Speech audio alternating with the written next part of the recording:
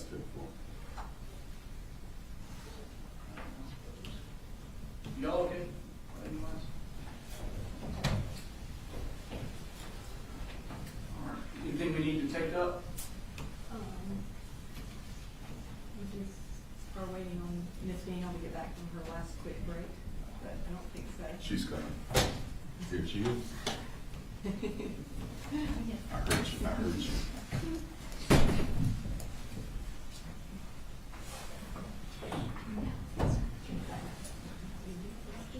All right. So nothing we need to take up? I don't believe so, Your Honor. No, Your Honor. Okay.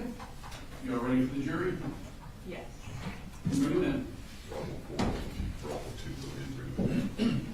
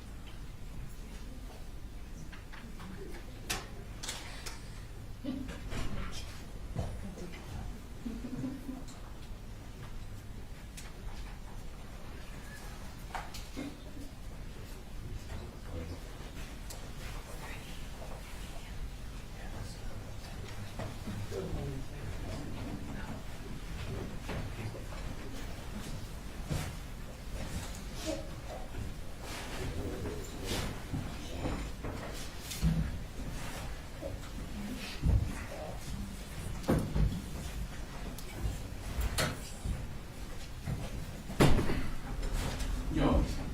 Good morning. Morning. Hope you all had a nice weekend. Jump right into witnesses here. State and call us next witness. The state calls Marcy Gray.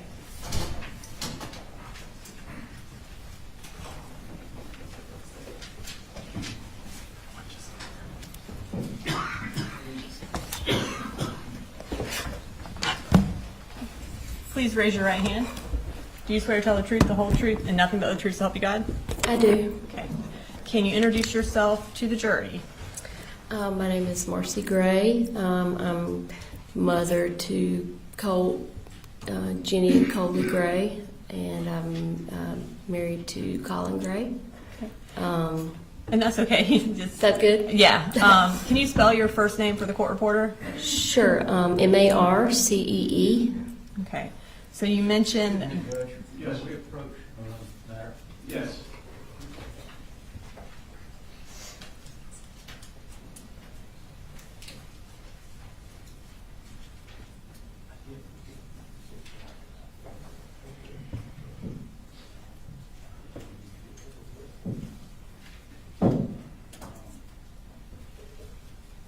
That's what I was asking. Is there anything you want to take out?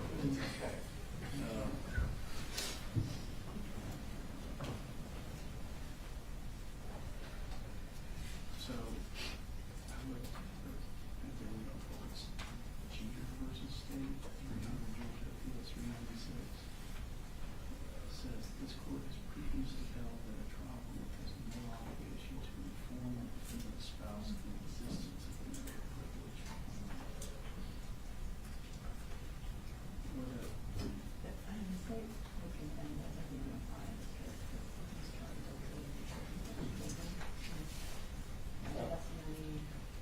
there is no privilege.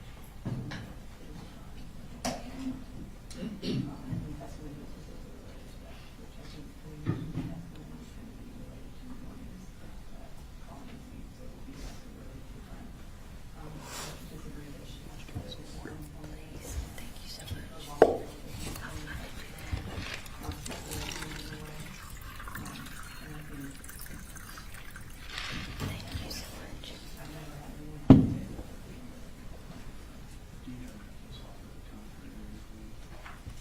We just know that it's going to be an issue. We kind of looked at it.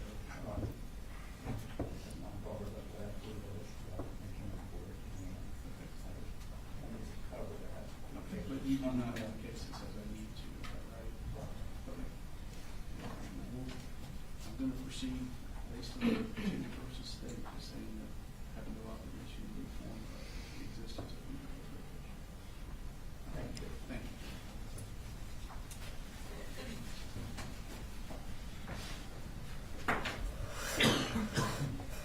you. All right, Ms. Gray. You indicated that you were married to Colin Gray. Can you point him out and identify him by a piece of clothing he's wearing? He's wearing the light blue sweater and blue tie. Okay. Please let the record reflect that Ms. Gray has identified the defendant. What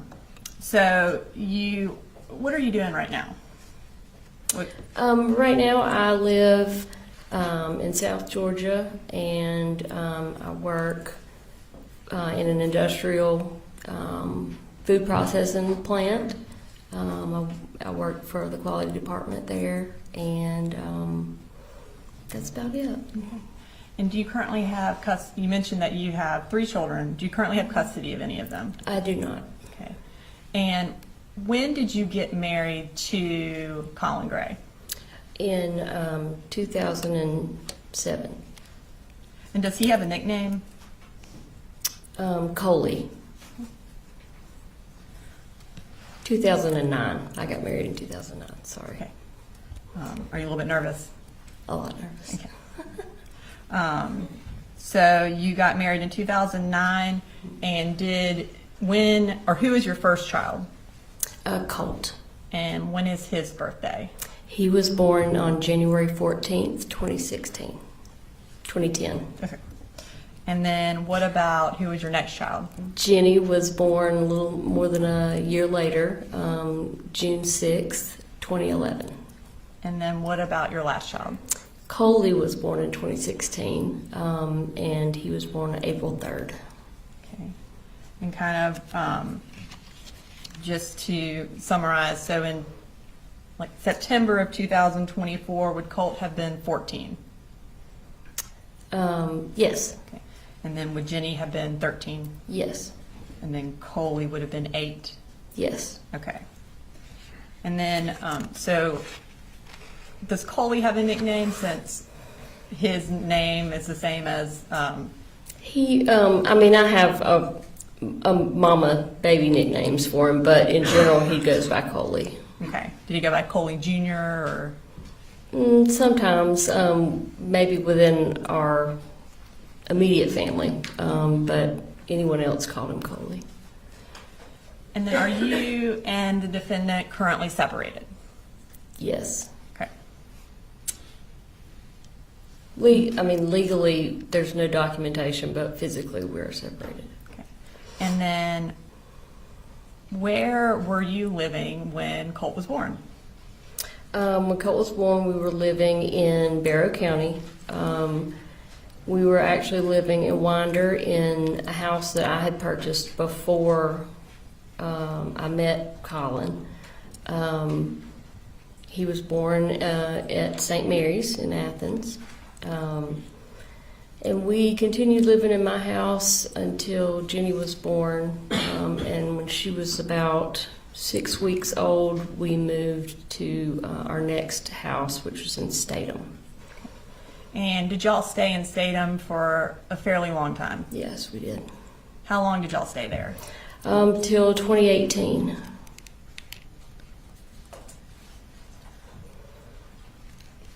So I want you to kind of just summarize for us where y'all moved after then, up until y'all moved to Jackson County. Okay. There's a lot. So we sold our farm in Statham in 2018. We moved into a rental home in Gainesville. We were there, and each of these rental homes that we were in less than a year. Many of them less than 6 months. So we moved to a rental home in Gainesville. It was on Lake Lanier. A couple of months later, we moved from that rental home into a second rental home. It was in Cumming, Georgia.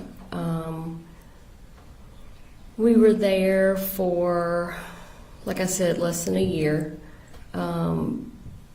At that point,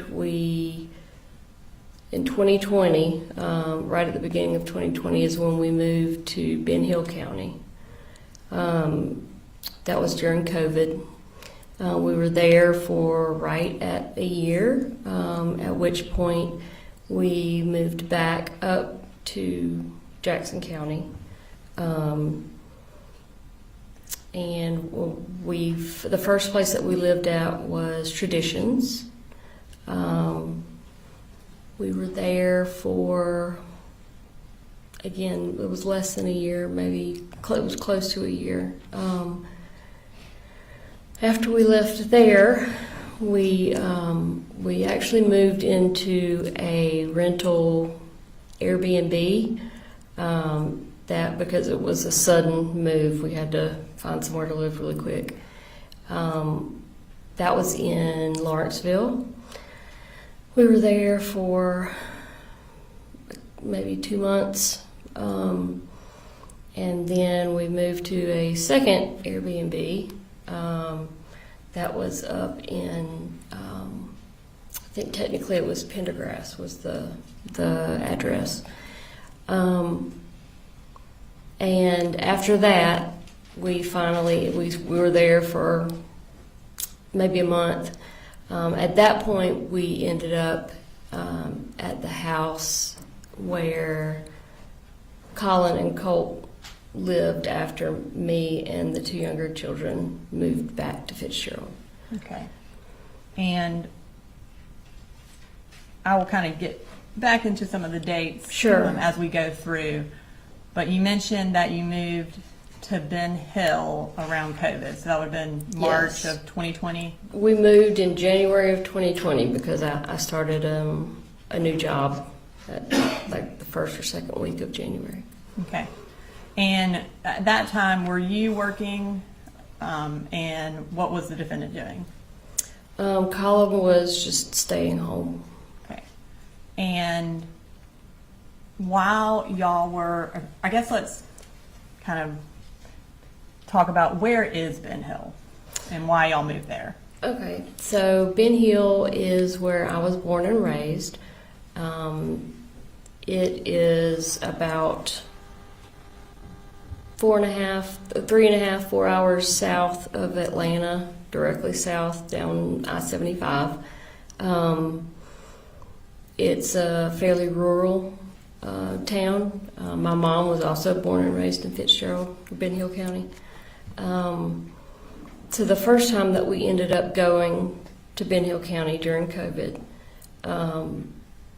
we moved because, for one, we were having financial issues. Hence, while we were moving, we had to move several times. And then also, Colin was having issues with his back. So we wanted to move to hopefully get some support from my family. And we moved into my late grandmother's home. When my mom's mom passed away, she left her home to basically to all of us grandkids to use as we saw fit. So we were going to move because we wouldn't have a mortgage and we could try to save some money and get back on the right path. And that would also allow Colin to get his back healed, so he wouldn't have to work.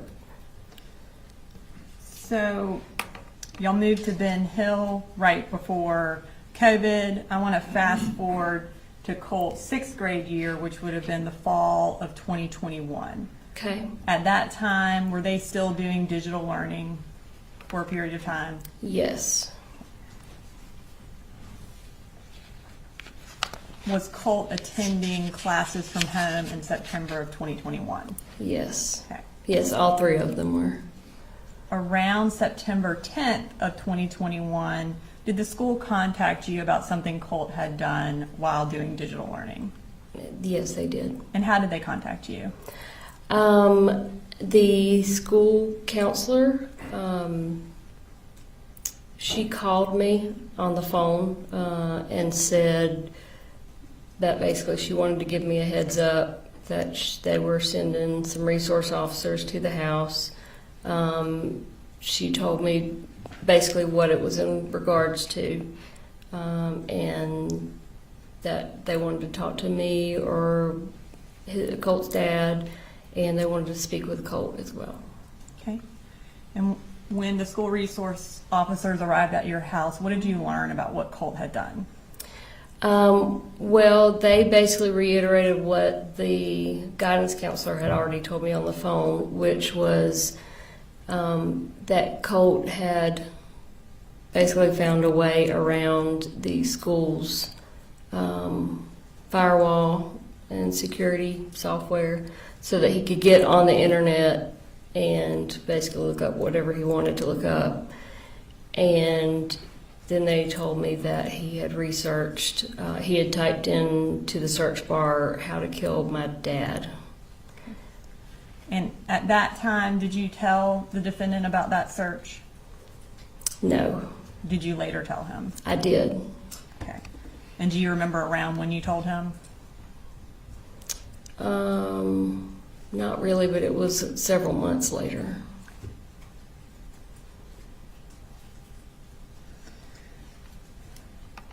Did the Department of Family and Child Services become involved with your family around that same time of that search? I guess within a couple of months of that. I think so. We moved not long after that is when we relocated back up to Traditions. Okay. Before y'all relocated to Traditions, do you remember someone making an anonymous report to defects? Yes. And was it related to you slapping Colt? Yes. At that point, did defects start doing some home visits with y'all? They did. They did the home visits, and then at that time they wanted to do counseling, some type of counseling, and they ended up having a guy come to the house to do the counseling. And he kind of put us on a rotating schedule. Each week he would come, and one week he would talk to me, next week he would talk to Colin, next week he would talk to Colt. And I think by the time we had to finish because we were moving, I think we each had met with him at least twice, Okay. me, Colin, and Colt. So y'all moved in the middle of this counseling? Yes. And so after about 2 sessions, that is when y'all went to Traditions? Yes. Would that have been around November or October or November of 2021? Yes. Okay. And when we moved, DFACS basically closed the open case because, well, for one, they didn't find any evidence of any sort of abuse or neglect or anything like that. And then we were also moving, so they just went ahead and closed the case out. So you would have been outside their jurisdiction once y'all Yes. moved? Yes. And you mentioned Traditions. What county is that in? That's Jackson. Do you remember what school the kids were in when y'all moved to Traditions? They were in, I think they were in Jackson Middle School, I think. Jackson. West Jackson? Does that West sound familiar? Jackson, yes. Okay. It was about a mile from our house, so. And so Colt would have still been in 6th grade when y'all moved. Is that right? Yes.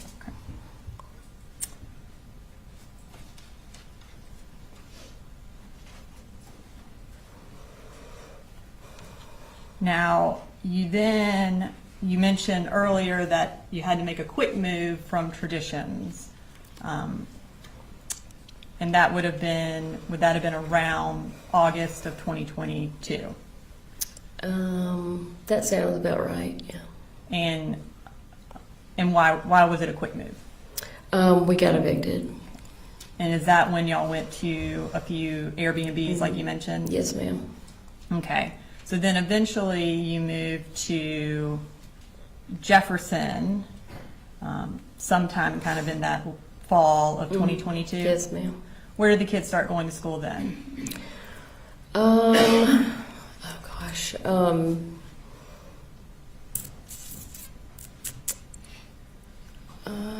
It was. I want to say it was. I don't want to say the wrong thing. And does Jefferson City Schools sound familiar? Yes, absolutely. That was it. Okay. And we were excited because Jefferson schools are known to be really, really good schools. At that point, sometime around Halloween of 2022, was another defects report made. Mm-hmm. And what was that Yes. report about? That report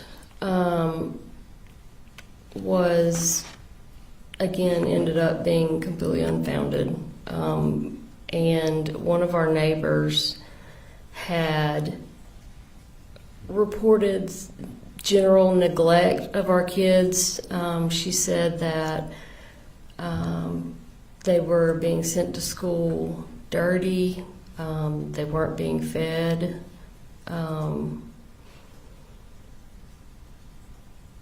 I think she made claims that I was sitting in my car drinking alcohol, something alcohol related.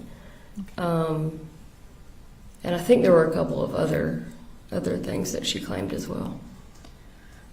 When that defects report was made, did you move? Did I move? Yeah, eventually, or within a couple weeks of that, did you move? Well, me and Jenny and Coley left and moved in November of 2022. And where did the defendant and Colt stay? They stayed there at the same house. Why did Colt stay with the defendant? I think in general he had his room and everything, his computer and all that set up how he wanted it in his bedroom, and that was kind of his safe place. And I think a big part of it was he didn't want the change. He wanted to keep everything in his room the way it was. He didn't really give a concrete reason as to, hey, I don't want to go to Fitzgerald, I want to stay here. It just kind of went that way. When you and Coley and Jenny moved down to Ben Hill, did Colt have a phone? Yes. Okay.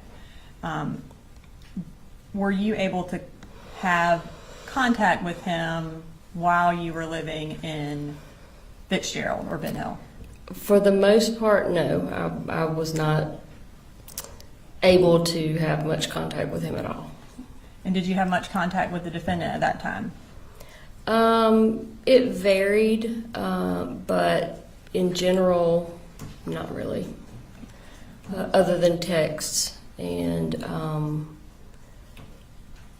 there were a couple times where I tried to facilitate him visiting his younger son. His daughter at the time didn't want to have anything to do with. Objection. This is getting into hearsay, and it's not relevant. We'll move on. All right, just saying. So at any point did he, or how often did he visit you in Fitzgerald, or did you visit Colt and the defendant in Jefferson in that time frame where they were living alone? I think Colin visited us in Fitzgerald twice, and I drove Coley up to visit them maybe 3 or 4 times. It was right towards the end.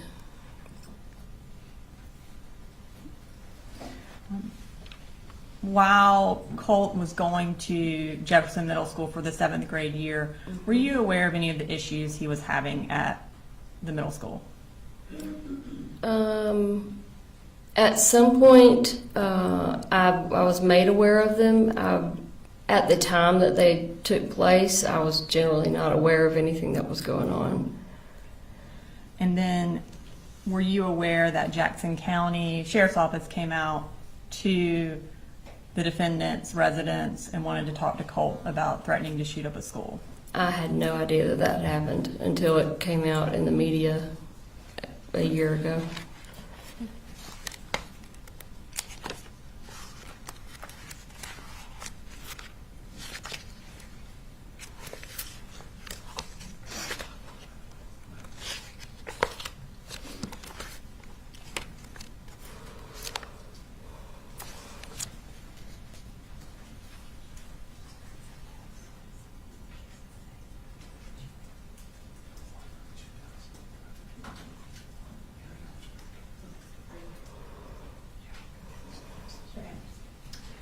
So at this time, you said you weren't aware until after everything happened. At this time, I'm going to display a text message from State Exhibit 150.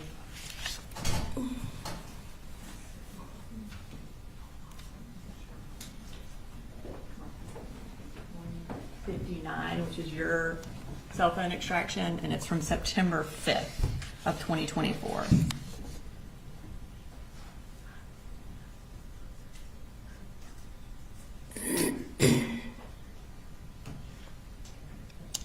Can we do the first one? What was the exhibit number? It's 159. Marcy's cell phone extraction.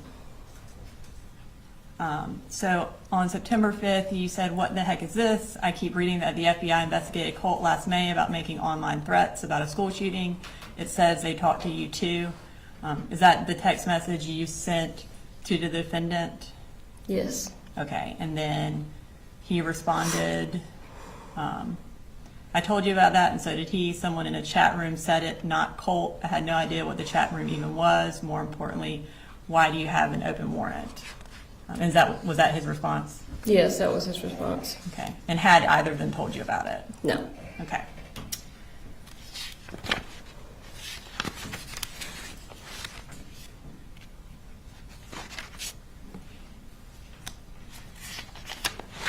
Okay. So I'm going to fast forward to August of 2023, a couple of months after the May incident with Jackson County Sheriff's Office. Did Colt move back in with you in Ben Hill? Yeah. When was the month you said? I have August of 2023. Yes, ma'am. Okay. And was it just Colt or the defendant come too? I met the defendant off of I-75 to pick up Colt. Okay. And why did he come and live with you? Because, well, he had called several times leading up to that, wanting to come and live with me because he said he just couldn't. Objection is the hearsay. It goes to explain why he was moving to live with her. It goes to explain conduct and not for the truth of the matter, sir, not to explain. And I don't know exactly what she's going to say, but I assume she's going to explain why Colt wanted to move and also why the defendant allowed it to happen. Of course, if it's the defendant's statement, then it would be admissible. I'm gonna have to hear what it is. Ladies and gentlemen, I'll just step out.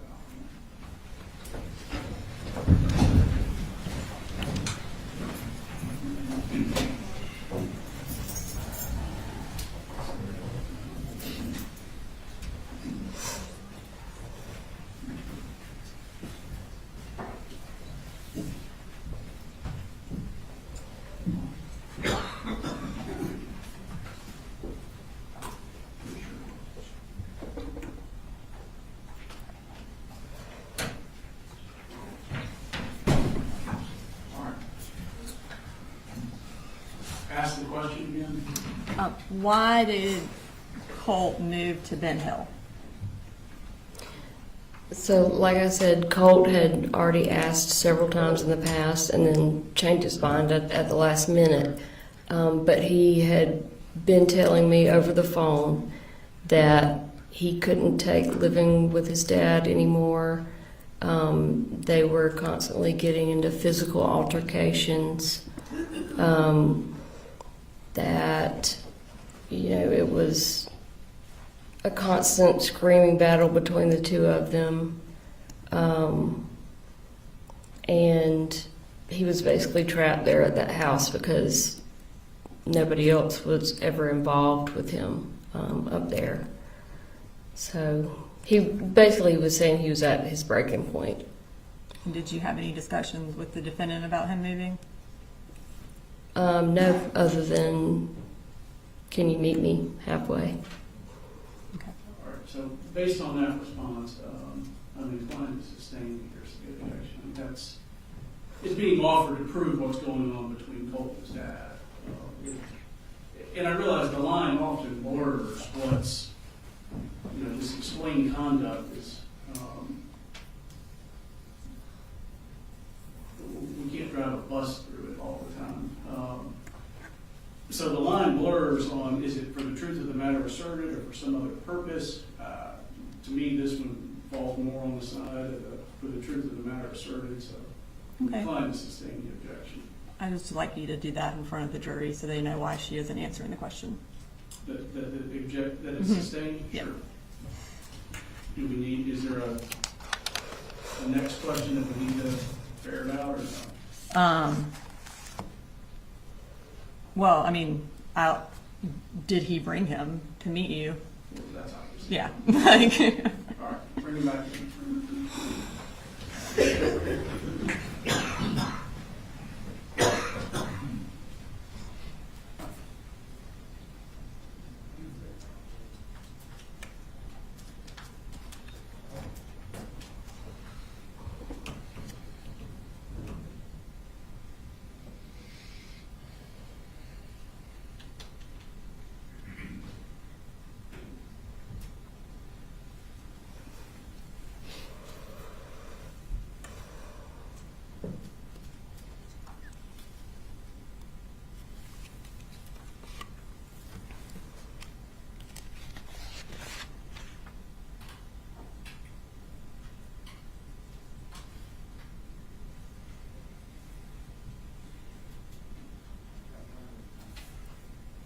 One in the restroom. Okay. Sit or stand as you like.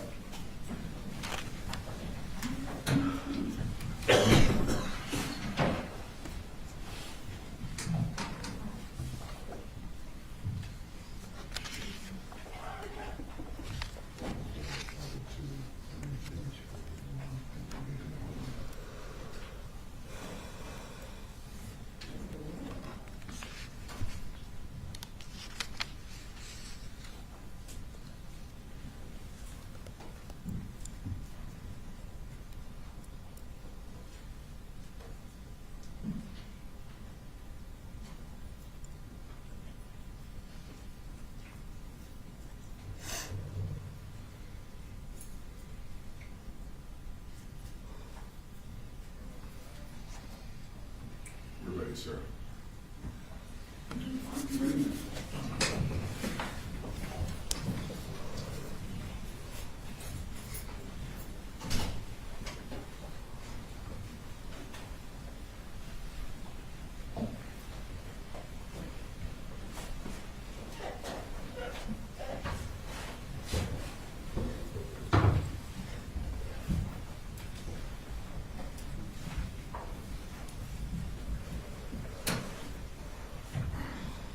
Y'all may see.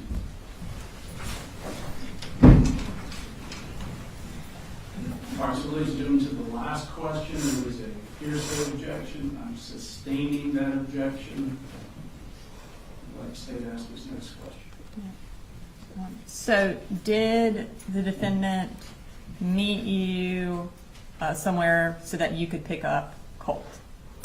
Yes, we met. I started driving north on 75 and he was driving south, and we were just going to meet wherever we met. I don't remember what exit it was, but we got off and Colt had not packed really anything. He had just gotten in the truck. He brought his guitar, and so we met in a random parking lot. It was just kind of an abandoned plot of land, and I said, "You didn't bring any clothes?" And he said, "No." I said, Objection, "That's." hearsay. Are you referring to, who is he? Is it Colt or the Colt. defendant? Okay. Colt. So Colt didn't bring any clothes, and then what happened? I told him just get in the car. The fact that he didn't bring clothes, or? It's a statement, objection, because he is making a statement regarding what he did or didn't do. It sounds like the statement is going to prove the truth of parental fitness one way or another. I mean, Marcy can testify to what she observed that day. She observed that he didn't bring any clothes. She observed what the defendant did next. I think she can testify to that because it goes specifically to parental fitness and what their interactions are and what the defendant and Colt are doing. I mean, I think that's relevant to this whole case. What she observed. There's no issue with her testifying what she observed. And that's not what I'm objecting No to. suitcases, no clothes, whatever. I'm objecting to when she asked Colt, why do you not have, and then getting into his answer, which would be hearsay because he's not here to testify. Which was not my question. I said Colt didn't bring any clothes. Then what happened? Then what did you, like, I didn't ask her what Colt said. So, Ma'am, if the answer to the question is going to be revealing what Colt said, do not do that. If you had an observation of what he did or didn't have with him, you're free to testify about that. Okay. so just, you observed he didn't have anything with him. Yes. Except for his guitar. Yes. Then what happened? So I told him to get in the car. I would buy some new clothes for him, underwear, whatever. And I just instructed him to get in the car. I needed to get his guitar, and Colin threw it across the parking lot. He was very aggressive towards Colt. And again, I told Colt, just get in the car, please. Please, just get in the car, let's go. So I went and got his guitar, put it in the car, and we left. When y'all got to Ben Hill, was Colt supposed to be in the 8th grade? Yes. And did you enroll him in school that August? So he was only with me for about a month. When I picked him up, I told he wanted to try online school. And so I started the process of enrolling him in online school. His sister then she wanted to do online school too. She was already enrolled and attending school in Ben Hill County with her little brother. But I started enrolling her as well. Again, Colt was only with me for about a month, so he never got the opportunity to start the online school. What was Colt's behavior like in Ben Hill?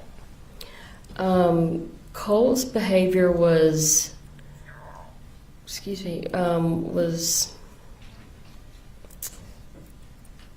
alarming.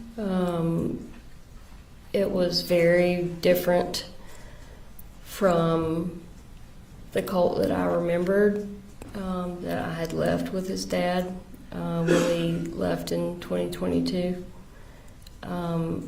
He had a lot of anger inside, and he was very aggressive and unpredictable. So much so that I ended up relocating his little sister across town to my parents' house because I didn't want to leave her there along with him. And then his little brother basically just never left my side. I just had, he was with me wherever I went when he wasn't in school. But Colt, he damaged a lot of things while he was there. Again, he was just, you could tell that he had a lot of anger and just yuck inside of him. You said he damaged a lot of stuff. What kind of stuff did he damage? All of the flat screen TVs that I had in the house. He broke several windows. He would take knives and make cuts on different things like walls and the leather in my car, the leather seats, just kind of like random damage. He wrote on a bunch of stuff, walls and that sort of thing. And on October 3rd, did your dad actually contact the police because of something Colt had damaged? Yes. What had he damaged on October 3rd? I think that was when he broke, the first time he broke a window. He had broken a window because from slamming the door really, really hard. It's an old house, and so the windows are old. And if you're not careful, you slam a door hard enough and it'll shatter a window. And I'm pretty sure that's what happened. And then once that happened, I kept fixing it by basically taping it up and putting a piece of cardboard over it until we could get someone to come and professionally fix the window. And he kept punching through the cardboard. As soon as I'd fix it, he'd punch through it again. And I think it was the window was the actual reason why he called the police that one day. And did the defendant come and get, or did Colt go and live with the defendant immediately after that? Immediately after the second time, so my dad actually called the police twice, or went by to see the police twice. The second time, they came, and each time they came, I would basically ask them, please don't take him to jail. I don't want anything on his record. Can you just talk to him? Which they did. They actually offered to stand there and supervise while I spanked him or like physical punishment. I was like, no, I don't want to do that. He was bigger than I was at the time. I just want y'all to talk to him and, just hopefully talk some sense into him. Well, after the second time it happened, he immediately got on the cell phone with his dad. And just related to what Yes. the defendant said, not what Colt said. Yep. He had the phone on speakerphone, so I could hear, because I didn't have my phone at that point. I'm not sure where it was, but I said, let me talk to your dad. And so he didn't want to give me his phone, so he put it on speakerphone so I could speak to Colin on speakerphone on Colt's phone. And I had not been communicating with Colin at all since he dropped Colt off. Communication basically was non-existent, so he didn't know anything about what Colt had been doing or his behavior. And I immediately started trying to explain to Colin what had been going on, and I couldn't get any words in edgewise before he immediately wanted to say, "Why are you doing this to our son? Why are you calling the police on our son? Why would you do this?" And it took him, less than 5 minutes to have Colt convinced that I was the one calling the police. I was trying to get him sent, to juvenile detention. And once he had him convinced of that, Colt refused to talk to me. He just wanted to go back with his dad. And when did he leave? I To go think back he to left that. like the next day after that second time the police were called. While you were in Ben Hill County with Colt, had you scheduled some counseling for him? Yes. Is that at the, Healing Connections okay. was the place, but he never made it because he went back with his dad. So his first counseling session supposed to take place after he left? Yes, ma'am. And did Coley Jr. and Jenny stay with you in Ben Hill at that point? Yes, at that point, yes, they did. When the defendant took Colt home or met, I guess, or met you or your mom halfway, where did they go to live at that point? They were still living at that same house. In I think- Bear County? Yeah. Okay. Or no. And we're Yeah, in- they were at the Barrow County house. Okay. Yeah, you're right. We are in October of 2023. Yes, they were definitely in Barrow County. And so again, Colt should have been in the 8th grade. Did the defendant enroll him in the 8th grade in Bear County? No, Did he attend any schools in the 8th grade? no. Now, when Colt went back to Barrow County and you were still in Ben Hill with Coley and Jenny, did you still have an open defects case? Yes. My case manager had told me that the next time she saw me, she was going to close the case because over the prior year, I had been doing everything they wanted me to do. I had, they were drug testing me the whole year long, hair follicle, urine tests, and I had been doing everything I was supposed to do. What happened at that next visit where they were supposed to close the case? So instead of closing the case, they gave me, someone had called and made an anonymous report, and they drug tested me. And did you pass or fail that I test? failed that test. When you failed the drug test, what happened? When I failed the drug test, I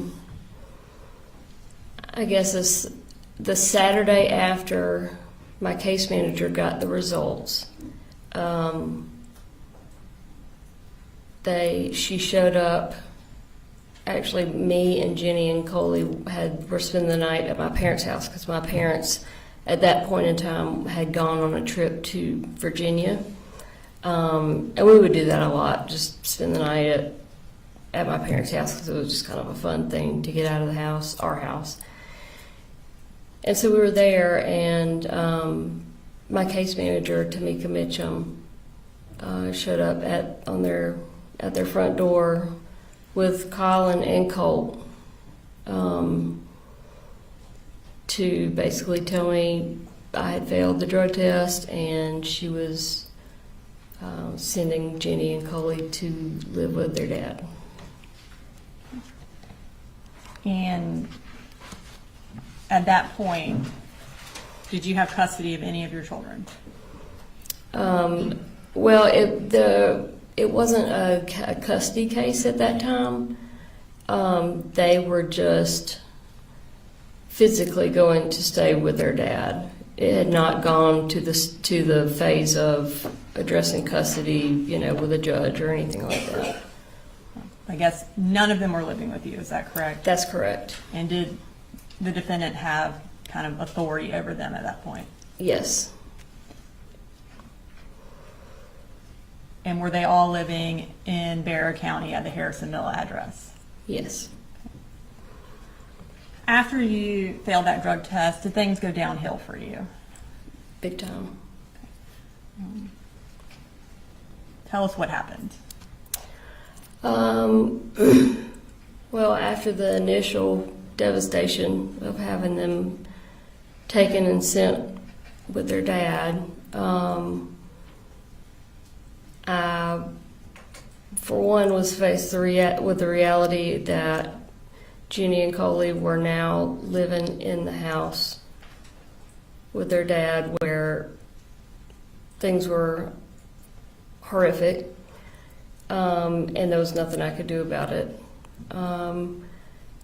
So I started trying to reach out to Colin to set up visitations, because the case manager said that I was entitled to have as many supervised Object visitations. to the hearsay as to what the case manager told her. Mr. Brooks? I think I understand your latest sustaining of the objection about hearsay related to explain conduct, but this is squarely within that. She is trying to set up visitation because she was told she was allowed to have visitation. So I do believe that fits within that exception. I believe our harm is also very low, where the caseworker already testified to that fact. I don't think the caseworker testified exactly to what she is saying. I believe she testified that she was allowed to have visitation, so I think that. I think she testified that visitation was up to the defendant, not that she had an absolute right to visitation. Visitation was at the right of the defendant. I believe you're correct. Was she saying something different just then? Or? Yes. I think we're splitting hairs. She wasn't prevented from seeing her children.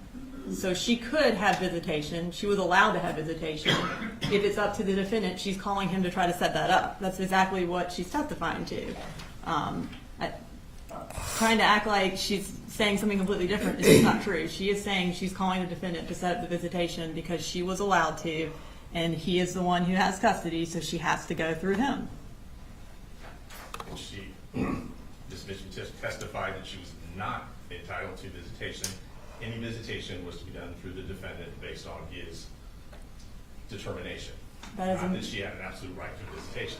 That is a misinterpretation of what Ms. Mission testified to. She did not say she was not entitled to visitation. That is not what happened. So, ladies and gentlemen, you'll have to remember what the DFACS worker, case manager testified to. I'm going to let the witness go ahead and answer.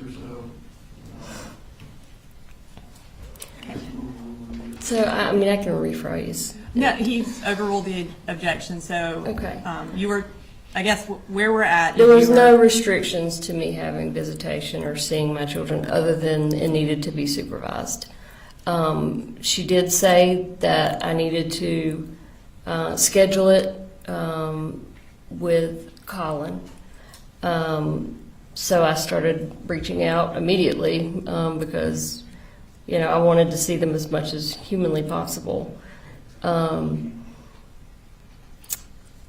And it immediately became apparent, which I knew it would, that he was not going to communicate with me whatsoever. He had blocked my phone number, and I know that because I checked it the next time I saw him and had access to his phone. He basically refused to not only not let me see or speak to my kids, but he refused to speak to me himself. So my children were living somewhere where I knew was a nightmare for them, and now I can't get any sort of updates or any sort of contact with them. I tried to get my mother to reach out. She was met with the same obstacles. I reached out to Tamika, the case manager, asked her for her help, and the only thing she offered was transportation to see the kids. I told her, I don't need transportation. I need someone to facilitate some sort of communication between me and their father. And it just never happened. I couldn't get any help from anyone. At one point later in the month, I called in a wellness check with Barrow County just so I could have someone put their eyes on my children to make sure that they were still alive. And I also knew that they had still, none of them had been enrolled in school, so I couldn't verify through school that they were still breathing.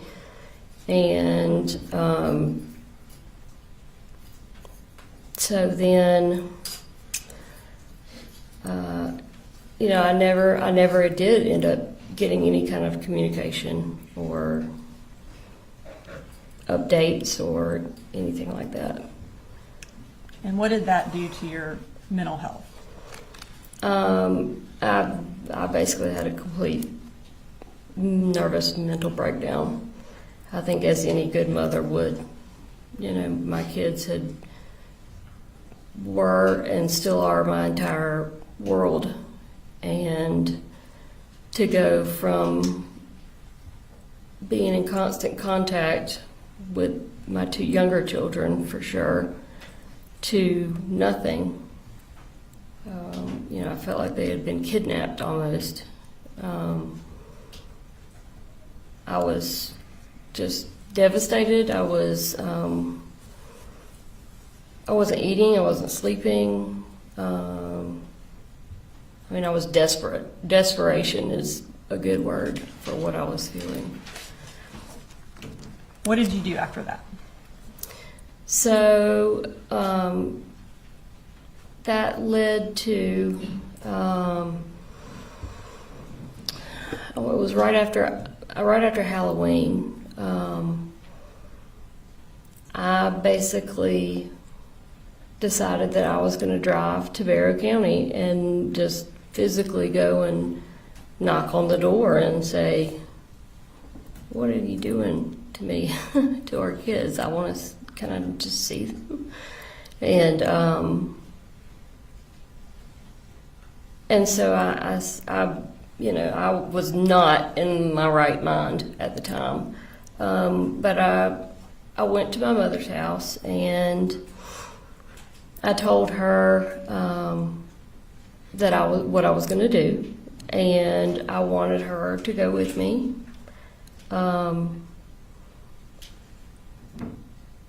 Just to be another person, to be there to observe what takes place, and to be there, to support or take the kids, to McDonald's or something if I needed to talk things out with Colin, just to be there in general. And she knew that I was not in my right mind, and so she said, "No, I'm not driving you to Wander. I'm not going with you," which I had not expected. I never thought in a million years that she would say, "No, I'm not going with you." And so I then was in a situation where I still am going. I'm still going to go. But now my mom knows I'm going, and I wasn't going to, drag her and force her into the car or anything. But I knew she would call Colin the second I left the house. And, then I'd never see the kids. It would be a wasted trip. So, in my messed up mind, somehow I decided that I'll just tape you to a chair, and then I'll have a friend of mine come over later to let you loose. as soon as I have had time to make it to Winder and, see the kids. This is obviously completely irrational and inexcusable behavior. But again, I was not in a rationally thinking state of mind at that point. So that's what I did, and drove to Winder. I actually got there on Friday, but it was late. It was dark, and I didn't want to go knocking on the door, late at night, and it, be made out to look like, oh, your mom's, banging on the door at all times of the night. So, anyways, I slept in my car basically Friday night with the intention of going to talk to him Saturday morning, which is what I did. I tried knocking on the door first, and nobody was coming. It was kind of early, especially for a Saturday. But I had been there before, so I knew which bedroom was his. So I walked around to his bedroom window, and it was open. He sleeps with his bedroom window open a lot. And are you referring to Colin? Yes, Okay. sorry. It's okay. And so, but I didn't want to scare him, so I just kind of tapped on the window. And it was dark, looking from outside into the bedroom, but I could kind of see, the outline, and I could see that he sat up in bed. And I kind of knocked again because he didn't say anything, and he said, "Who is that?" And I said, "Colin, you know who this is? I'm your wife. I would like to see or talk to our kids, please."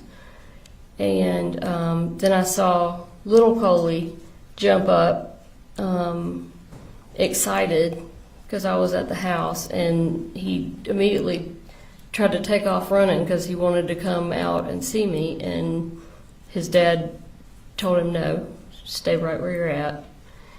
And so I said, "You've blocked me from your life for the last month, and that's not fair. I would never do that to you. I'd like to see the kids." And he said, "You can't, this is not right. You can't do it this way. You have to call and set up a time, and I'm calling the police. Get off my property. I'm calling the police if you don't leave right now." And I immediately started crying, and I said, "Please don't do this. I've been trying to contact you for a month. You know that, and you know what you're doing, and it's not fair. It's not right to me or our kids." And but he didn't care. So he said, "Get off my property or I'm calling the police." And I knew he would, so I turned around and left. And I drove just down the street to the Dollar General and just sat there, just boohooing, not knowing what to do next, because I didn't want to make any kind of scene or anything with the kids there. Not that I would make a scene anyway, but I didn't want to give him the opportunity to make it look like I was acting crazy or anything. So a couple hours later, I had actually brought some of Jenny's electronics, some stuff that she used with her iPad and like an Apple Pencil and stuff, that I wanted to leave with her because I knew she would want them. And so I decided to drive back to the house to just drop that off, which I did. I drove back, and I didn't even bother knocking on the door. But I took all of her stuff and set it on the roof or the hood of Colin's truck. His work truck was there in the driveway. and turned around to leave, and I ended up keying the side of his truck, which is the first time I've ever done anything like that. But I just had so much just resentment and anger, and I wasn't going to do anything in front of our kids, and that was just, I was physically walking past the truck, and I had my keys in my car, and in my hand, and it just like happened. I was just like, and so I scratched a couple words in the side of his truck, and then got in my car, and I didn't try to go back after that. And were you eventually arrested in Barrow County? I was the next day. A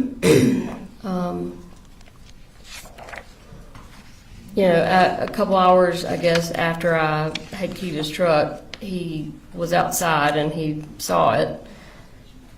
And so he called and made a police report. And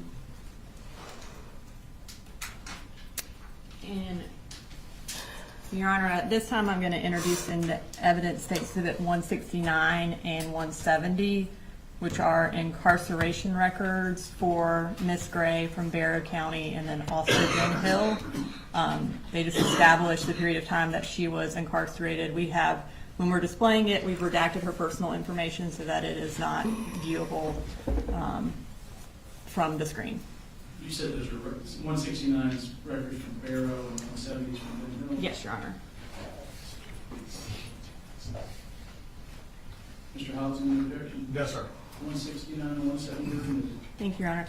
And these are self-authenticating, so I'm just going to go ahead and display them for the jury. So we're going to start with Barrow County. The records show, Ms. Gray, that you were incarcerated from November 6th to December 22nd in Barrow County. Does that sound accurate? Mm-hmm. Okay. Before you left Barrow County, did you plead guilty? Did I what? Did you enter a guilty plea before you left the Barrow County Detention Yes, Center? I took a plea. And Your Honor, at this time I'm going to introduce into evidence State Exhibit 208, which is Ms. Gray's plea of guilty to use of a license plate to conceal identity. No objection. All right, 208 is admitted. And so ultimately, you pled guilty to the misdemeanor use of a license plate to conceal identity, and you received a 12-month sentence. Is that correct? Or I guess for... No, I used my first offenders for, there were several other charges besides the license plate. I guess what the sentence actually has is just the use of a license plate to conceal identity. Okay. And then it has it as a 12-month sentence, and then during that 12 months it shows that you were barred from Barrow County. Is that accurate? That was one of the stipulations, but it actually, they made a modification to that. And that was after September 4th? Yes. Okay. So once you pled guilty in Barrow County, did you then get transferred to Ben Hill County's detention center? I did. And was that related to the charges against your mother? Yes. And are those actually still open? They are still open. Sorry, at this time I'm going to go ahead and display your incarceration records from Ben Hill. Okay. It shows as you being there from December 22nd to April 12th of 2024. Does that sound accurate? Yes, ma'am. Okay. So you were released on April 12th. Is that why were you bonded out? Is that why you got released? Yes, ma'am. Okay. So what were you supposed to do upon release from Ben Hill on April 12th of 2024? With regards to like what my parents wanted me to do. Yes. Where were you going to go? Okay, so I had found a rehab facility, and I was going to go there. And what rehab facility was that? I forgot the name of it. It's Promise of Hope. Promise of Hope, yes, And did you ultimately go to Promise of Hope? I did. Yeah, I stayed home over the weekend just to visit with my parents, and then I went, I think, on that Monday. And so, Your Honor, at this time I'm going to introduce an evidence, State's Exhibit 171, which is Ms. Gray's attendance records at Promise of Hope. No objection. All right, 171 is admitted. And Your Honor, these are self-authenticating, so I'm going to go ahead and publish them to the jury. So it indicates that you were at Promise of Hope from April 16th of 2024 until July 6th of 2024. Does that sound accurate? Yes, ma'am. Okay. So, in that time frame, while you were incarcerated and then also in rehab, what kind of contact did you have with the defendant?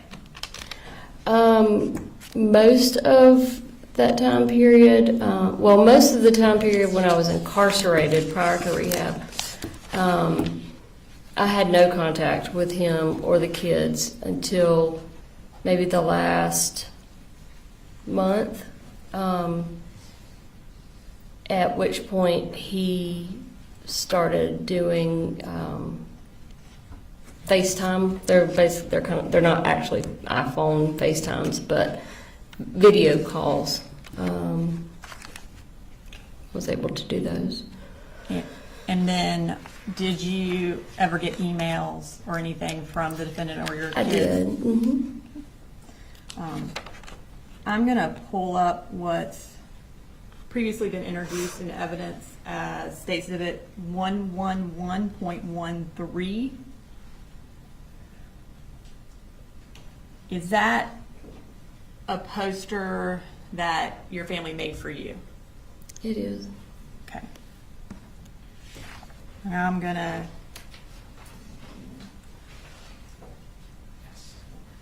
show you what's been marked as State's Exhibit 209. Do you recognize that?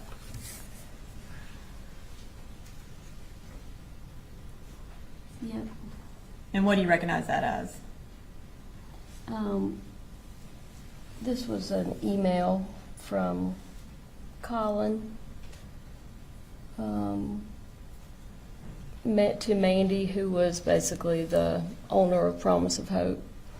But it was basically a letter that he had written to me, but he sent it through the email, Mandy's email. And did he attach pictures of that poster to it? Yes. And was that email sent to you on May 13th of 2024? Yes, ma'am. And was that either Mother's Day or around Mother's Day? Yes, ma'am. Your Honor, this time I'd like to introduce an evidence, State's Exhibit 209, and publish to the jury. House. No objection. All right, 209 is admitted. All right, so the subject was Marcy's Mother's Day. It was sent on May 13th, 2024 at 12:15 from graycoley444@gmail.com. And it says, Mandy, thank you so much for this. Pretty girl, we all love you and we are very proud of you. We can't wait until the day we can just hug you. Quick update, Coley Jr. made the honor roll for 2nd grade. Big Coley finally got my job with Kevin Price. Just be patient with Jenny Ream. She gets it honest. See you soon. I see you. And then let's display the attachments. Okay. And the next one. Okay. So while you are in treatment, they sent you something for Mother's Day. Did you eventually leave rehab? I did. And according to the records, that was on July 6th. How did you leave? Colin came and picked me up. And when he came and picked you up, where did you go? We went back to their house in Barrow County. Now, at that point, did you move in to the Barrow County house? I wouldn't call it moving in, but I did stay there for approximately 5 weeks. And was it ever your intent to remain there permanently? No, my intent was to find either a rehab or a sober living house close to them, like in Athens or something like that, and pursue that sort of living arrangement, or possibly my own apartment or something. And at this point, you're still banned from Barrow County, is that right? Yes, ma'am.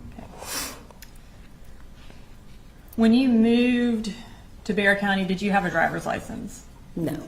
Did you have a car No.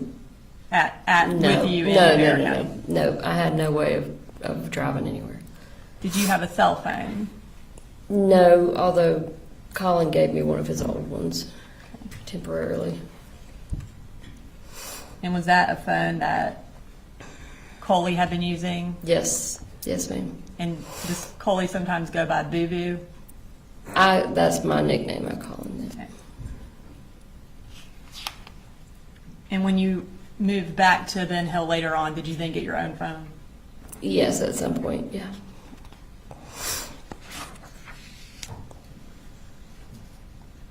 So while you were living there, what were you doing during the day? Obviously, you didn't have a car and couldn't drive, so. So I basically just went back into the role that I'd always had, which was, first I just went room by room and started cleaning, organizing, because the house was a disaster. So I did, that was several weeks worth of work. I also enrolled the kids in school because it was about to be school time, and their enrollment had not been started. I also did a couple other things. I put together a budget for Colin to try and start using, and set up his insurance. He was about to become eligible to sign up for insurance through his work, so I did all that. And just hung out with the kids basically until they started school. And does August 1st sound right for when insurance started for your family? Yeah, it would have been the beginning of the month. Yeah. And you mentioned you enrolled the kids in school. Did you enroll them under Colin's name? Yes, since they were living with him? Yeah, I wouldn't have used my name because I was doing it. I think I was using his email and that sort of thing. Okay. And so now at this point, I want to move to talking about Colt while he was in Barrow County. Did Colt have any friends that you were aware of in Barrow County? Like at what in time? this time frame of July to August of 2024? No. When was the last time he had any friends that you were aware of? The last time he had friends that I was aware of was when we lived in Statham before we sold our farm and started moving around. So that would have been early elementary school. Yes, yeah, he had a really good friend back then. And he, when we were in Fitzgerald, you know, in the little bit of time that he spent physically at school, he had a couple of, I guess you could call them friends. Not friends to the point where they did anything like after school or anything, but he did really good in school, up through elementary school. Never had any kind of issues, no behavioral issues once he got into elementary school and middle school. I mean, he was fairly normal Until middle school. until, yeah.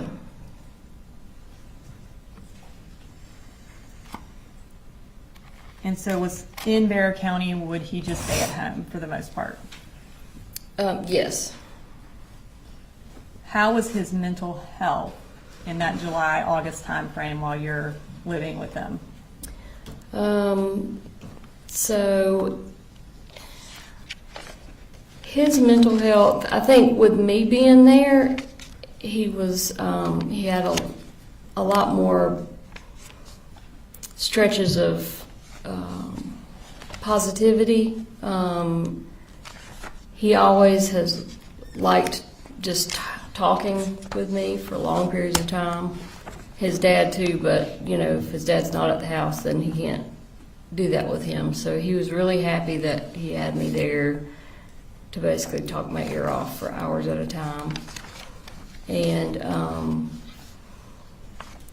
but then, you know, he would go from happy and positive to, you know, anxiety, riddled with anxiety, easily agitated, very agitated, and could be aggressive. It was very obvious that he needed some professional help, especially with the anxiety, which I knew. I mean, he had been struggling with anxiety for a while. Had the anxiety gotten worse? From what I saw during that 5 weeks, definitely. And did he have panic attacks? I had never seen him have a full-on panic attack until I was staying with them during that time frame. And one night he had just a full-blown panic attack. I knew immediately what was happening because I've struggled with panic attacks towards the beginning of our marriage. Who all was present for the panic attack? Me, Colin, and Colin. And what was Colt doing during this panic attack? He had walked into the kitchen. His dad and little brother were standing in the kitchen. I was on the couch in the living room. And he walked in to the kitchen and said something, and then started like crying, kind of like like I don't know what you would call it, but he was crying out, and it scared the crap out of me because I didn't know what was going on. So I jumped up off the couch and ran into the kitchen, and he was just he was standing up, but he was just kind of hunched over and crying out. And I just knew what was going on immediately because I knew he had been struggling with anxiety anyway. And so I went over to him and put my arms around him and said, come on. And so I walked him down the hall to the back bedroom where Colin and Colin were sleeping. And got him to lay down on the bottom bunk. They slept in bunk beds. Got him to lay down, and I said, I want you to just breathe with me. And so I laid down kind of beside him, but I was kind of holding him in the bed and just started counting and breathing with him. And he would breathe with me for a couple seconds, and then he'd start crying again. And then he'd breathe with me for a couple seconds, and then he'd cry again. And we laid there doing that for probably 10 minutes before he finally was able to relax and get it under control. At which point he almost immediately fell asleep. And so I just covered him up and went out of the bedroom, shut the door, and told Colin, don't go in the bedroom. Leave him alone. He needs to sleep for as long as possible, because he had not been sleeping very well either. During that time frame when he's having the panic attack, did he ask for y'all to call 911? That's what he said when he first walked in.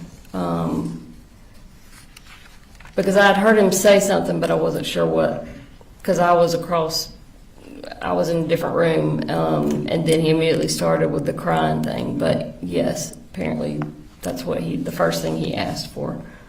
And then do you remember the date that it happened? No, I don't. Okay, I'm going to show you some text messages to see if it refreshes your recollection about the Okay. date. You can kind of look at those and tell me if based on those, if you remember the date that it happened.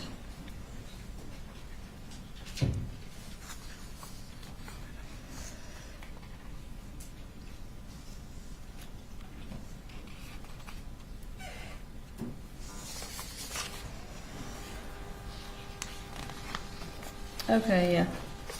Yeah, so these are from me. Yes. Looks like maybe to my sister. I'm not sure who that's to. Does Jenny sound familiar?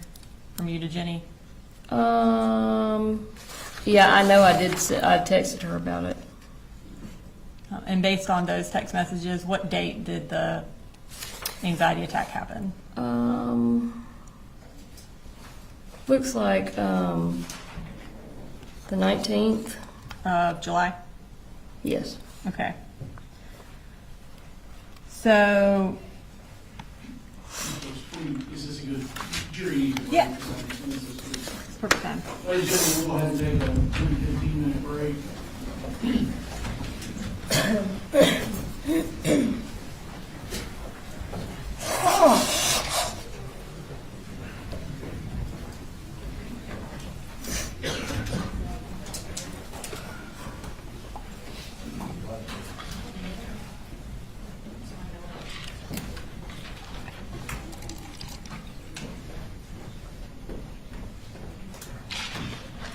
Marcy, do you need a bathroom break? Yeah, you can go down. All right, we'll be in recess.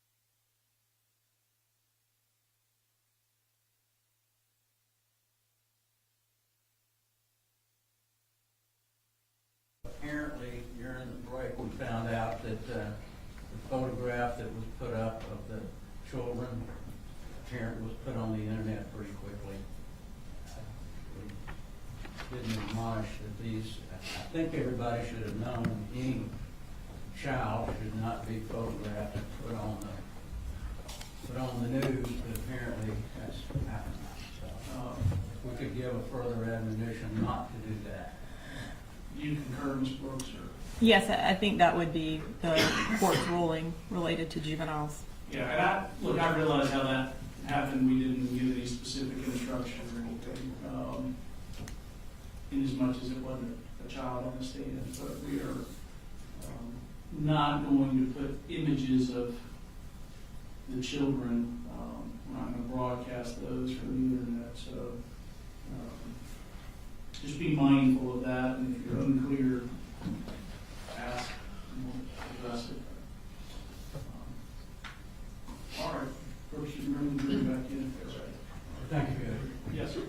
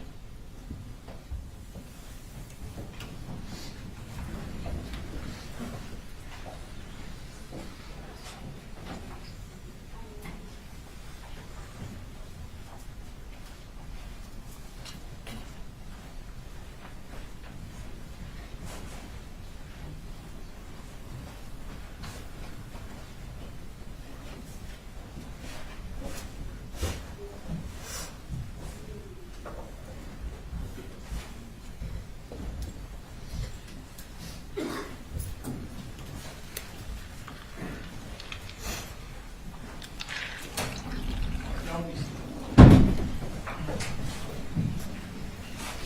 Go ahead, Ms. Brooks.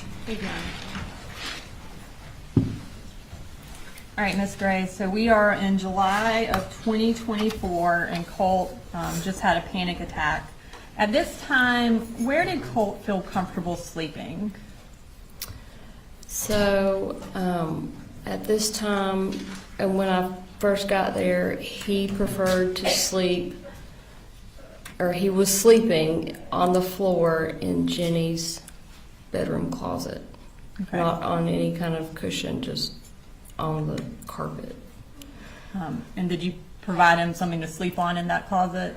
I did. I took some memory foam that I found in the laundry room and cut it up and lined the closet with the memory foam. And then I also put some in his bedroom. Okay. After this panic attack, did you start Colt on any medication?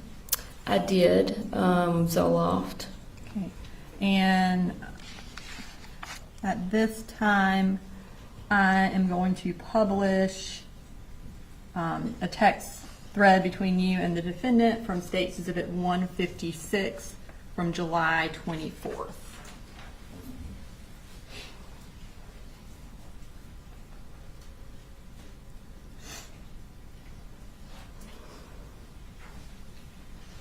No issues. No objection. All right. Thank you. All right, so you, at 5:34 p.m.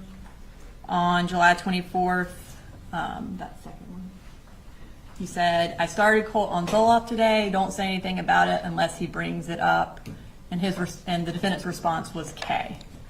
So does July 24th sound accurate around the time you started him on that? Yes, ma'am. Did he have a prescription for Zoloft? No, ma'am, he didn't. How did that come about? The decision to start him on it? Yes.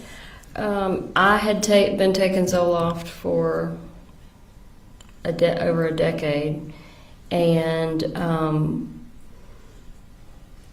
for basically the same issues that he was having. And I had talked to him about trying it. I had talked with Colin and with my mom about the decision to try him on it, and we decided to go ahead and try him on it because we had not gotten insurance yet, And that was kind of one of the big holdups.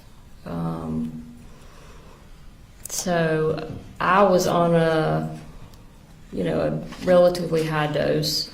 And so I knew from just talking with my psychiatrist and, just researching it myself, what the initial starting dose for, well, really anybody, but specifically a child,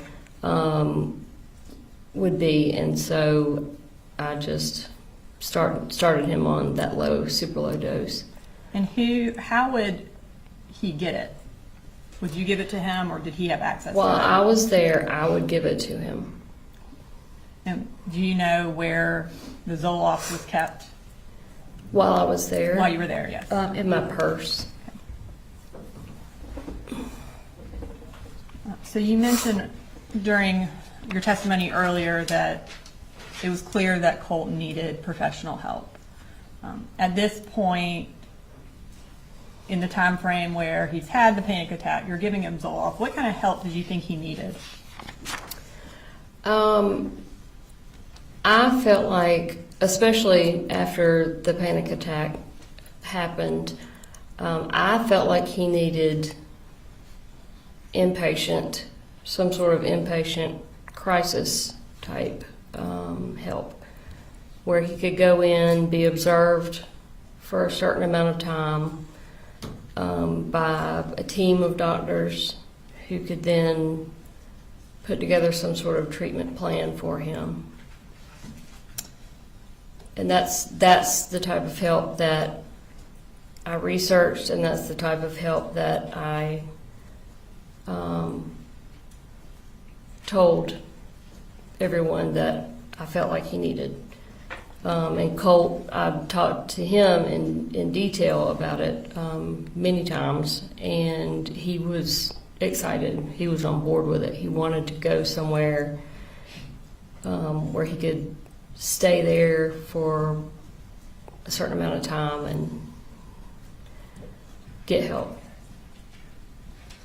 Was the defendant supportive of getting Colt into therapy or counseling or inpatient treatment? In general, he didn't usually have a whole lot to say about it, but there were multiple occasions where I tried to talk to him about it, and his initial reaction was always, well, what if there's nothing wrong with him? What if he's just messed up? What if he's just a piece of crap person? Then what are we going to do? And I said, well, for one, as his mother, I know that there's something that he's dealing with. He's got issues. He needs help. That's not even a question in my mind. But if we do go somewhere and they say, there's nothing we can do or whatever, then we'll find another doctor until we find him the help he needs. But I was not happy with the reaction that I got most of the time when I would try to talk to the defendant about getting Colt help. At any point, kind of over the years, had he been supportive of trying to get Colt into therapy? No. And why not?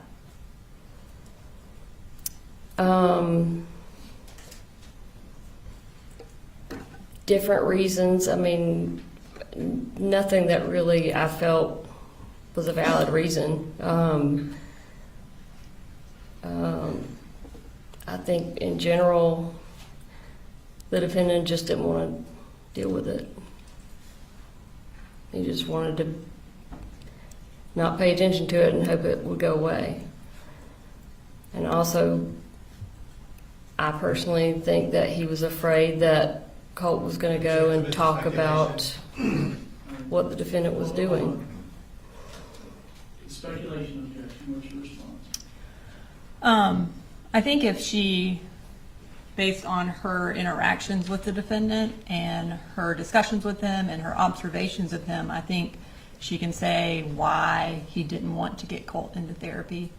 I think speculation is when you don't have a basis for your testimony, but she lived with him for over a decade, and she tried to get Colt into therapy, and she was there when the defendant had discussions with her about that. So I do think that she has a basis for why the defendant did not want to get Colt into therapy or counseling or inpatient treatment. Ma'am, what's your answer to the question? My personal opinion is that he was afraid that Colt would go in and start talking about the emotional, mental abuse that he was suffering at the hands of the defendant.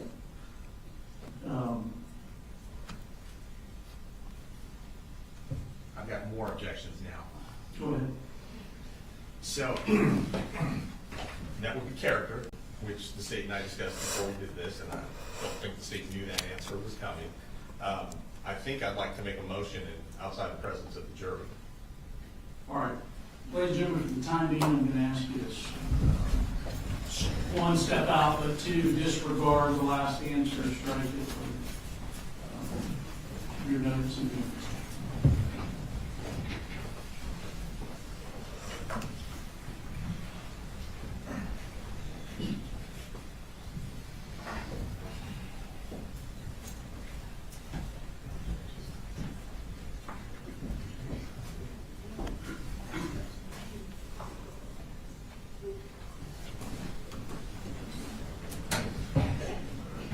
Go ahead.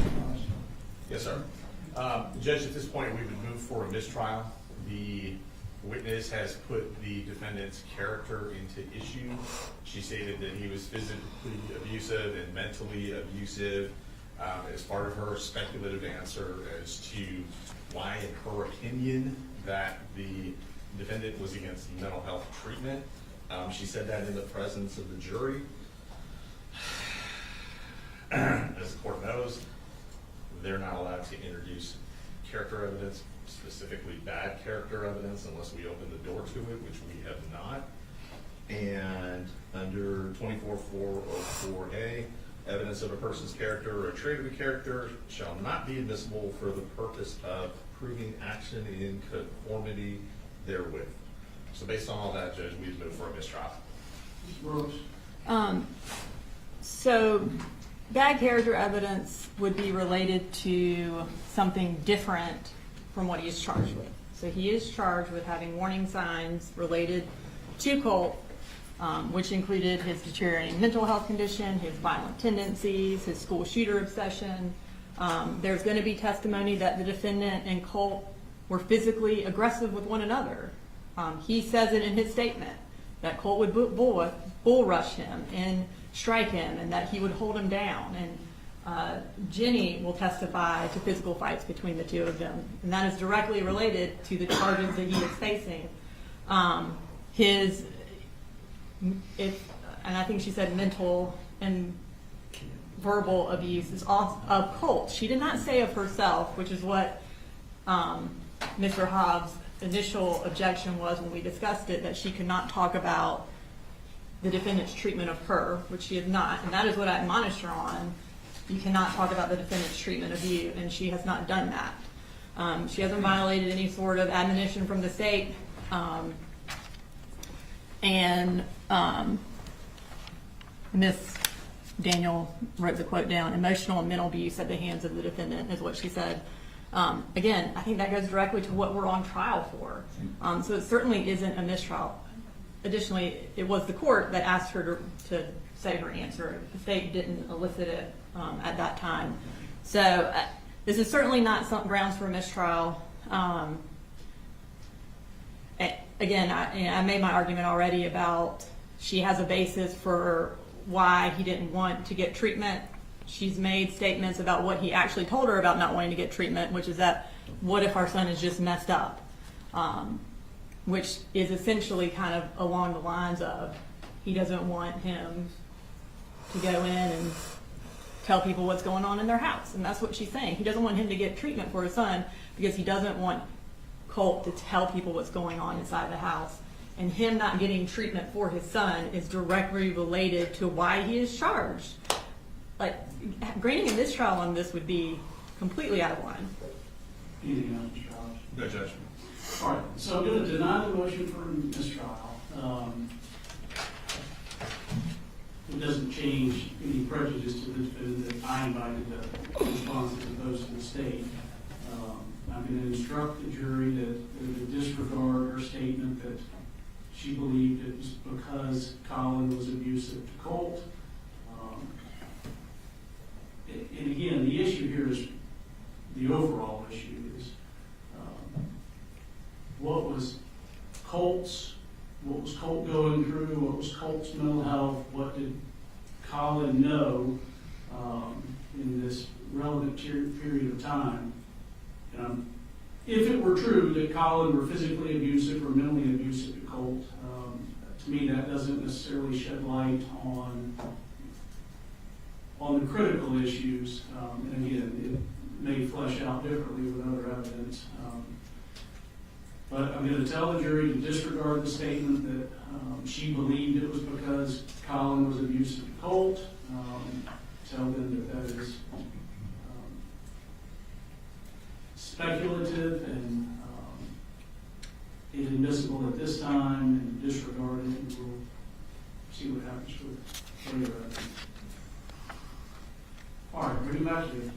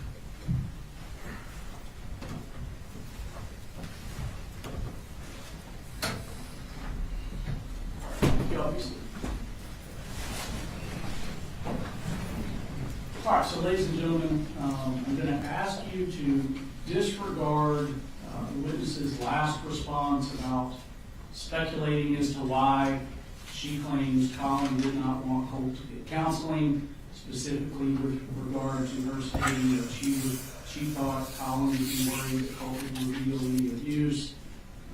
It's inadmissible at this time. I'm going to ask you to disregard that. Do not consider it for any purpose. All right, go ahead, Ms. Brooks. All right, thank you, Your Honor.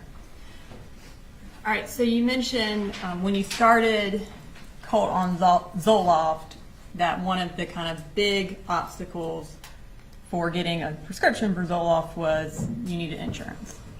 You testified earlier that insurance, you got it around August 1st.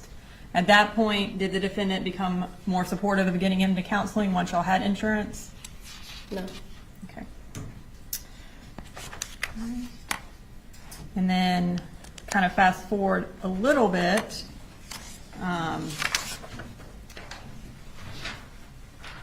You testified earlier that you ended up getting, I guess, all the kids registered for school that year. Just Jenny and Colin. And then Colt eventually.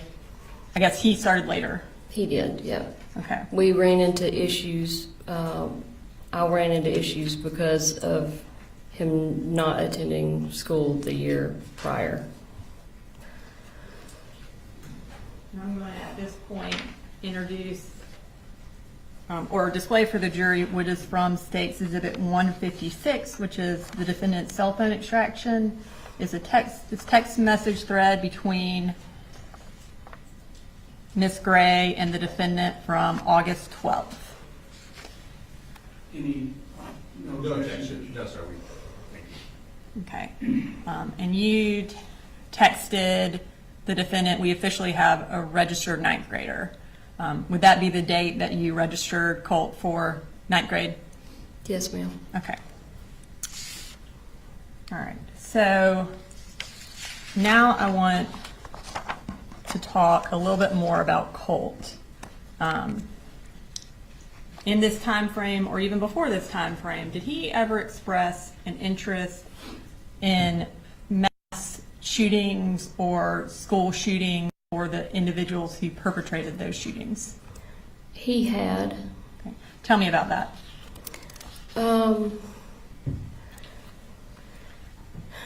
He generally, I wouldn't call it an obsession. And at the time, I likened it to my own interest, I guess, in like true crime, serial killer type shows that are really popular. He never showed an interest in a way that led me to believe that he was idolizing anyone or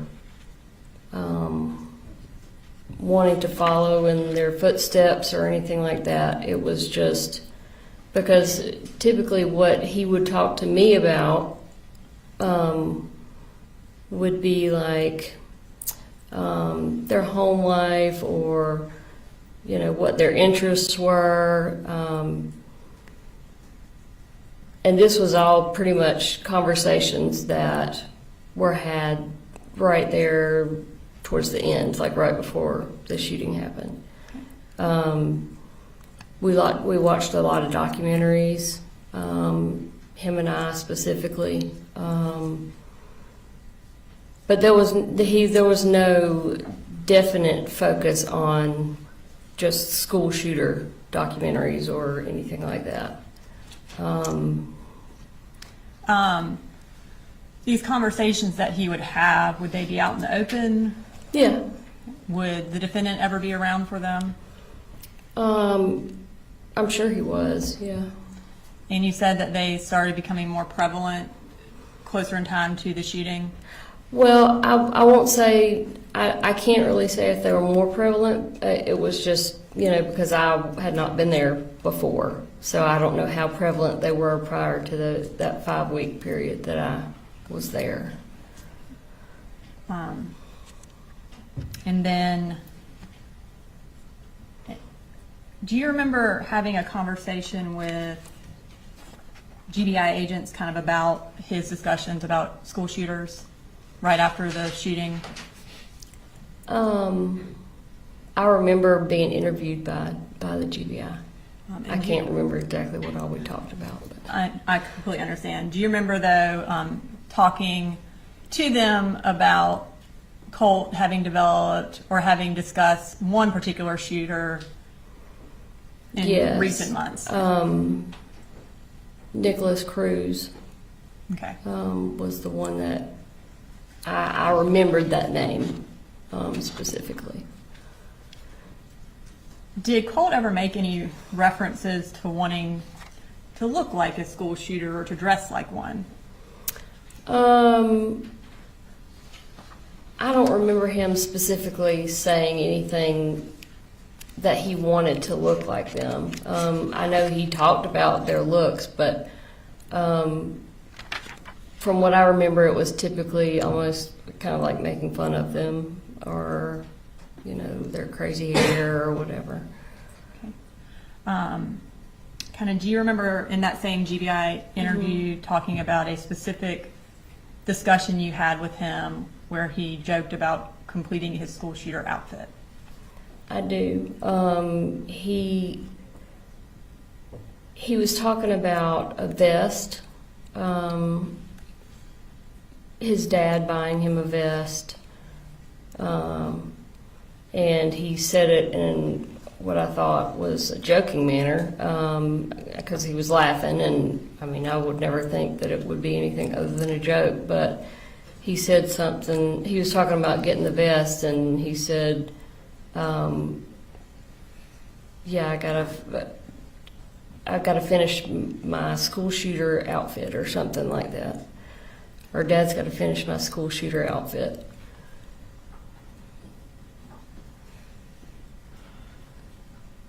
And I think I said, like, that's not very funny, and of course he was like, oh, it's fine. I'm just kidding. I'm just messing around. During this time frame, July to August of 2024, did he have an interest in firearms? Yes. Tell me about that.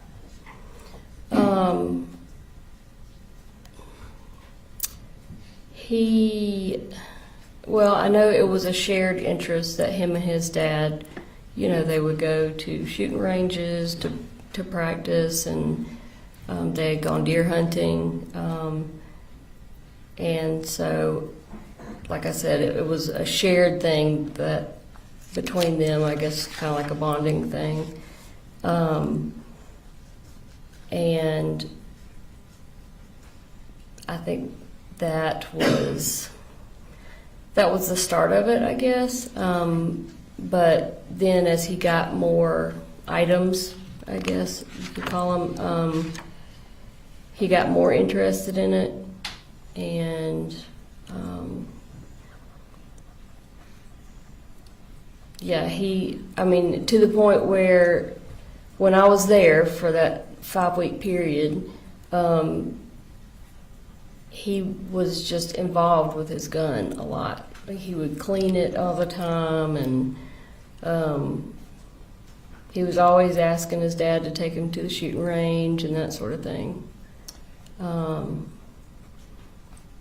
He definitely had an obvious interest in guns.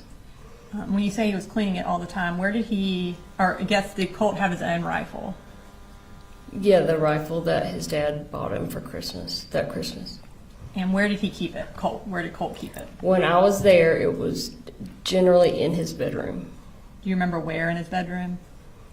I really didn't go in his bedroom, but I mean, he didn't have anywhere really to set it, so I guess it was like leaned up against the wall, or I mean, when he would clean it, he would sit at his desk, because I could walk down the hall and look in and see that he was cleaning it.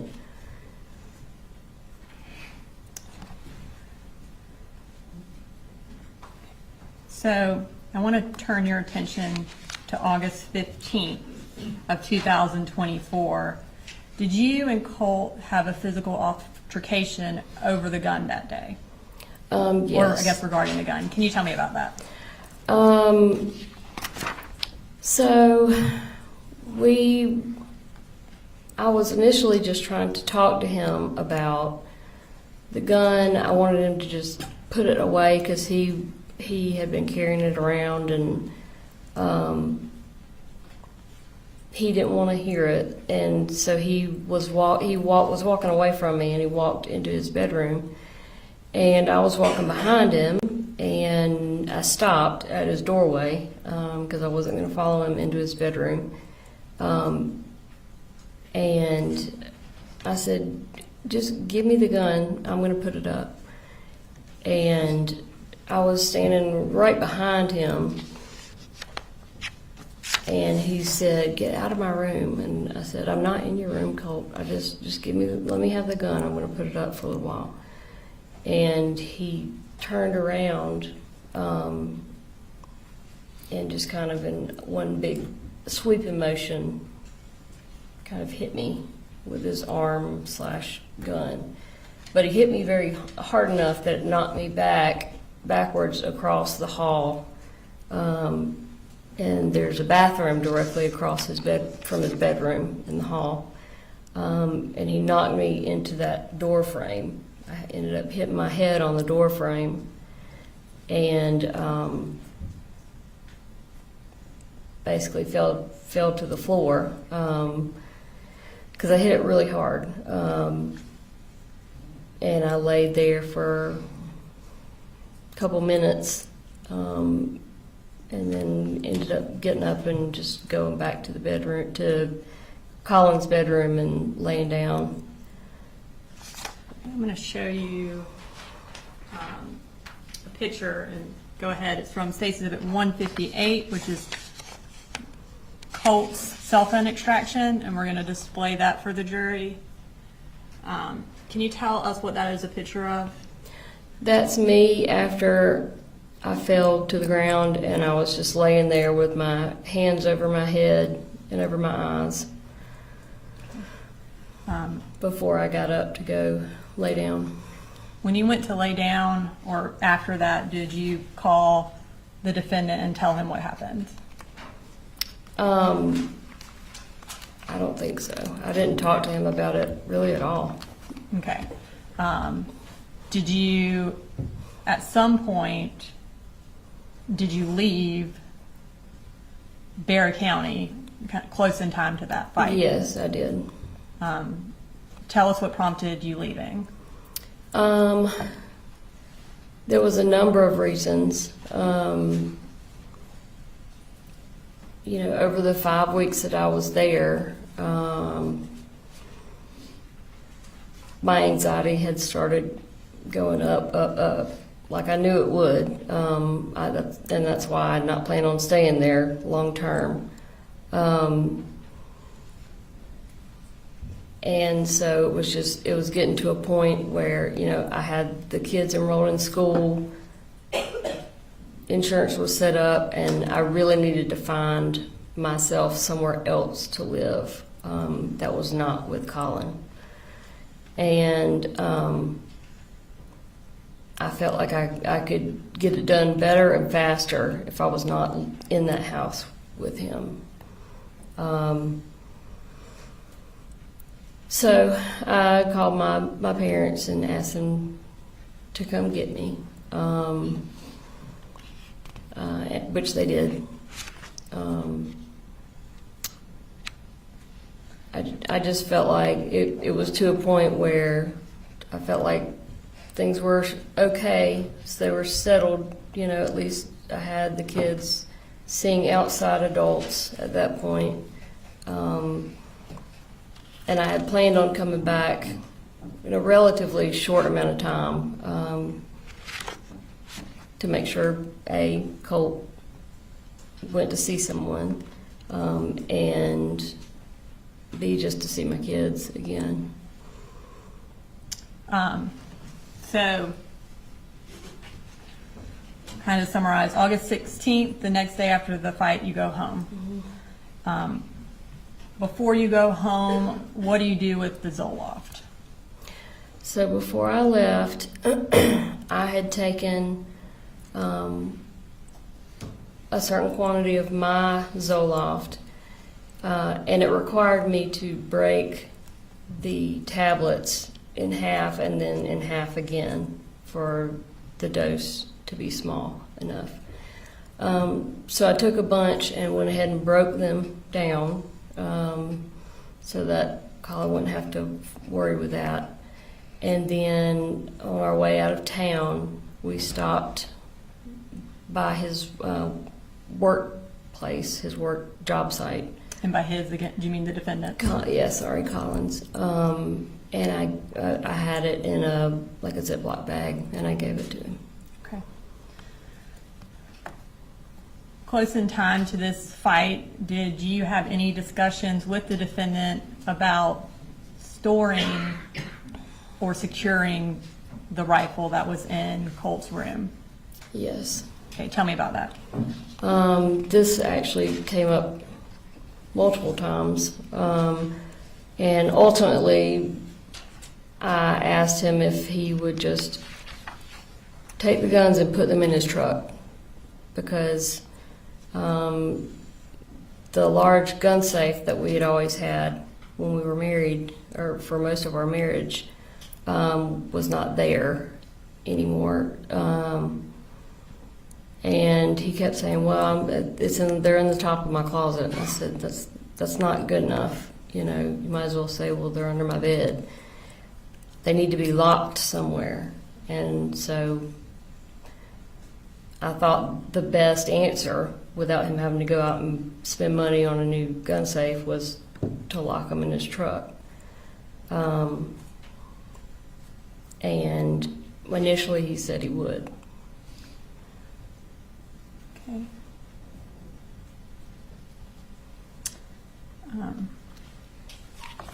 And circling back to Colt's anxiety issues, earlier you mentioned that you wanted to get him into an inpatient treatment place. At this time, I'm going to display some text messages between you and the defendant from State's Exhibit 156 from August 21st of 2024.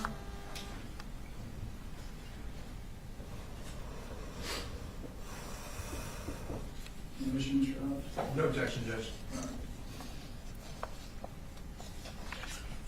Right, and we're going to bring up that second text message.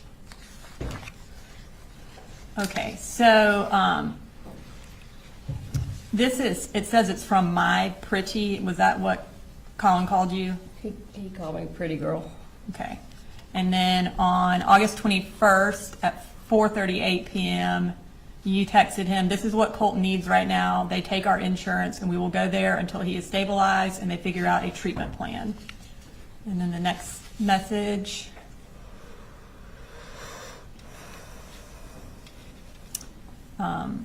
This is where you sent the defendant the website for Advantage Behavioral Health Systems Crisis Stabilization. And that was at that same time of 4:38.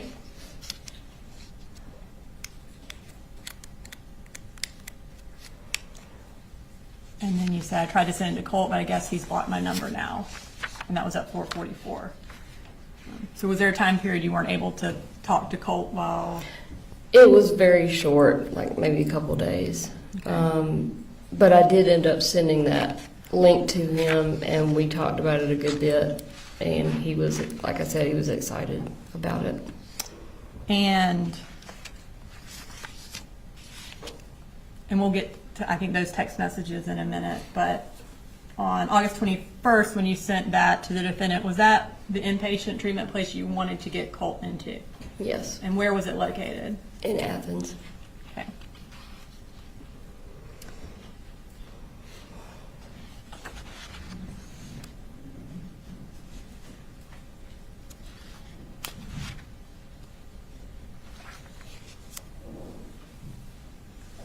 Okay. And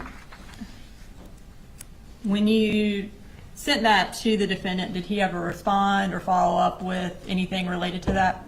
No. Okay. When did you plan on taking Colt to Advantage Behavioral? So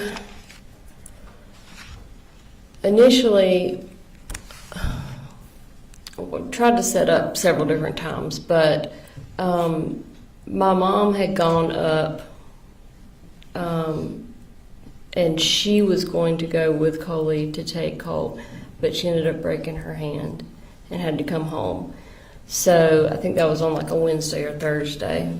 Well, that Saturday, the defendant and I had been planning all week for me to come up to visit the kids, and primarily on that Saturday to take Colt to Advantage Behavioral in Athens. We had been talking about it really ever since I left. We had planned on doing some fun stuff, with the kids. And my mom and I had called Advantage Behavioral, talked to them to find out, as far as intake of patients, what we needed to do, who needed to be there. And so everything was ready. And then... And we'll get to that. I got a few Sure. more things before. Sorry. So the plan was August 31st, that Saturday. And you mentioned that your mom came up that week. Did something happen at school that week that prompted your mom driving up there and y'all kind of wanting this to happen?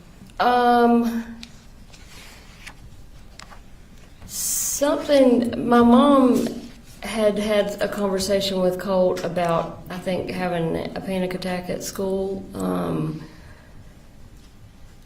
For me, I mean, the urgency had always been there. I won't say that anything specific happened to make it more important. But you know, when she broke her hand and had to come home, I was expecting before she came home, I was expecting Colt to have gone somewhere or be somewhere getting help. And so when she came home and wasn't able to do that, I'd say my urgency as far as getting up there Saturday to take him somewhere, it went up at that point for sure. Okay. So on August 26th, I'm going to display some text messages between you and Colt from State's Exhibit 159, which is your cell phone extraction. Any issues with your knowledge?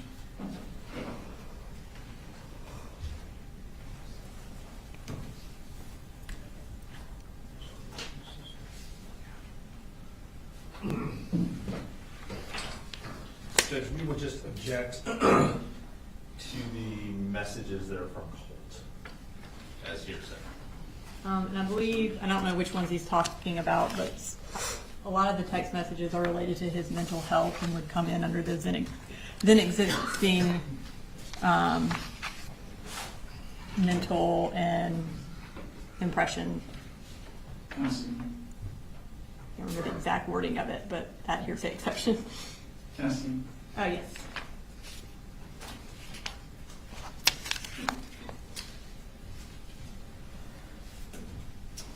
We're not gonna display that one.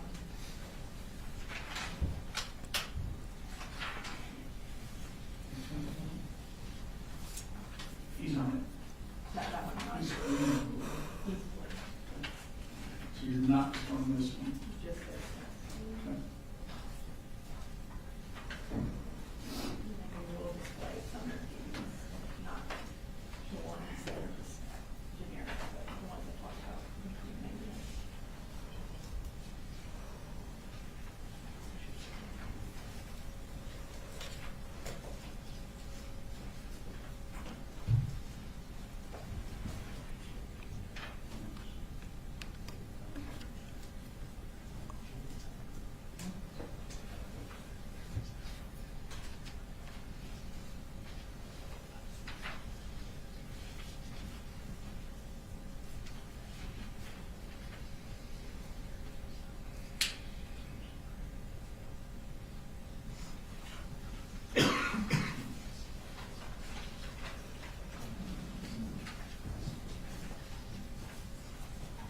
Others? And this particular text, I'll take those three, not for the truth of that asserted, but to show the spirit and mental condition. And also, come in context and talk about how, to show that Mark's communicated.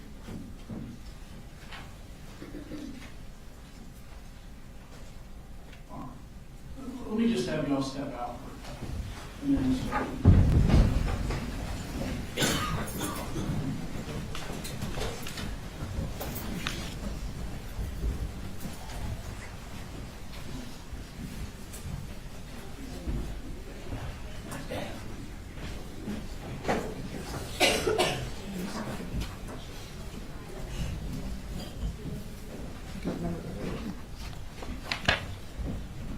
Condition.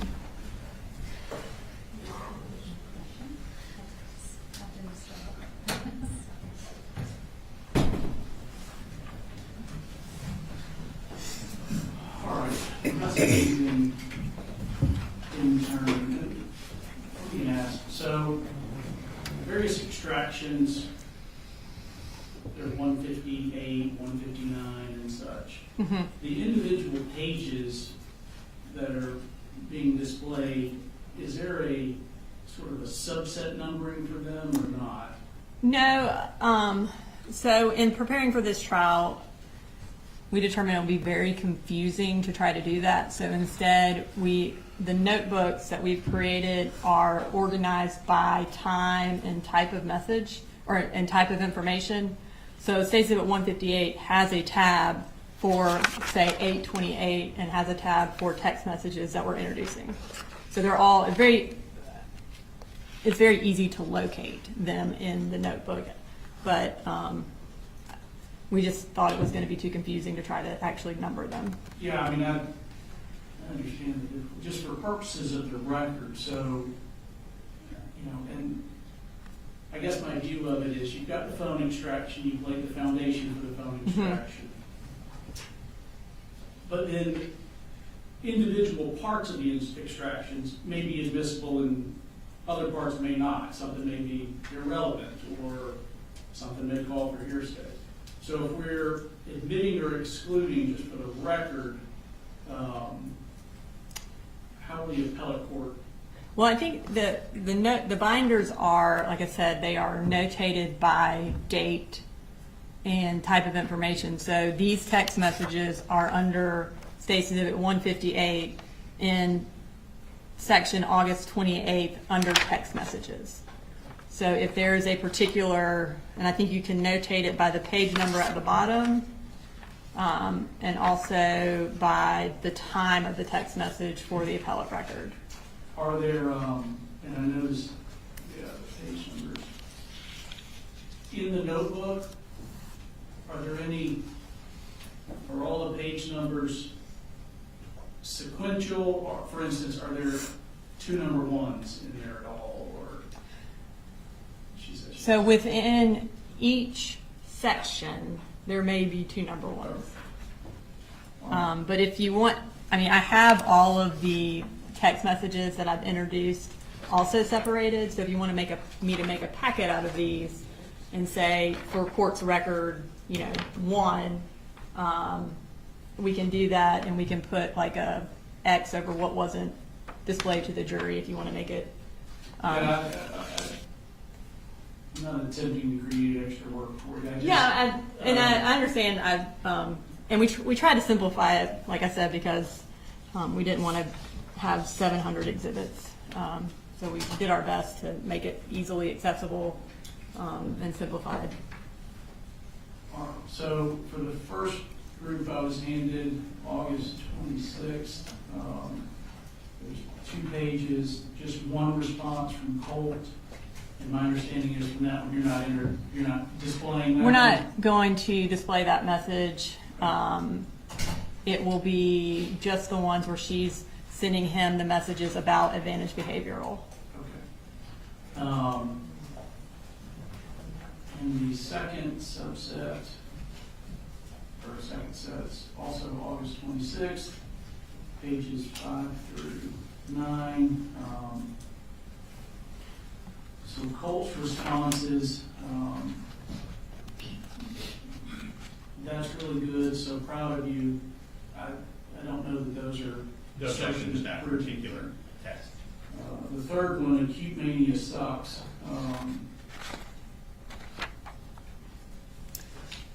You have an issue with that one, Mr. Hobbs? Or? Just in that we believe it's being admitted into evidence to prove that he was suffering from acute mania. And the purpose of admitting that, one, would be to explain Marcy's text message where she later says that she heard about acute mania from the defendant. So it goes directly to what the defendant knew. So we have to have that message as context for that text message. And again, I do believe, in addition to that, it would be admissible under the hearsay exception for then existing mental condition, because it is showing his existing state of mind, his mental condition, that he believes he has acute mania. We're not introducing to prove he does have acute mania. He wasn't ever evaluated to show whether or not he had that. But his texting of it shows that he definitely has a deteriorating mental state. And then again, it puts in context when Marcy says, hey, your dad told me about it. And the whole defense is that the dad didn't know anything. So I think it would be 100% relevant. All right, you're saying that Mr. Gray told her somewhere in here that, She responds to Colt's text, because Colt is like, how do you know about acute mania? And she's like, your dad told me about it. Like, your dad talked to me about it. So it's a prior consistent statement of hers regarding that. It's something that she is discussing at that time. And so we believe that text message puts it in context, and we do believe the other text message would be admissible for that purpose.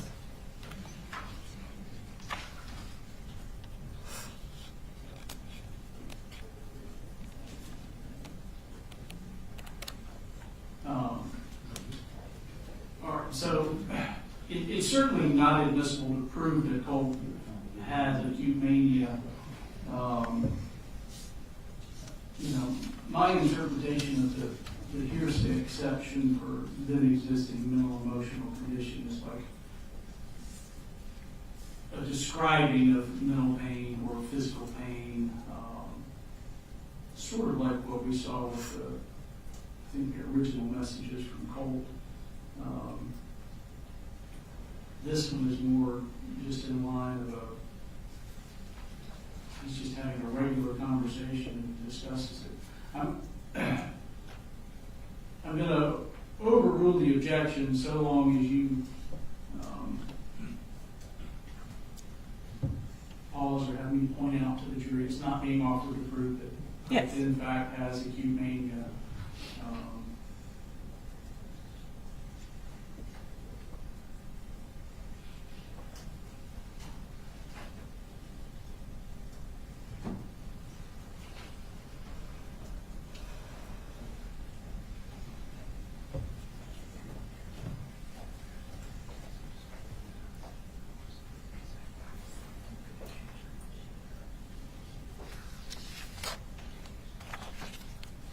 I just,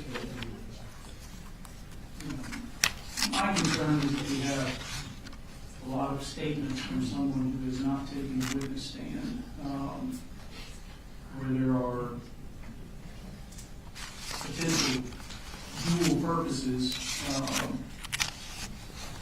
for the admission or exclusion of the statements. And I just want to make sure that we're not running into prejudice substantially outweighing the probative purpose of it.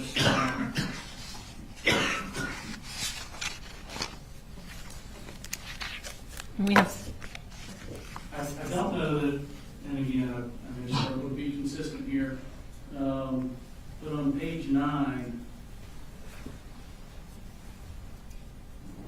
you know, I have a concern with Colt's response there. I don't have a copy of that. You have my copy, so can you? Yeah, I have a list on my computer of every self-diagnosed disorder I'm likely on the spectrum to have. Yeah, in that list of text messages, I think the only text I'm going to show are where he says acute mania and where he asks Marcy if she has prior knowledge or if Mamu told her, and her response, which was, I have prior knowledge and your dad told me. Those are the 3 text messages, I believe, from that spread that we were going to show.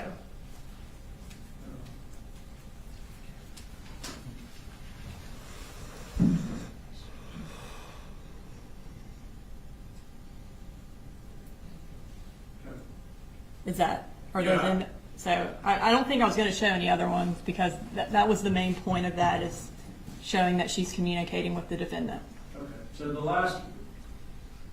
there's one that says, but your dad mentioned that you were talking about acute mania last week, so I've been reading more about it. Yes, that one. So the message below that I would exclude, which is the one I have a list on my computer of Yes. every self-diagnosed disorder. Do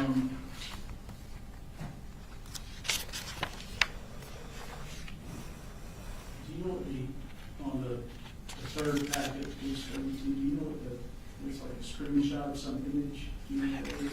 I don't know what that is. I definitely. And in that grouping of text messages, I believe the text message we wanted to get into was where he talks about his teachers. Because we have a text thread with Marcy and the defendant where Marcy tells the defendant he told me about his teachers. So it shows that they're communicating. So the text, Mr. Yes, sir. I don't know if you have it in front of you, but there are people after me and I don't like it. My teachers, I feel as if they're plotting against me. Somehow I feel like they'll hurt me. And again, we are not offering that for the truth of the Heard matter. that teachers Yeah, were in fact no. plotting against him or trying to hurt him. Nonetheless, as the court pointed out, there are dual purposes that can be taken from the messages. We would still object to that particular text message coming into evidence, as it does seem to cast light on his existing mental state, without obviously giving us a chance to cross-examine him. I'm going to overrule the objection on that one. To me, that is non-hearsay. All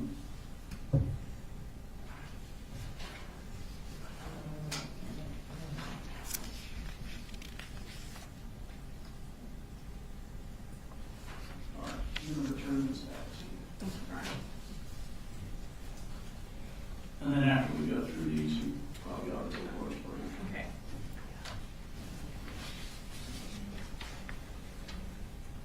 All right, you can bring the jury back to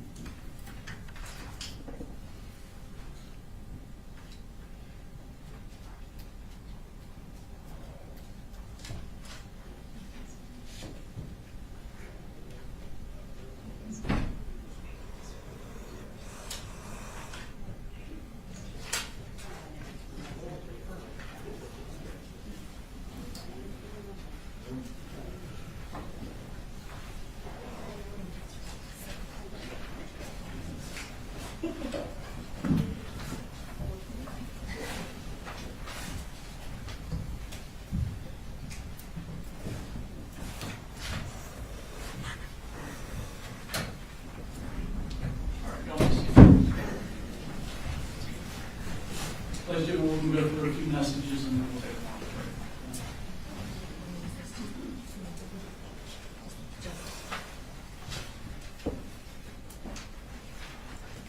on. All right. So I believe we were at the point where we're going to display some text messages. I'm going to start with text messages from State's Exhibit 159. They are located in the August 26th section under text messages, and they are between Marcy Gray and Colt Gray. So you texted Colt on August 26th at 3:35. Hey Colty, it's Mama. I just realized I had the wrong number for you. Daddy called and told me what's going on.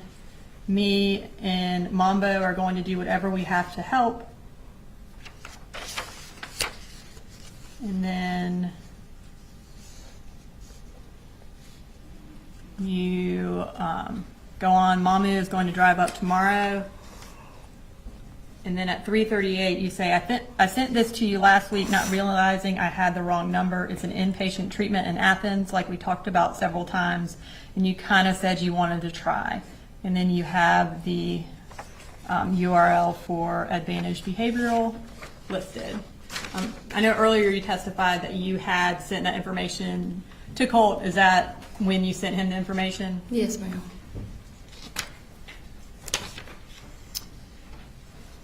Okay. And then, had you And the defendant talked about acute mania as related to Colt. Yes. And what had the defendant told you? He had just told me about Colt telling him about it, and he also told me about what Colt had told him about his teachers. Okay. And I'm going to show what's also from State's Exhibit 159 from the August 26th section in text messages. And we're going to start with a text message from Colt Gray to you at 3:47 where he says acute mania sucks. And listen to me, just understand that's a message, as I understand it from Colt. It does not, it's not being offered to prove that he in fact has acute mania, it's just words he said. Okay. And at 3:47 you respond, acute mania is no joke. And then at 3:48 Colt says, did Mahmoud tell you or do you have prior knowledge? And at 3:50 you respond, but your dad mentioned that you were talking about acute mania last week, so I've been reading more about it since then. So it sounds like you and the defendant are talking about Colt's mental condition, is that, or mental health, is that accurate? Yeah, definitely. Okay, you mentioned he also, the defendant also talked to you about Colt's teachers. Yes, ma'am. I'm going to display some text messages from August 28th, which was also from your cell phone extraction. It states Exhibit 159, and they are in the August 28th section under text messages. And there is a text message from Colt to you at 1:52. Colt says, there are people after me and I don't like it. My teachers, I feel as if they're plotting against me. Somehow I feel like they'll hurt me. Okay. And then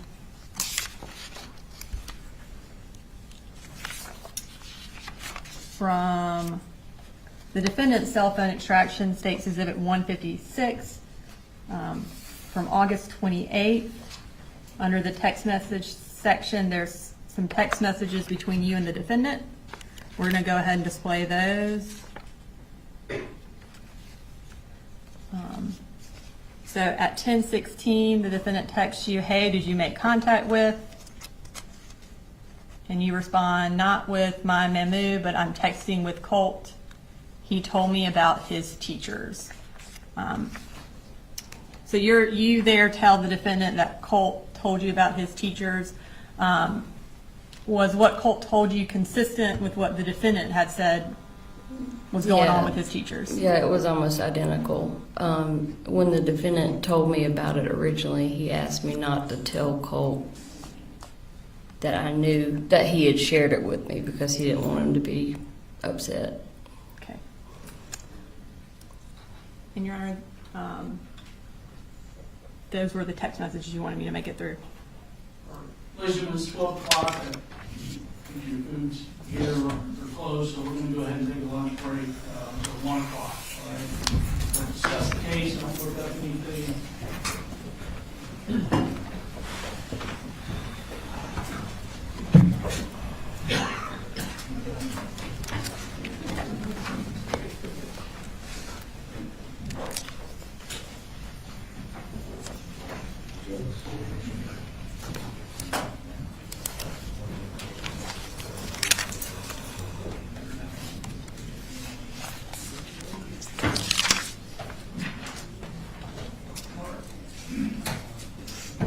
We too will be in recess.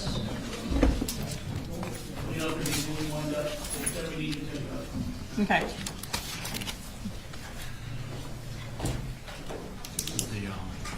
The certified prior, you set it down in here, you still need it? No.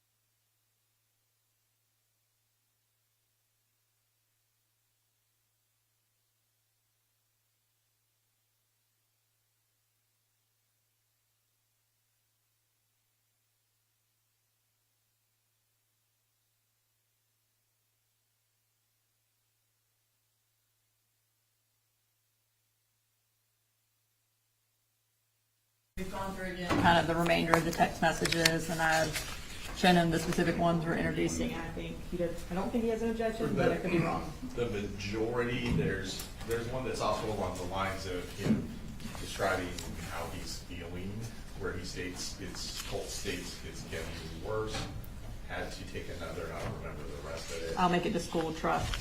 Thank you. I'll make it to school, is that what you said? I'll make it to school. And what was the date on that? Just to go That was August 29th. August 29th. So we would do the same, just to be consistent, same hearsay objection on that in terms of not being able to cross him about exactly what that means, his condition, all that kind of stuff. And for the record, it's at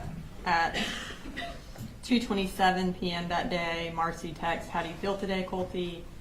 And then he doesn't respond. And at 6:37, she says, "You out there, Colty?" And he responds at 6:38, "Yeah, I'm here. Sorry, it's just getting worse. Had to take another. I'll make it to school trust." And then there's some other text messages that we won't display. And then Marcy says at 6:42 p.m., "Mamu is going to bring me back up there on Saturday for a few days. That place I sent you in Athens is open on Saturdays. So if you feel up to it, we could go check it out." So again, the purpose is to show that he's feeling worse, to show an existing mental condition, and then her response. It also puts her response in context about why she wants to take him to that facility on Saturday. All right, so is the state contending that one qualifies as the hearsay exception? Yes, I mean, I think it does qualify as a hearsay exception, and then also it would be admissible to put in context Marcy's response about wanting to take him to an inpatient treatment. And it specifically is about how he is feeling that day. I see. Yeah.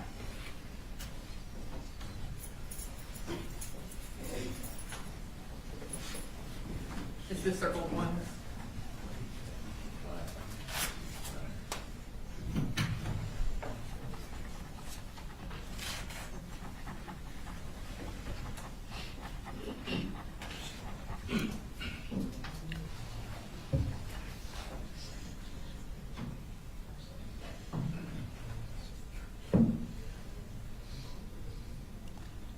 There's another text where she says, "How do you feel today?" And he says, "Not so good." I don't, have a preference on which one we show. I just want to show one of those. So if you find that less prejudicial, that's fine.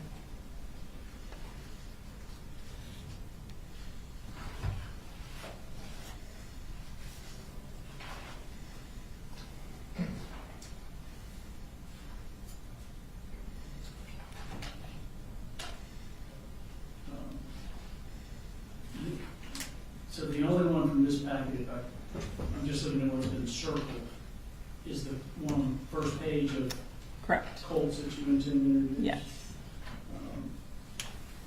All right, I do believe that you qualify as the hearsay exception in the system of emotional physical condition, 8033.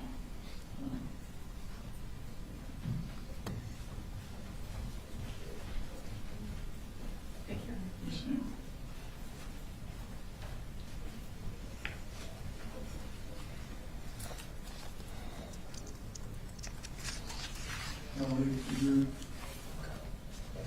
Yes, Your Honor.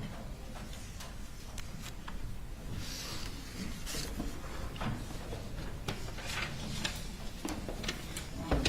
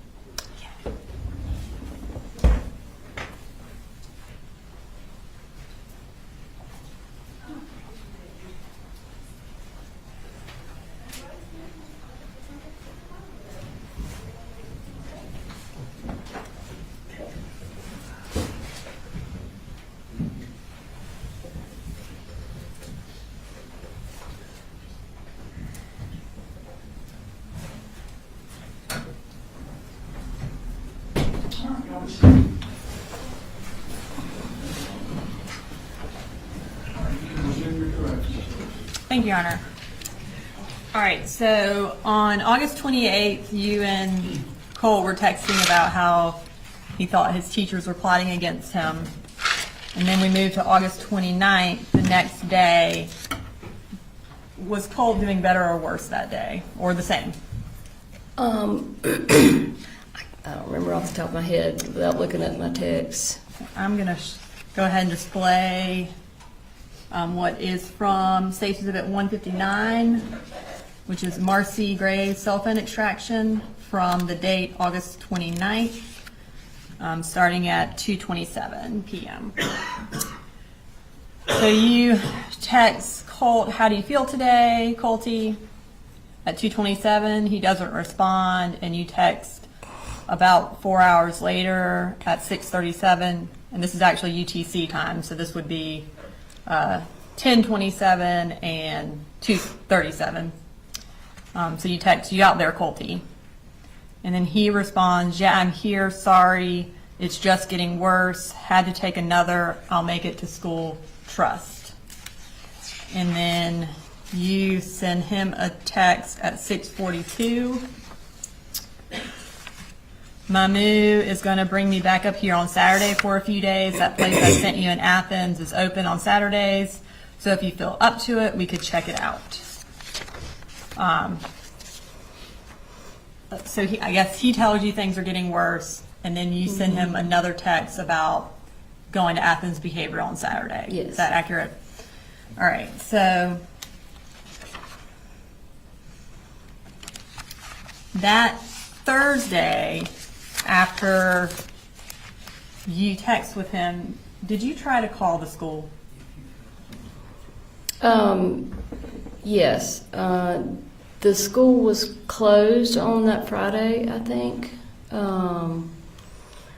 And so I had planned on calling and talking to Lisa, the guidance counselor, her guidance counselor, his guidance counselor.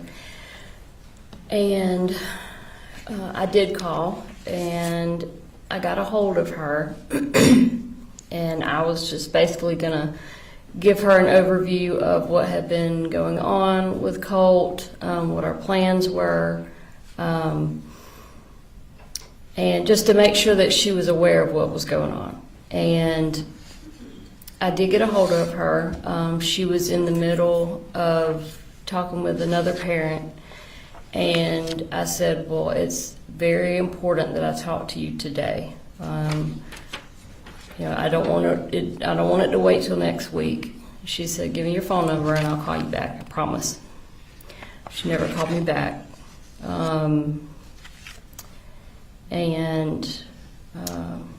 I'll go ahead and display those phone calls from the timeline from August 29th from your cell phone extraction. Looks like there was you called twice and you spoke to her one time. Yes, ma'am. Okay. All right. So that was Thursday the 29th.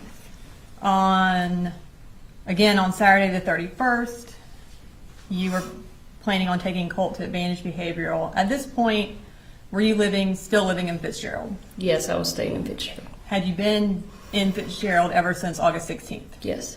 Okay. And Colin, did he have all of the children up here in Bexar County in his custody? Yes. Okay. So, tell me what the plan was for you getting to Bexar County to go to Athens Advantage Behavioral. So originally my mom was going to drive up to Winder with me. She broke her hand, so that plan was off the table. And so I had asked her if she would maybe meet Colin halfway so he wouldn't have to drive all the way down to Fitzgerald. At first she was going to do that, but again, her hand was really bad. And so I ended up asking Colin if he would drive the whole way to come and get me. Again, we had been planning all kinds of activities and stuff that we were going to do with the kids, and we we're going to go to the Athens Crisis on Saturday. And then out of nowhere, really Friday night, Colin's mood completely changed. He was not really even wanting to talk about the weekend. Then Saturday morning, he basically said he wasn't going to come get me. He didn't have money for gas, even though we had planned on doing all of these things that cost money. As well as my mom was always giving him gas money. So gas wasn't an issue. I don't know what the issue was, honestly. But he said he wasn't coming to get me, and then he went silent. He, again, with no texts, no calls. I was talking to the kids on their phones all weekend, but he basically ignored me the rest of the weekend. And you indicated that Friday night when y'all were talking, his mood changed. Did y'all get into kind of a verbal disagreement about something? Yeah, I think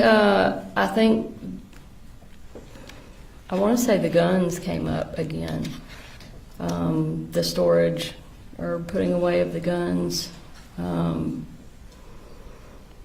And when you say that came up again, does that mean you were talking to him about putting the guns up again? Well, I asked if they were put up, and because he had said he was going to put them up. By put up, I mean lock them in his truck. And when I asked him about them, he got really defensive and angry, and basically said no, they weren't locked up. And I said, if you don't lock them up, I'm going to call in another wellness check with Barrow County.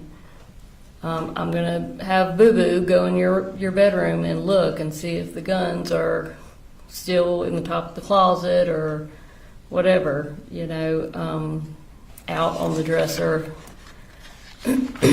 And of course that he didn't like that. So I'm sure that played into why he didn't want to come get me on Saturday. And at this time, I'm going to display text messages from August 31st that morning between you and the defendant. And they are in the August 31st tab of State's Exhibit 156 under text messages. So you send the defendant a text message at 10:24 that says, about the leave Fitz, Mamu isn't coming to stay because my daddy's birthday is tomorrow. Can you and Boo meet us halfway so she doesn't have to drive all the way up and back in one day with a broken hand? And then there was a phone call after that between you and the defendant. Is that where y'all talked, where he gave the gas money excuse? Probably, I'm not sure. I'm not absolutely sure what was said during that And conversation. then at 11:46, you sent another text message to the defendant, or 11:35, that says, so that's it. You were prepared to spend money on gas and everything else to go to Lake Blue Ridge, but you can't spend the gas to drive 2 hours and pick me up. That's BS, and you know it. And then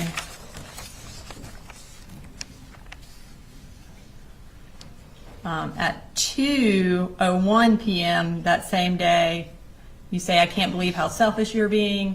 Me and Boo have literally been counting down the days for 2 effing weeks till I could come visit. I would never have done this to you. And then on September 1st at 1:01 p.m. you say, why are you doing this? And then on September 2nd at 9:46 you say, are you just going to keep ignoring me? At least let me know y'all are okay. And then he responds on September 3rd at 7:31. Hey, sorry, just trying to keep everyone and everything together and calm. It's not the easiest thing, but I want you to talk to Boo regardless, okay? So between when you were supposed to go down that Saturday and that text message on September 3rd, did he contact you at all? No. Okay.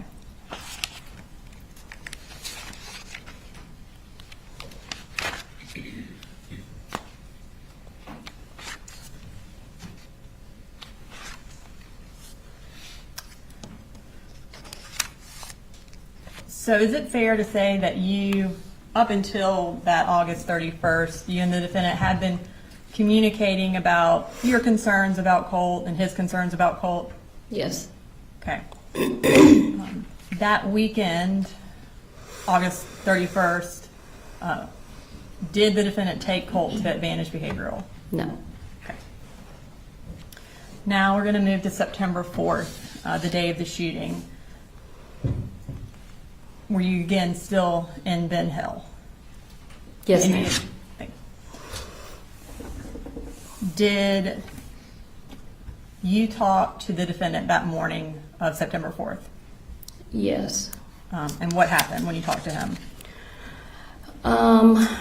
He basically told me that Colt had sent him some strange text messages. I told him I had not gotten any text messages from Colt, and so he sent me what Colt had sent him. At the time, I was in the car with my mom. I don't even remember what we were doing, but I shared them with her, and from there we just kind of discussed what the text messages were, and I wanted, to find out what was going on quickly, because reading the text messages, just like he could tell, I could tell there was a tone to it, and they were like kind of really short, and they weren't normal Colt texts, so you could tell something was not right. So I tried texting Colt, I think first, couldn't get a response. I never actually got a text from Colt himself until after I had started trying to call the school and talk to the school. And when you called the school, were you able to talk to somebody? Yes. And who did you talk to? I talked to Miss Lisa, his guidance counselor that I called on Thursday the week before. And at this time, I'm going to display that phone call from State Exhibit 159, Marcy Gray's cell phone extraction, and it's from the timeline portion of that exhibit.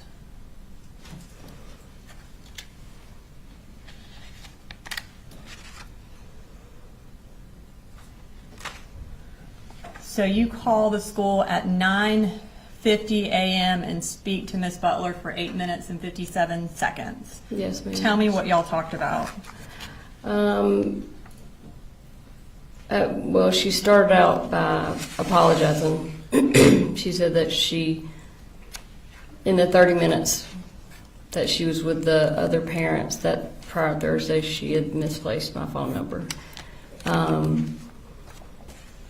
So then I went ahead and just kind of covered some of what had been going on with Colt, told her about the anxiety,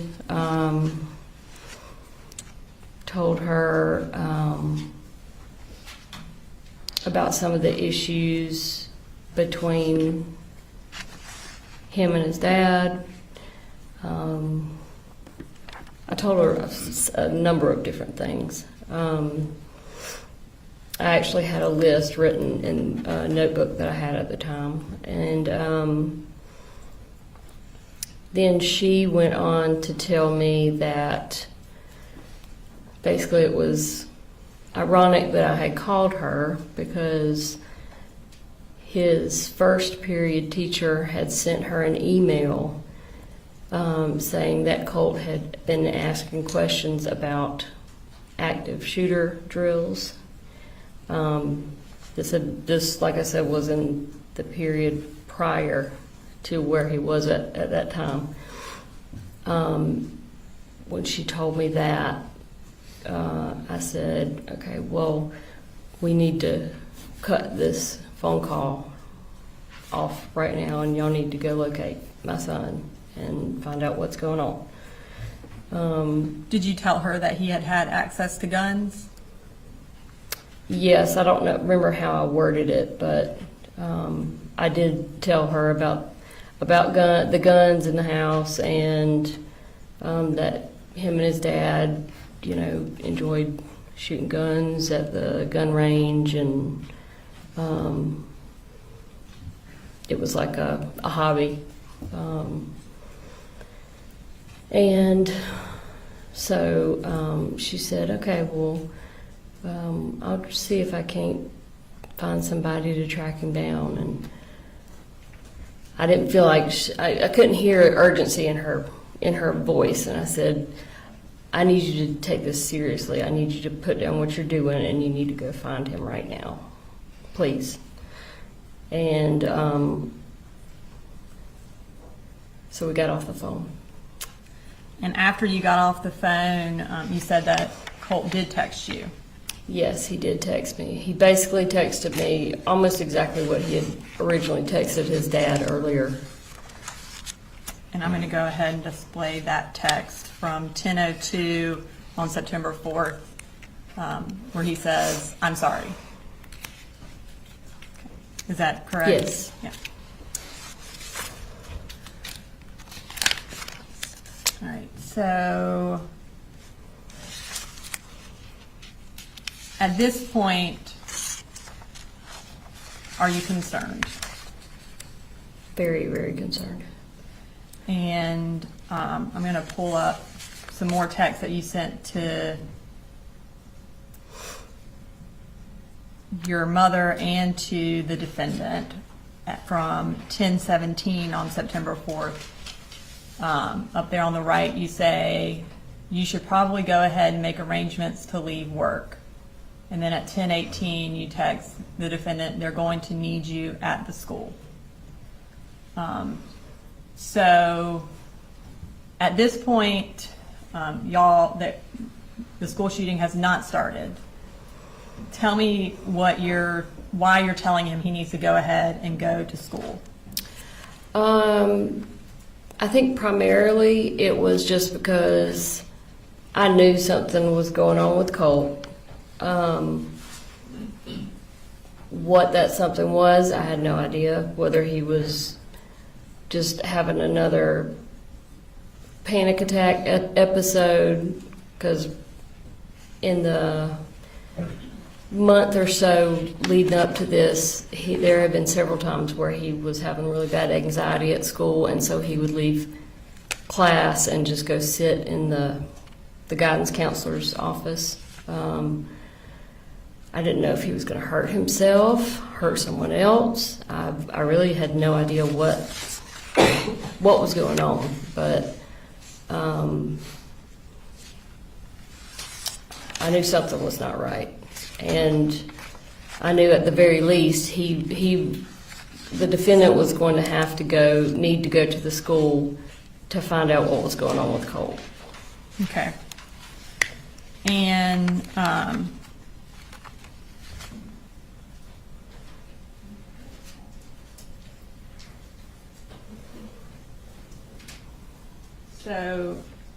and you had some concern that he may have brought the gun to school, right?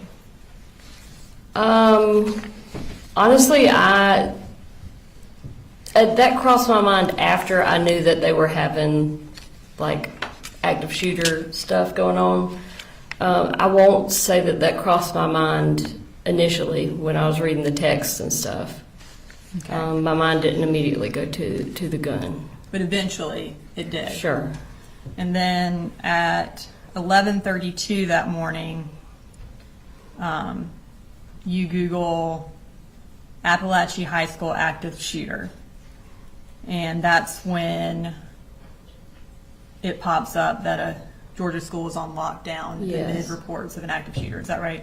Yes, I had already tried to call the school multiple times and no one was answering. So then I tried calling my daughter's school, which was right there by the high school, and nobody was answering there. So that's when I Googled the.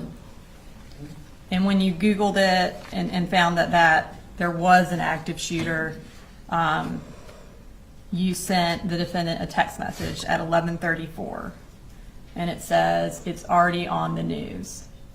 At that point, did y'all know what had happened? Yeah, I don't think you have to have a whole lot of sense to know what had happened at that point. And at 11:34, you talked to the defendant. And then you talked to him again at 12:22. What did y'all talk about?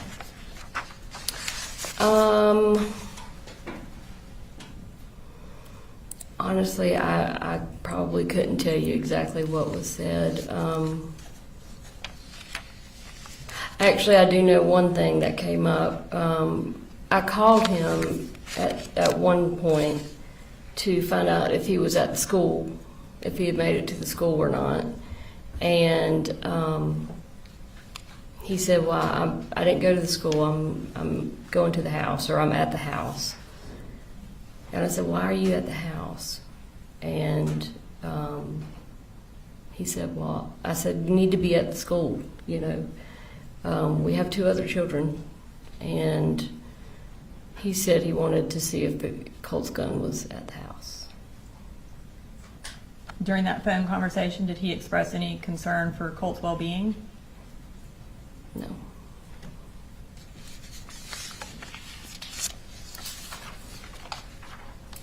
Did you drive up to Bear County that day? Yes, my mom drove, but I rode with her. We left pretty shortly after it started being reported on. And is it fair to say before Colt's name was released, you knew that Colt was the shooter? Is that fair to say? Pretty much, yeah. Okay.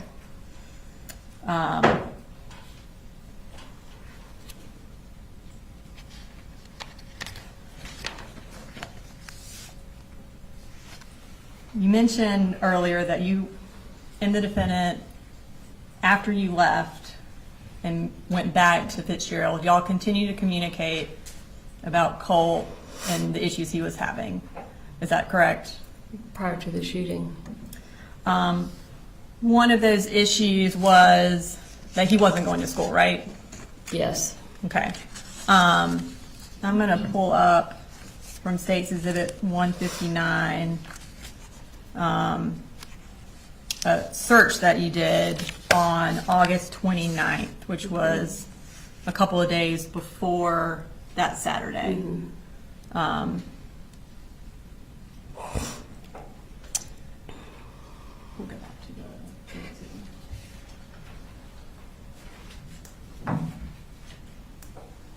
on page 7.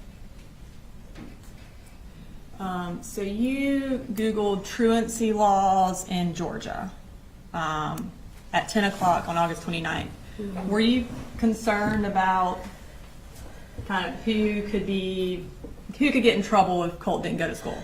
No, I can actually tell you exactly why I looked this up. So Colin was also concerned about Colt not going to school. And he had called and basically told me an idea that he had to try and get Colt to go to school. And he was going to call me, or he was going to have me call him and pretend to be someone from the truancy office. And he was going to have the conversation where Colt could hear him talking to me on the phone, to try and scare him into thinking he was going to be truant and get in trouble. And so that's why I looked up truancy laws, because there was a question I had about his plan, and whether or not it would really make any sense or not, because Colt's a smart kid, and I didn't want him to get online and look something up and be like, "What are you doing?" I know that's not the truancy officer or whatever. So that's why I was looking that up. So that was around 10 on August 29th. And then at 2:30 is when you text Colt and ask him how he's doing. And if you could bring up those texts again. So the text messages.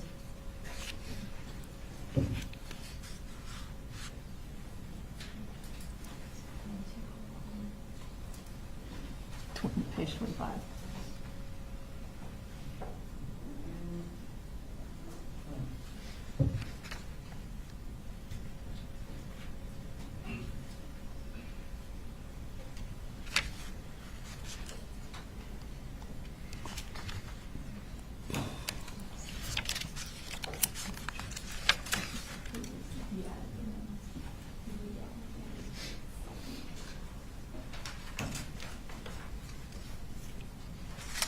All right, so at 2:37 p.m. you say, "You out there, Colty?"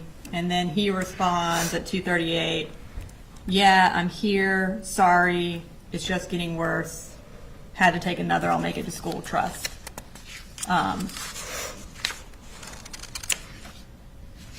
About 20 minutes later,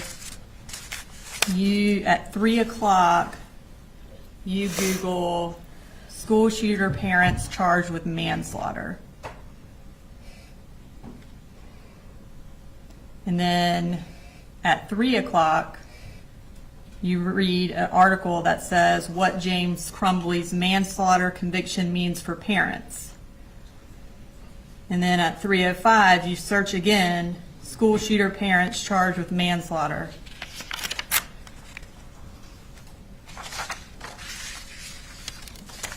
Tell me why you were searching that. They had just come out with a documentary about those parents, and Colt and I had actually watched it before I went home and had some discussions about it. And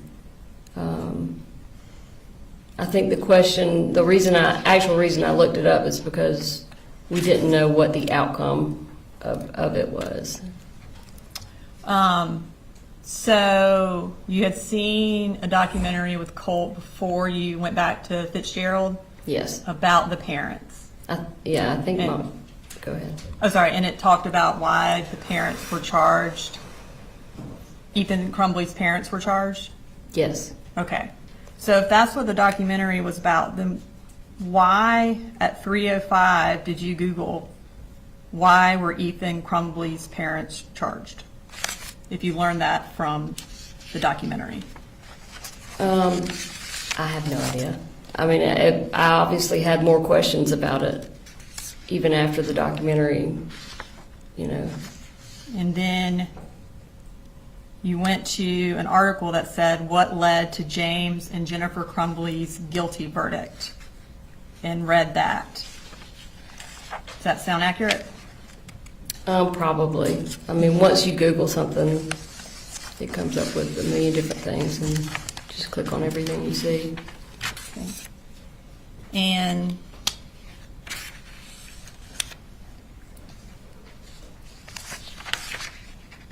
let's see, at 3:09, you actually Google safe storage gun laws in Georgia.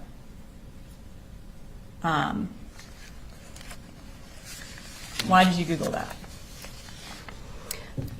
It could have been something that came from what I was reading about the Crumbly parents. It could have been me looking for a way to get Colin to store the guns legally.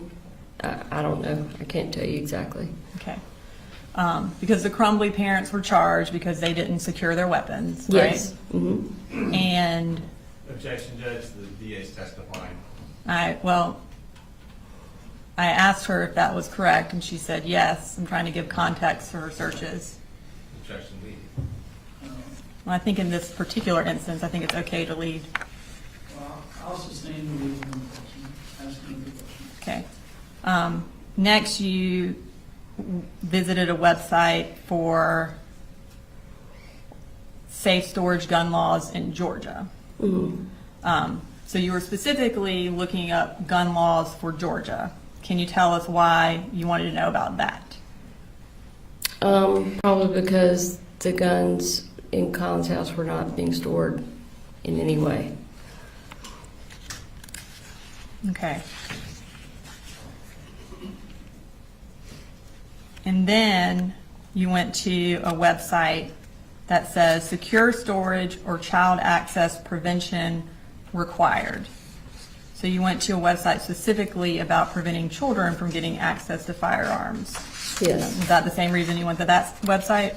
Yeah, obviously. I mean, because my kids are in the house with the guns. So after you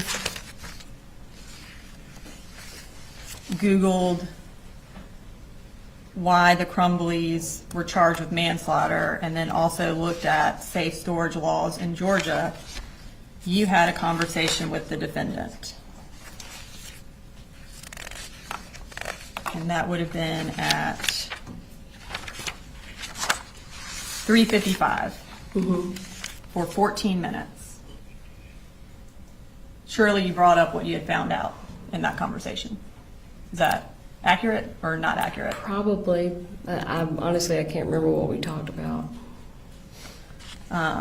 It depends on really the reason I was looking it up. You know, if I wanted to try and find something to convince him to lock the guns up, then yeah, I probably would have shared something with him. If it didn't prove my reasoning for wanting the guns put up, then I probably didn't bother sharing it with him. Would the fact that you found a case where parents were charged where a child shot someone, would that be something that you would want to tell him in order to put the guns up? Oh, sure. But I mean, I think he was already aware, I mean, of that case. He didn't watch the documentary, I don't think, but. Okay. And so y'all talked for 14 minutes from 3:55 to about 4:10. And then at 4:11, you once again looked up what led to James and Jennifer Crumbly's guilty verdict. Why did you look it up again right after you got off the phone with the defendant? I have no idea. I'm sure it had something to do with what we talked about. Okay. And then you had 6 more conversations with the defendant that day,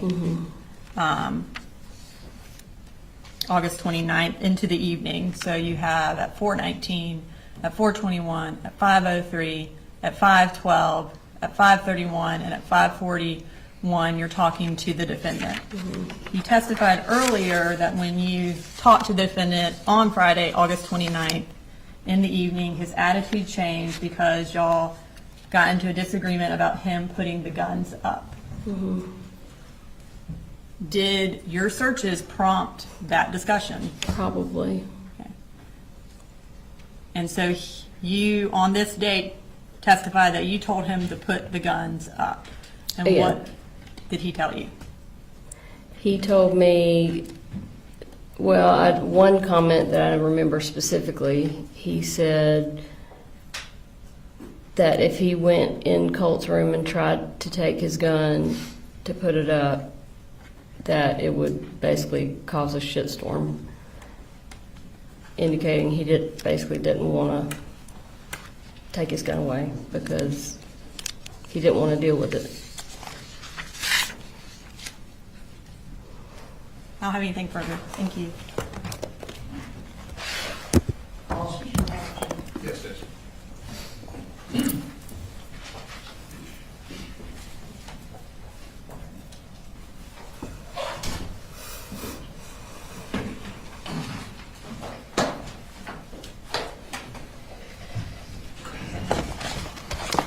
Good afternoon, Ms. Gray. My name's Brian Hobbs, and I represent Mr. Gray. I'm going to ask you some questions. If I ask a question that doesn't make sense, let me know. I'll try and rephrase it. Okay. I understand going to be asking you questions about things that happened a good year and a half ago. Okay? Yes. I know you made some previous statements, so if it would help to refresh your recollection, let me know, and I can kind of show you some of these statements to help see if that'll help. Okay. All right. Now, you've been testifying for a while, and you've told us a lot of stuff, so I definitely have some questions for you. Okay. Maybe we'll work backwards a little bit. So,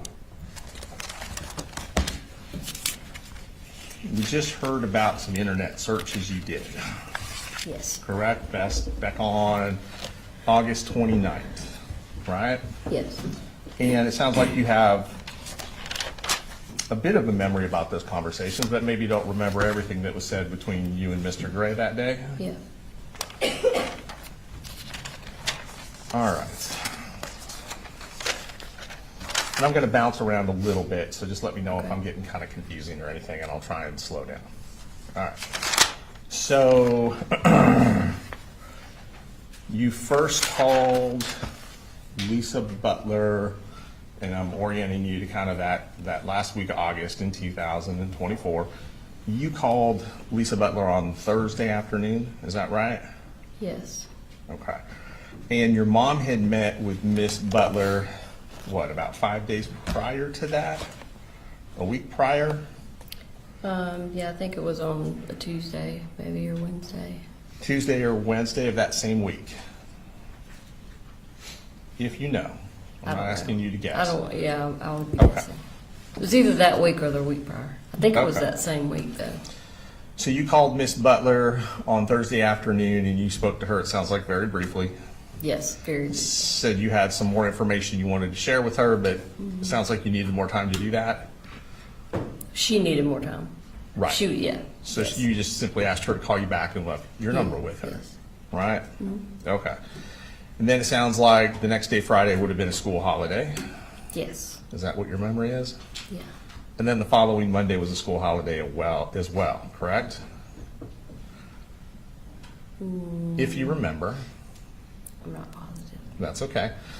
And obviously, we heard about these conversations you would have had on the 29th, which, would that have been the same day you talked to Ms. Butler, or was that the next day?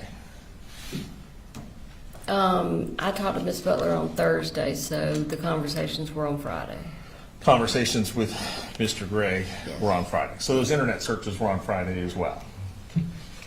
Yes, according to, yes, what the prosecutor just said. Gotcha. And those searches that we just saw, those would have been on Friday too. Yes. The internet searches about truancy laws, about the Crumbleys, all that stuff. Okay. Do you remember any Google searches you would have done on your phone around that same day about Nicholas Cruz? No. Adam I mean, I Lanza? wouldn't be surprised, but Well, I'm just asking if you remember. I'm not asking you no. to guess. I Google all kinds of stuff every single day, so there's no way. I Okay. remember. You remember Googling Adam Lanza, No. Parkland, No. Sandy Hook? Okay. All right. Do you remember receiving information that day, and I'm not asking you what anybody else said, but do you remember receiving any information that your son Colt had been trying to get in touch with Nicholas Cruz? Receiving information that he had been trying to get in touch with him.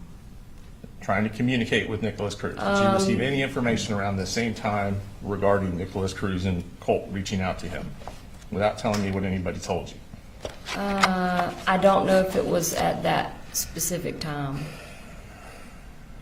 Okay, we'll circle back with that. Maybe Okay. some text messages might help refresh your memory. Sure, absolutely. Okay. Now, all right. This all kind of seems to happen over a real short period of time, within about a 30-day span, that things accelerated based on what you're telling us. But it also sounds like from the testimony we've heard, there was a lot going on for quite a while, a much longer period of time than 30 days. So let's start, all right.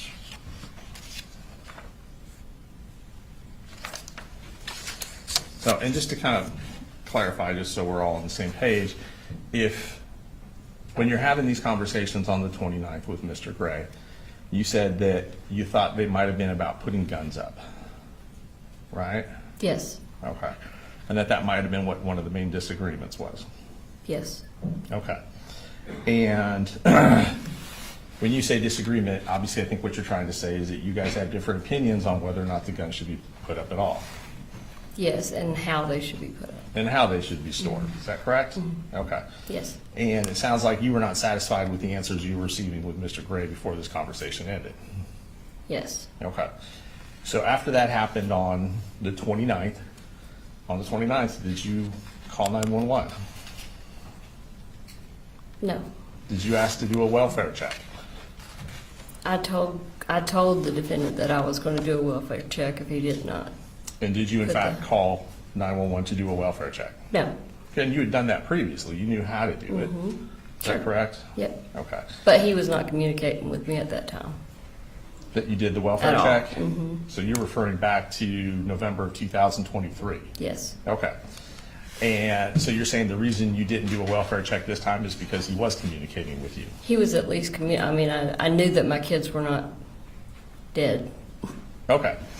And on the 30th, which would have been the Saturday, it sounds Sure. like, right? You didn't call 911 on that day? No. Now, he wasn't communicating with you on that day? No, but the kids were. Kids were, okay. Didn't ask to do a welfare check? No, again, I was talking to the kids, so. Okay. So on, moving ahead to Sunday, didn't call 911 on Sunday? No, I talked to him and the kids again on Sunday. Okay, didn't do a welfare check? Nope. Okay, same question. We roll around to Monday. Didn't call 911, No. didn't ask to do a welfare check. No, at the time, I felt like that would definitely be overkill. Okay, weren't concerned. Is that right? And you have to say yes or no for the court Sorry. reporter. That's okay. Everyone does it. So Tuesday rolls around, right? So Yes. Tuesday, school's back in session. On Tuesday, you don't call 911, No. don't ask to do a welfare check, No. don't call the school. No. Okay. All right, so now let's kind of go back a little bit. You talked a lot about things that happened in different years, 2022, 2023, and we heard that, for example, you were aware that Colt was interested in school shooters. Yes. You knew he researched them online. Yes. You knew he followed them. What do you mean by followed them? Just was interested in them, Sure. gathering research on them. Yes. That's a good way to put it, research. Okay. You had information that he was at least trying to communicate with one school shooter. Yes. And you were aware that he created an account online to email this school shooter. I don't remember, but I'm not saying that. Okay. I did not know that, yeah. I knew he was trying to reach out to one of them. Okay. Do you remember ever gathering information that he had sent money to this school shooter? I think he said something about trying to put money on, like a jail account or something. Like a commissary account? Yes. Okay.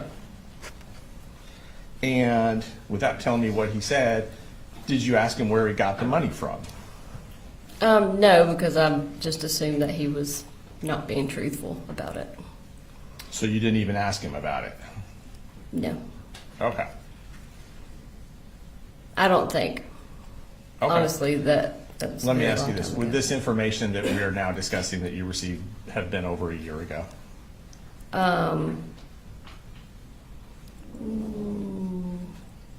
Over a year from today? Yes, ma'am. Yes. Yes, ma'am. Okay.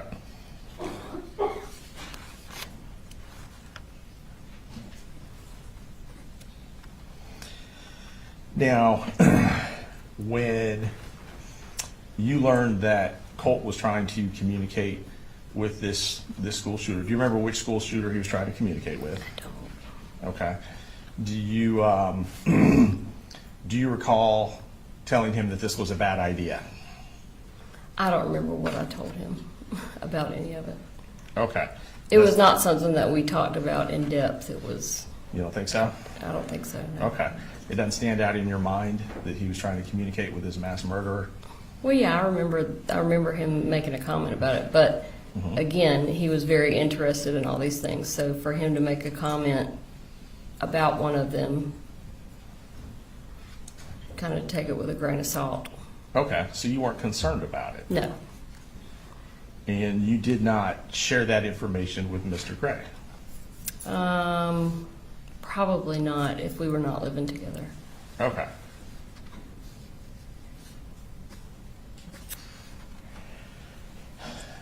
This didn't raise a concern to you such that you would have reached out to law enforcement, for example? No, You wouldn't have tried to immediately intervene with mental health treatment at that point, based on that? no, because Just he based wasn't. on that? Yeah, he wasn't talking about it from what I could tell in any kind of serious manner. Okay. So you thought that the tone in which that you guys were talking about this was more joking than concerning? Or just like a random interest. Okay. Not an obsession? No, And based on that, you didn't tell him it was dangerous to do this? I can't remember what I told him, like I said. You wouldn't have told him this is unacceptable? Again, it just depends on what he said and how he said it. Okay. And it sounds like If you it don't was have said lot in of a, I mean, if I took it in a more of a joking, way, then no, I wouldn't have told him that because it was a joking way. Without reviewing really our conversation, I can't No, really tell we'll you much circle at all back. about and- it. Sure, sure. Okay. And pull some of these out.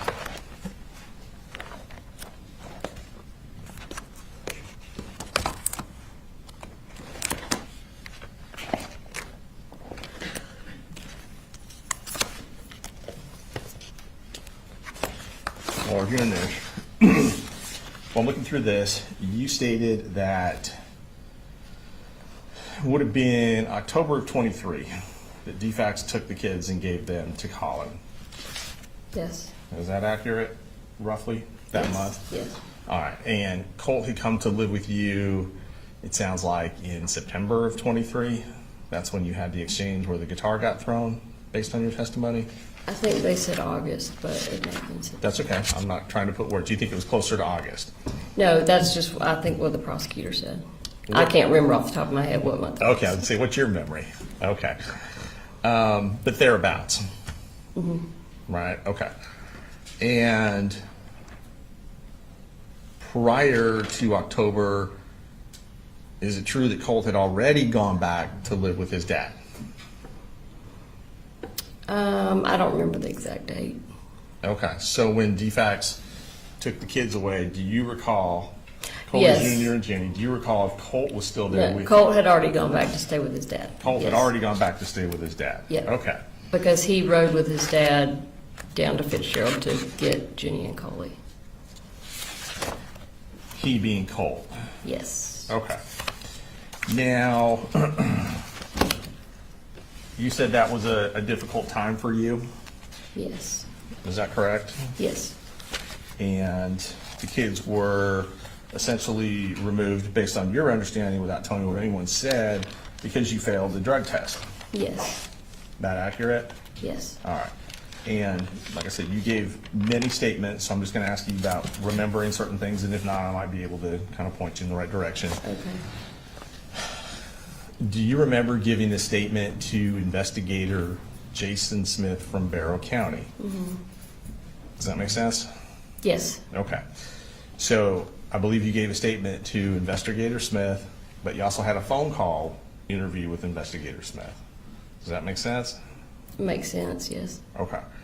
Do you also recall an interview with Agent Kelsey Ward and Agent Amelia Maddox from GBI? I do. Yep. And that would have been the same day as the shooting, is that correct? I don't remember. It That's was okay. very close if it wasn't the same day. Very close, okay. All right. And, all right, let's go through some of these statements. We'll circle back on some of the text messages. So, and just kind of lock some other stuff in as well.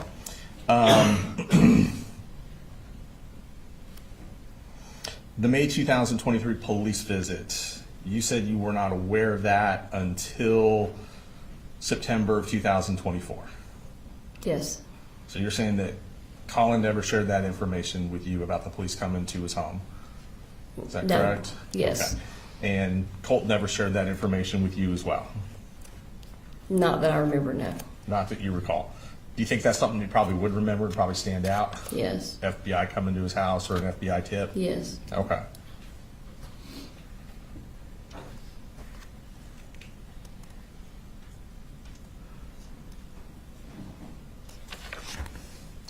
Now, when you called the school on the 4th to talk to Miss Butler, you told her it was urgent and there was something you had to tell her right away. Is that correct?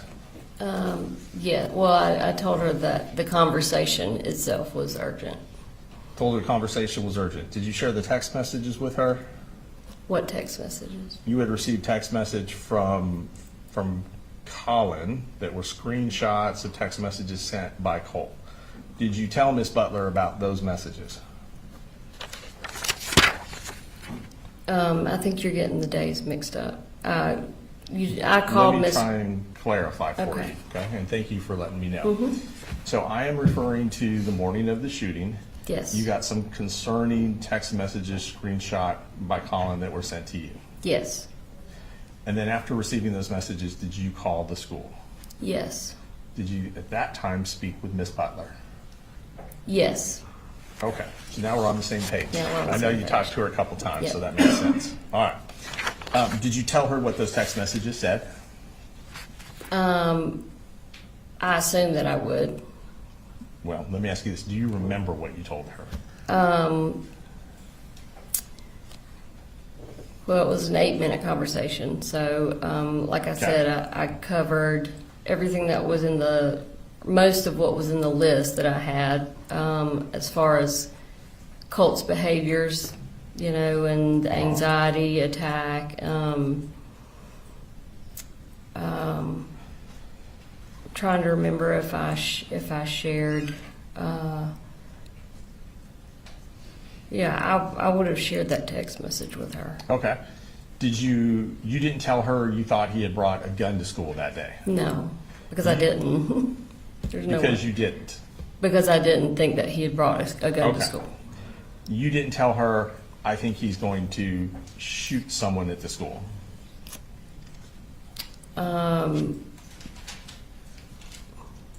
don't remember what I told her. I'm sorry. That's okay. If you didn't think he brought a gun to the school, did you think he was going to do a school shooting that morning? At the time, I didn't know what he was going to do. So it's very likely that I just started rattling off a bunch of hypothetical things that he might do, and I Okay. could have just been saying, I don't know if he's going to hurt himself. I don't know if he's going to hurt somebody else. I don't know if he's going to shoot himself, shoot somebody else. I may have said it in that way, but it doesn't necessarily mean that I literally thought he had brought a gun to school. And I was it's trying just- to get her to have some urgency about her actions.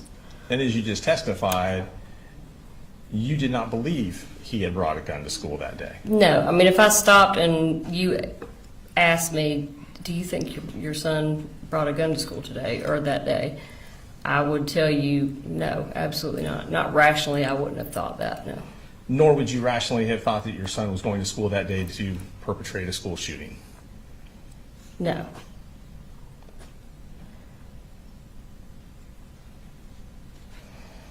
Now, prior to September 4th, you and your husband texted fairly frequently. Is that fair to say? It depends. Yeah, on the guess days when it's he was talking to relative. me, it could be Right. overwhelming how many texts I would get. Okay, all right. Fair enough. And in the month of August of 2024, okay, because that's kind of what we've been focused on a little bit. You never sent Mr. Gray a text message just saying Colt is idolizing school shooters, for example.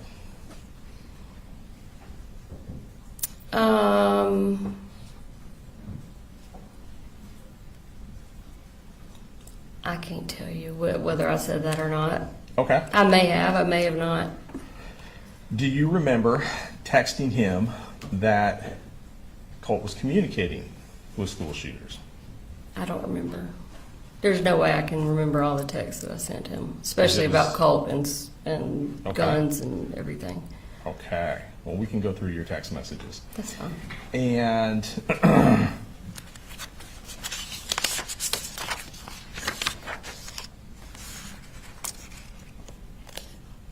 you were aware that Mr. Gray was working with the school to get Colt counseling. I know that he had signed a form allowing Colt to have counseling. Okay. And you're aware from conversations with your mother that she met with Lisa Butler Yes. in middle to late August, Yes. and they had talked about counseling as well at the school. Yes. You were aware that plans had been put in motion for Colt to see someone at the school. Yes. When my mom went up there, Miss Butler actually told my mom, because my mom told her about the crisis center that I wanted him to go to. And Miss Butler actually told my mom to hold off on taking him to the crisis center until he could meet with the state-appointed counselor that the school used. Okay. Unfortunately, that person is not there, every day. Only on And Thursdays, so- I believe. Do what? Is that person only there on Thursdays? I'm not sure. You may be correct, but that person, according to my mom, that person was not going to be able to meet with Colt until the following week, Right. which is not what I was told to begin with. I thought that it was going to be like next day he's going to get to meet with the person. And does it sound like the day he would have met with Colt would have been September the 5th of 2024? Yeah, if that was a Thursday, yeah.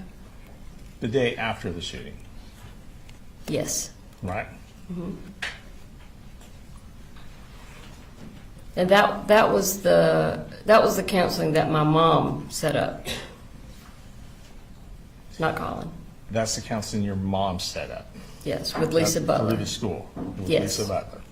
And your testimony today is that Colin was not involved in that. I didn't say that. Well, that's why I'm asking. I want to make sure I'm not. He signed a document Okay. that allowed Colt to see a state-appointed therapist. Okay. But as far as scheduling and going to the school and meeting with Lisa Butler, my mom was the one that did all of that. Your mom's the one that met with Lisa Butler, but you're not sure how much communication Lisa Butler had with Colin. No, that's correct. Okay.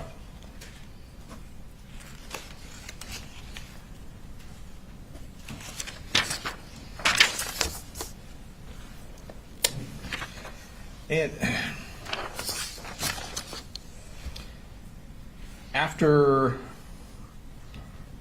on September 4th, when you received these text messages from Colin, you told him to start heading back to the school. About what time was that? I don't know. Okay, was that after you had heard there was an active shooter at the school or before?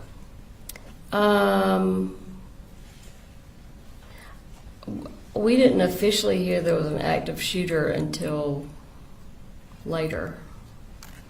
So Okay. that would have been, I would have told him to go ahead and head back to the school before we knew for sure that there was an active shooter. Before? Yes. Okay. Because I knew that there was something going on with Colt, that he needed to be there. And even though you sent Colin to the school to deal with whatever was going on with Colt, you did not feel the need to call 911 No, report anything based on what you learned from Colin. Is that correct? no, because I had already talked to Lisa Butler, and Okay. they were. And you thought that was enough to deal with the issue? Yes. Now, and I know I'm bouncing around, so just That's okay. let me know if I'm not being clear on my dates. But you said you'd been contacted by a school counselor down in Fitzgerald back in September of 2021 regarding a Google search that Yes. Colt had done. Yes. Okay. So just do that, and then I'll know I need to give you more Yes. information to orient you. And it had to do with a search on Google, how to kill your dad or something in that line. Is that right? Yes. All right. And the school resource officers actually reported to your home. Yes. And I believe you testified that Colin Gray was not at home when they showed up. Yes. And he was not there when they had this conversation, or whatever conversation they had with you and or Colt. No, he was not. Was Colt there when they showed up? Yes. Did they in fact, without telling me what they said, did they in fact have a conversation with Colt? Yes.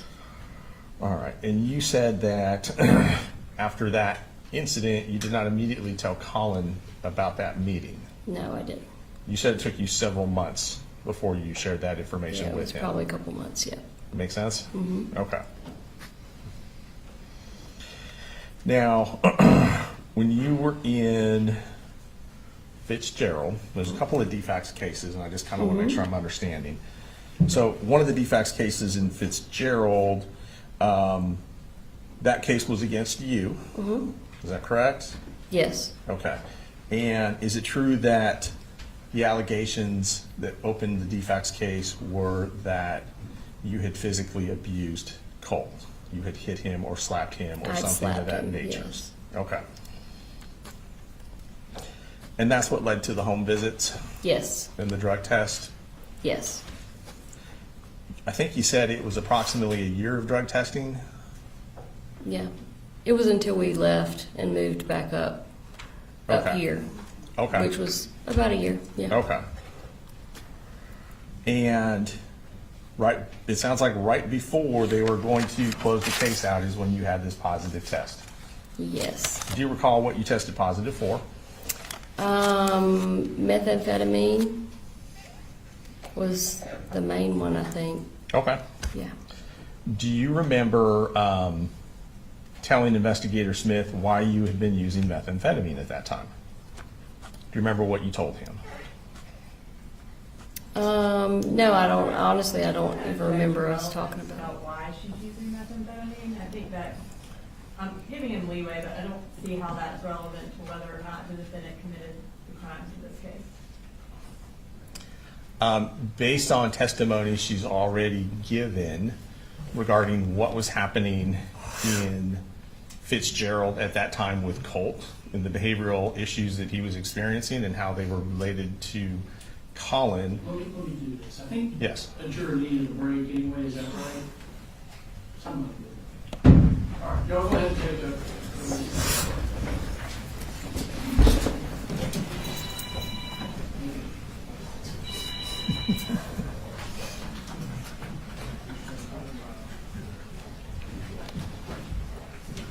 Shame on him.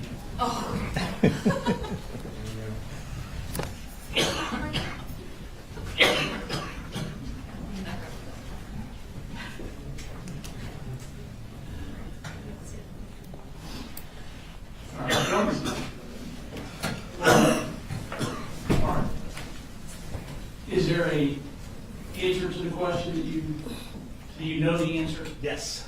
Okay. Yes. What is the answer? So basically what we're getting at is there's been testimony that the issues with Colt's behavior at that time period and also leading up to 2024 were based on his interactions with Colin Gray. The answer that is in another statement that's a recorded statement that we have a transcript of is that Miss Gray started using methamphetamine when Colt got down to Fitzgerald because she was having difficulty taking care of all three kids by herself and working at the same time. What we're getting at, or what we're going to circle back around to and why it's relevant, is because the issues that Colt was having at the time were not attributed to Colin Gray. They would have in fact been attributed to Marcy Gray. And there's a pattern of that will continue to build upon over the next 12 months, leading up to the middle of August prior to the shooting.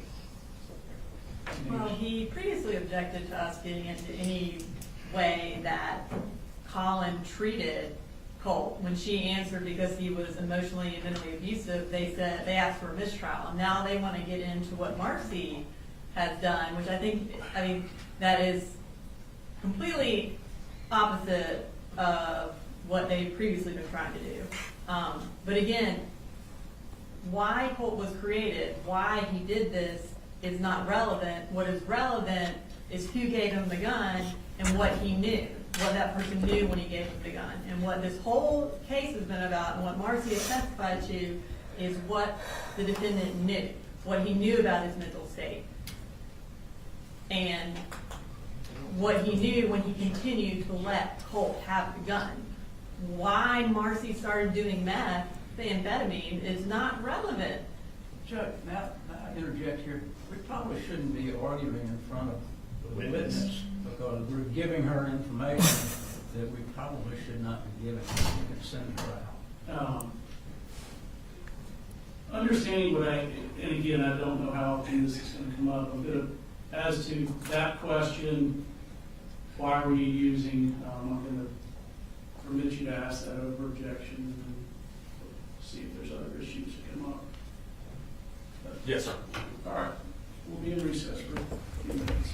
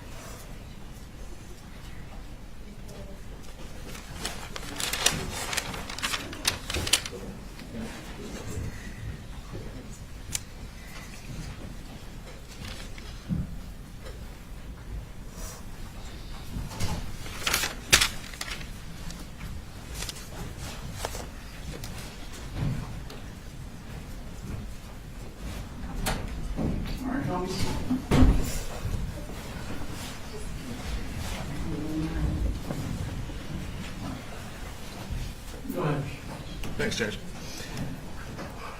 All right, just let me know when you're ready, Ms. Gray. I'm ready. Okay. Judge, may I approach? Yes, sir. I'm going to show you a transcript of a statement with Okay. Investigator Smith from September 2024. Okay. And just go ahead and read to yourself from this line down and tell me if that helps refresh your recollection. Okay. Just let me know when you're done and I'll come get that.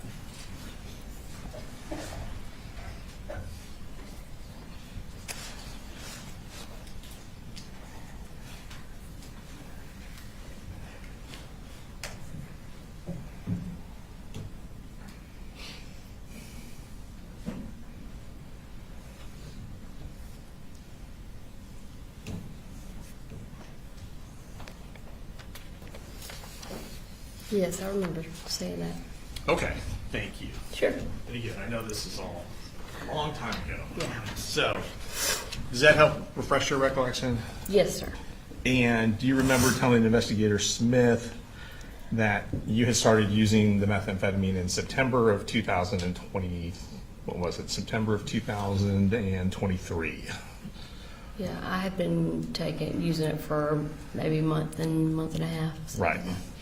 And part of the reason you started doing it was it was hard to keep up with taking care of all three kids, working full-time by yourself, all that kind of stuff. Yes, and I had my two older children divided in two different households because I didn't want Jenny staying with Colt, and Right, you had Jenny staying with your mom and dad, I believe you testified. well, my mom was living with my sister at the time, helping her, but my dad was there in Fitzgerald. Jenny would have been living with your dad in Yes. Fitzgerald because mom was out of town. Yeah, she already Okay. had her own bedroom at my parents' house, and so I just was splitting my time between the two. Gotcha. And when Jenny and Coley Jr. were taken from you in October of 23, we heard testimony that you were pretty upset about that. Yes. Were you angry about that? I probably had every negative feeling that you could imagine at some You could point. imagine. Okay. And I was believe- more so hurt and just sad. Right. And I believe you mentioned that you kind of felt like they were kidnapped from you. Yeah. Is I that mean, just I've never the had- absence of them, or Do what? was that the absence of them, or just how they were taken, Um, or both? yeah, probably a mixture of both. Okay. And it sounds like you were in a position where Colin Gray controlled how much access you had to the kids. Yes. And you were frustrated because he wasn't communicating with you at that time. Is that fair to say? Yes. So you're in kind of a rock and a hard place in that you can't see the kids unless he says okay, but he won't talk to you, so you can never even have a conversation. Yes.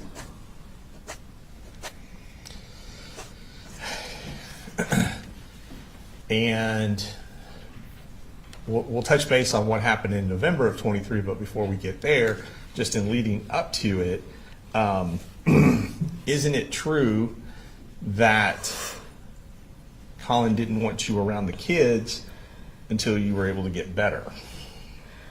I think it was a mixture. I think just knowing him, I think it was more so just wanting to separate them from me for a number of different reasons. Okay.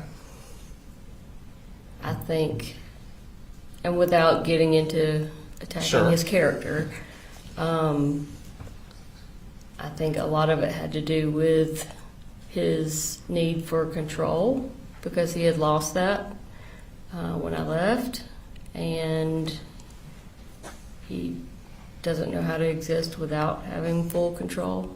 And this was a way that he could control me. So let's fast forward to Mother's Day of 2024. You are, around that time, you're in rehab. Yes. And you are doing better at that point. Yes. And then he sends you a message from the kids with Sure. a couple of photographs. Mm-hmm. Is that correct? Yes. Okay.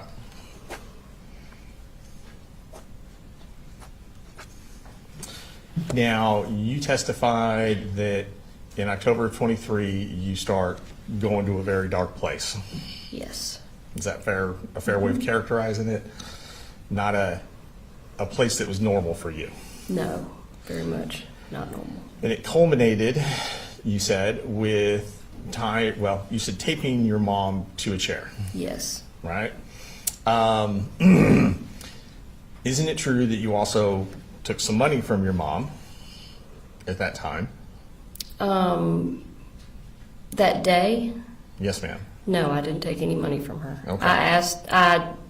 We went to her ATM and I asked her to get some money out with her debit card and she refused.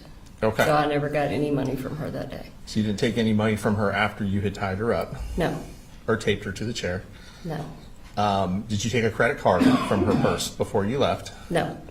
Did you swap the license plates on your car and her car? Yes, I did do that. And that was to avoid detection driving up here? Yeah, which makes absolutely no sense in Okay. retrospect, but at the time it seemed like a great idea. Okay.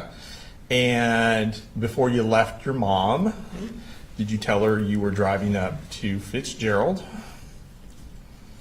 Sorry, driving up from Fitzgerald to Winder. Yes, And that's what, 4.5 hours? yes, And the purpose of the drive was to kill Colin Gray. yes, I did tell her that. And did you tell her that you were also going to kill her grandson, Colt? Yes, I did tell her that. Okay. That was a last-ditch effort to get her to agree to come with me. Right. And you drove all the way up here, Yes. based on your testimony, and then very early in the morning started knocking on his window. Yeah, it was about 8:30 in the morning. Okay. I mean, it was daylight. So. And then when he would not let you see the kids, that's when you said you keyed his car, his work truck. It was later in the day after I came back to drop Jenny's belongings off. Where were her belongings at when you were there the At- first time? They were in my car, but Which he, was at the home. yeah, at the Okay. time, but he had told me to get off his property or he was calling the police, so I left. So you left, but then you came back later. I came back to drop that stuff off, and it was at that time where I made the decision to key his truck. Right, and I think you said when you testified it just happened. Yes, And when you said it just happened, isn't it true that you basically carved 2 words into yes, his paint job? yes, I wrote words. Okay.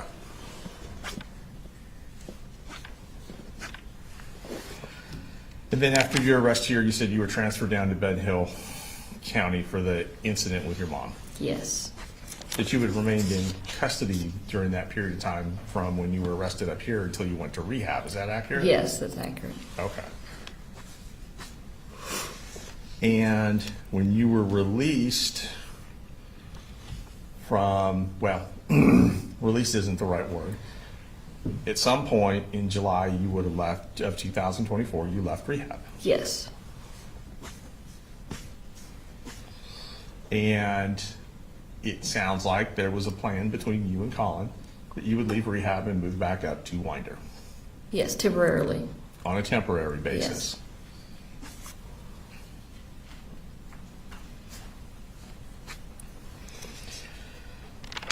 I believe you testified that you stayed up here for several weeks, For about 5 weeks. maybe 5 weeks, I think it was about 5. and that would have culminated in the, probably around August 18th, the incident with Colt would have been your last day in Winder. Is that fair to say? Yes,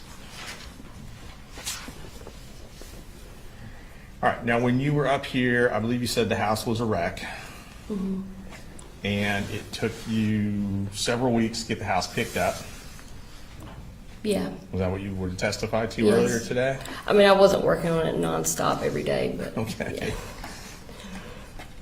And this is the house on Harrison Mill Road, do you recall? Yes, Okay. Now, while you were there, were you clean? yes. You weren't using any opiates or drugs or anything? Other than some THC caramel candies that Colin had bought at a store in Athens, Okay. which were legal. They were purchased at a legal shop, but apparently when you're tested for THC, they Show up. show up. Okay. And had you started drinking alcohol again? I During had that not. time period? I had not drank any alcohol. No alcohol. Nope. Okay.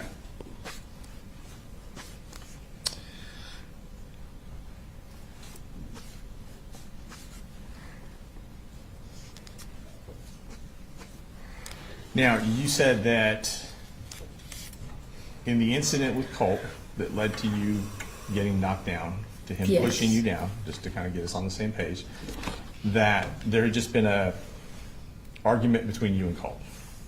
Is that correct? Yeah.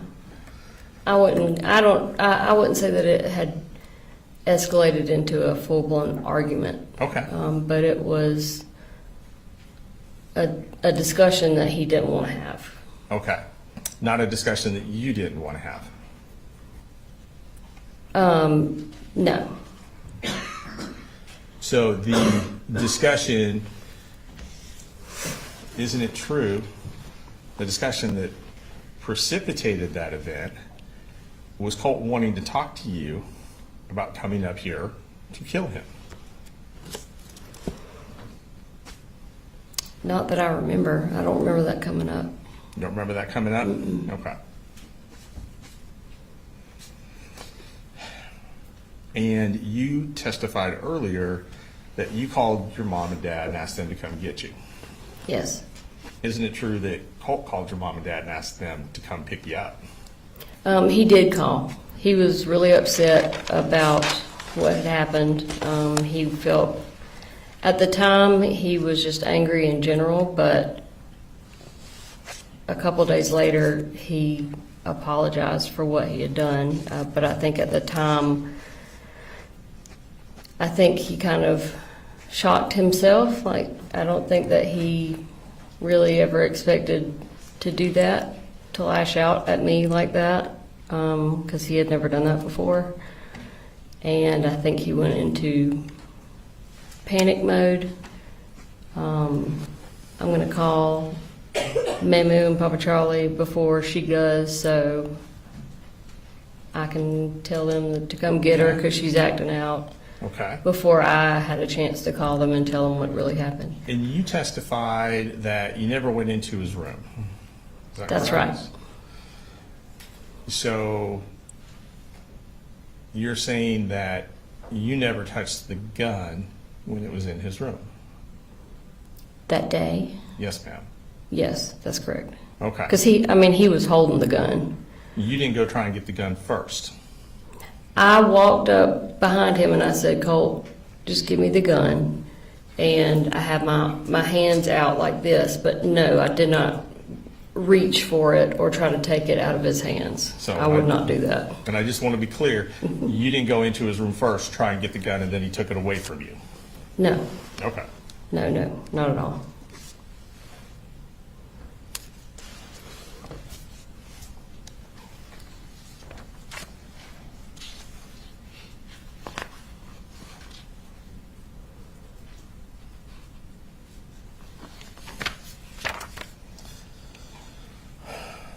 Now, let's talk about some of these text messages. And I've got copies to help refresh your memory. I'm sure it's hard to remember a text message you sent a year ago.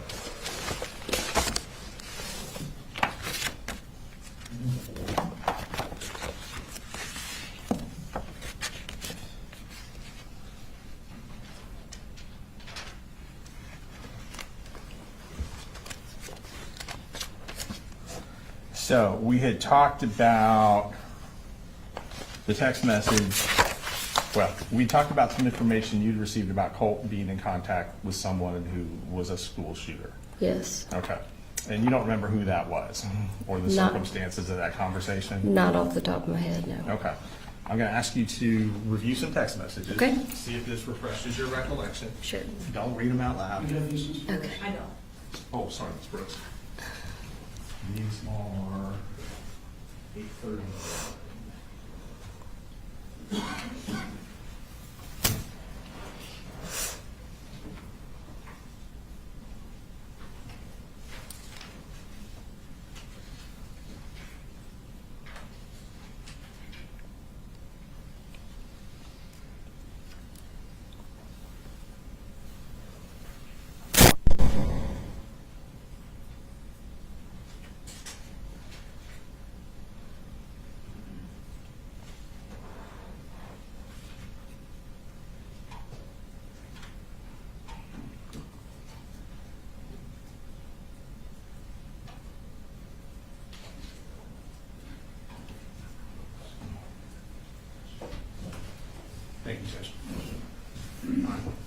Same thing, just go ahead and read them and let me know when you're done. Just where the arrows are?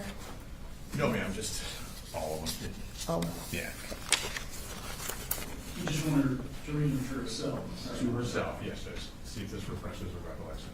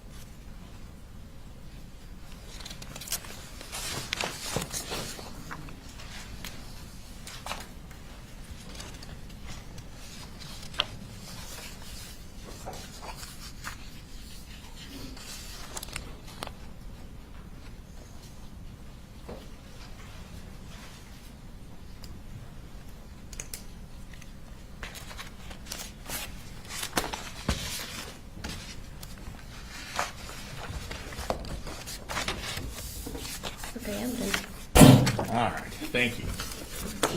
Does that help refresh your recollection? Yes. As to that conversation? Um, And don't, let me ask you the questions. I don't want you sorry, to go repeat. ahead. Hearsay. Get me in trouble. So, you received information that Colt had been attempting to contact a school shooter, is that correct? Yes, And as you had pointed out, tried to put some money on his commissary, right? say that again. Tried to put, or had put some money on his commissary account. He had, Colt had, yes, not you. yes. Okay. In regards to that conversation and that information that you had obtained about that, you never shared that information with Colin Gray, did you? No, I wouldn't have shared that. Okay.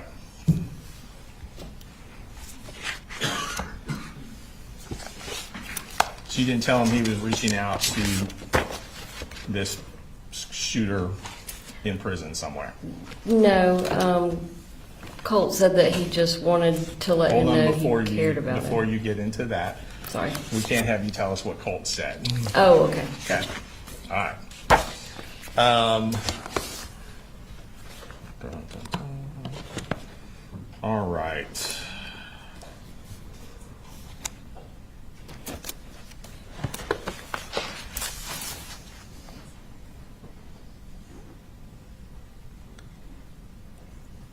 So safe to say, and based on what you've just told us, there were things that you knew about Colt that you did not share with Colin. Sure. And there were things that you knew about Colt that you didn't share with Colin immediately, but maybe ultimately shared with him later, Sure. right? Okay. All right. Do you recall speaking with the GBI agent, Kelsey Ward and Amelia Maddox? Yes. Would have been two females. Yes, I do remember. Okay. And that was very shortly after the shooting incident, maybe even the same day. I don't know for sure, but I can't remember, but I do remember within a talking to day him. or so, would that Sure. be fair? Mm-hmm. Okay. And you told them about your conversation with Miss Butler. Okay. Is that correct? Do you You remember? said so. No, I don't. I don't remember anything that was discussed with those two ladies. Okay.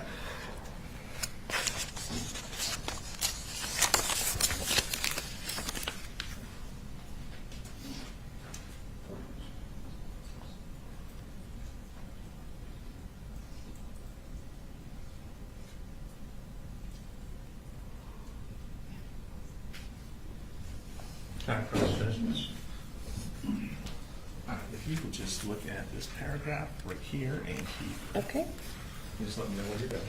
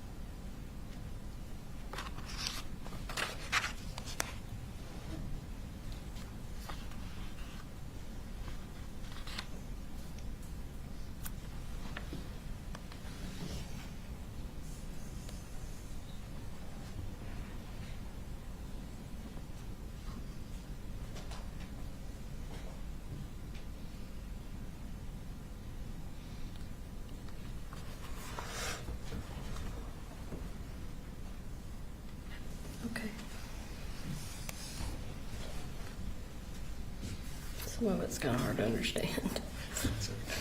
They're shorthand, I guess. Sure. All right. Now, do you recall sharing information with Agents Maddox and Ward about Colt's mental state? Again, I don't remember what I shared and what I didn't share Okay. with them. Do you know if you told him he had anxiety?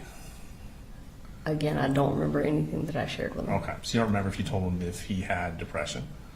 No, I don't remember the conversation. It was apparently the day of the shooting, so I don't remember Okay. anything from that day. You don't Sorry. remember telling him that he had homicidal ideations? Nope. Don't remember telling him he had suicidal ideations? No. As you said. That's not to say that I did not say okay. that to them. If you don't remember, you don't remember. And do you recall, and you said you don't remember telling them you suffer from anxiety? I mean, I probably did tell them that, but no, I don't remember. Okay.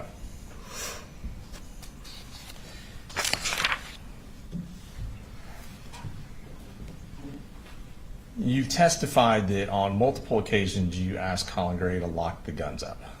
Is that correct? Yes. Okay. Yet, do you recall, let me ask it this way, do you recall ever sending him a text message saying lock up the guns?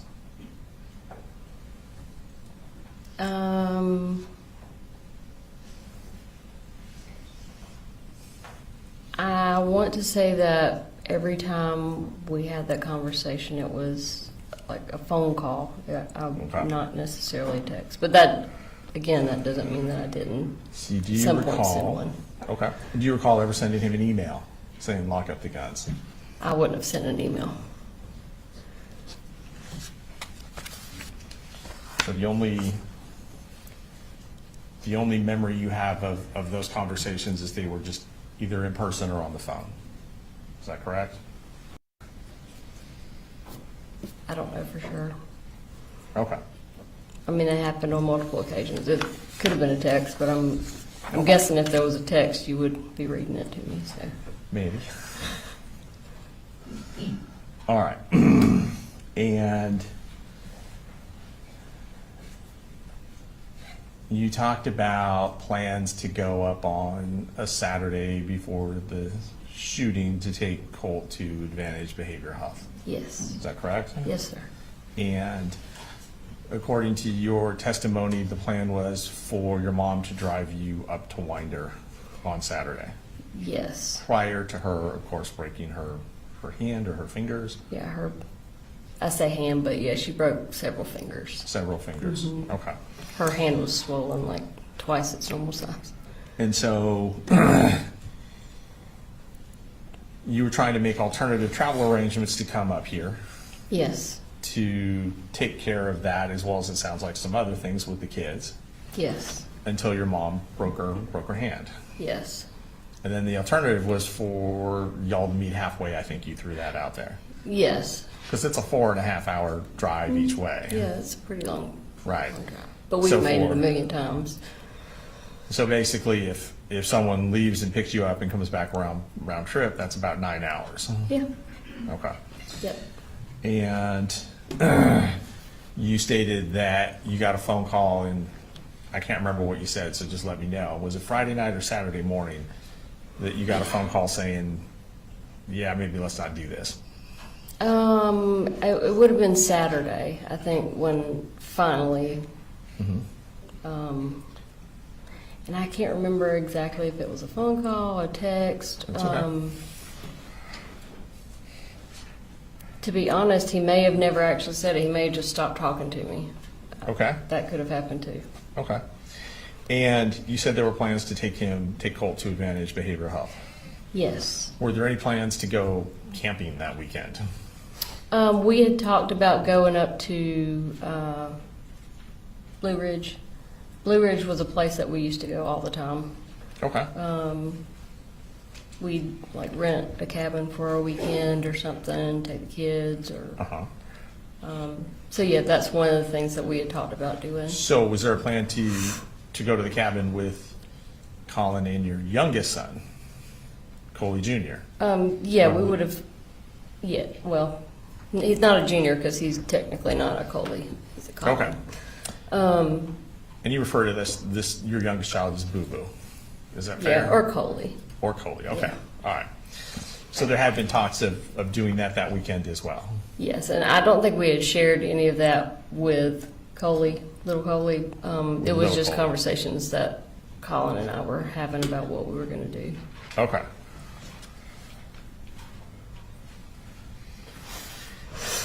And when that plan fell through, obviously you realized from your testimony earlier today that Colt was not going to get over to Advantage Behavioral Health. Yeah, You, that's you correct. said that his dad wouldn't do it, right? That's correct. Okay. Knowing that, you didn't insist on your mom driving you up here so that you could make sure he got over there. No, I didn't. Okay. You didn't ask your mom if you could borrow her car and drive up here to take him to Advantage Behavioral Health. I didn't have a license at the time. Okay. And That was a big part of all this. I was reliant on other people to drive me places. Okay. And when you realized you couldn't be up here, you did not decide, hey, I need to call the police because I feel like something urgent is about to happen, something imminent is about to happen. No, I did not. And the truth is, you didn't think anything imminent was about to happen. No, I mean, no, obviously not. I mean, if I thought something was immediately about to happen that was Right. tragic, yeah, I would call Right. the police or whatever I had to do. Call the police, you would have called Colin, you would have done something, right? Yeah, sure. Would have sent him a text like, hey, you really have to take him over because I think this is about what's going to go down. I probably would have just opted to Yeah. drive on a suspended license before I Right. did that because he wouldn't Right. have taken him by himself. Okay. Now, you said that you helped set the health insurance up, Yes. and that would have been late July of 2024? Mm-hmm. Okay. Yeah, I think it went into effect August 1st, I think. Be going into effect around August 1st. And prior to that is when you decided, and it sounds like you talked to Colin and your mom, it wasn't a decision you made on yourself based on your testimony, but you decided to start giving Colt Zoloft, Yes. right? Yes. And you started with what you described as a small dosage. Yes. You say half a pill. It was actually a quarter of. It was actually. So I took 2 of my pills was a daily dose for me, Okay. and I was giving him a quarter of one of my pills. Okay. Every day? Yes. Okay. And I'm not trying to be a smart aleck, but That's okay. I mean, you're not a psychiatrist or a psychologist. You're not a doctor. Nope. But it sounds like you had done some research. I'd done a lot of research, and I'd also talked in depth with my psychiatrist, the original psychiatrist that put me on Zoloft. We had talked, I had talked to her about my kids, and Okay. I talked to her about Colin. He actually went and saw her once or twice. And she had shared with me that typically when you're dealing with an SSRI, it has a hereditary component as to what works well with Okay. someone and what doesn't. So if you have a parent or multiple parents that react well to a certain medication like Zoloft, which me and Colin both did because he tried Zoloft for about a month at one point. So, and not to get into too much what this other doctor told you, Sure. which would be hearsay, but you're saying that based on the research and information you gathered, if a parent reacts well to Zoloft, you felt that the child would probably react well to Zoloft as well.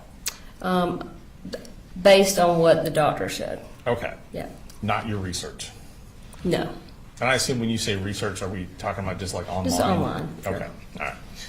And Most of my research online was more into dosage, Okay. how to determine dosages for. gotcha. child based on weight, etc. And I believe you said you started to give Colt the Zoloft in July of 2024, before your health insurance kicked in, Yeah, it would have been before. before the health insurance. Sure. Okay. And once the health insurance kicked in on the 1st of August, though you were trying to get him into Advantage, no one took him to, say, the pediatrician or any doctor just to have that discussion about Zoloft with a medical professional.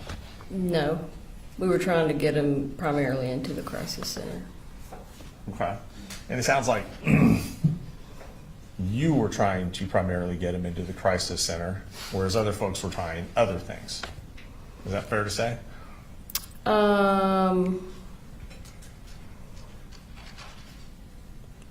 I would say that everybody was on board with the crisis center. My mom tried to get him to see the professional at the school after going to speak with Lisa, but nobody was really trying anything else. Well, there was an appointment set up for September 5th. Yeah, that was Is that correct? from what Lisa Okay. had. And I know had that told. you felt something more urgent was needed. Is that fair to say? Yes, that's. And you fair. felt something more in depth was needed as well. Yes.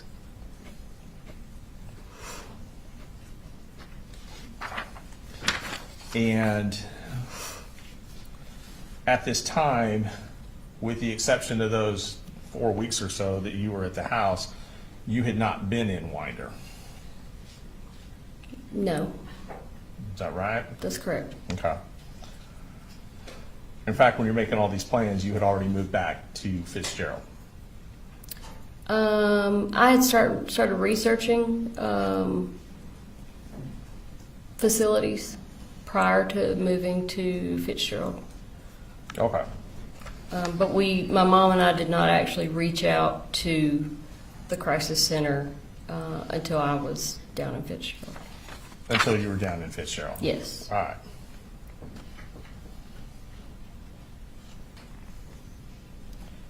Now, do you recall telling either Investigator Smith or GBI Special Agent Ward or Maddox or anyone in law enforcement you spoke with that you thought Colt had homicidal ideations?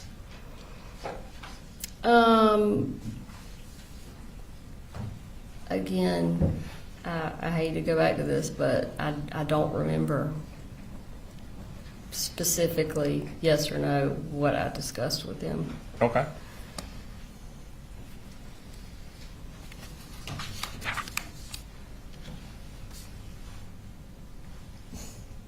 Do you recall telling anyone in law enforcement, so we'll say it like that, so I don't have to say everyone's name Okay. every time.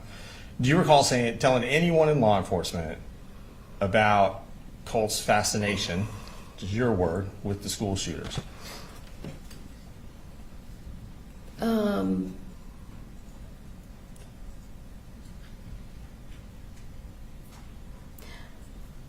I don't remember, but I mean, there's a very Okay. good chance that I did, yes. Okay.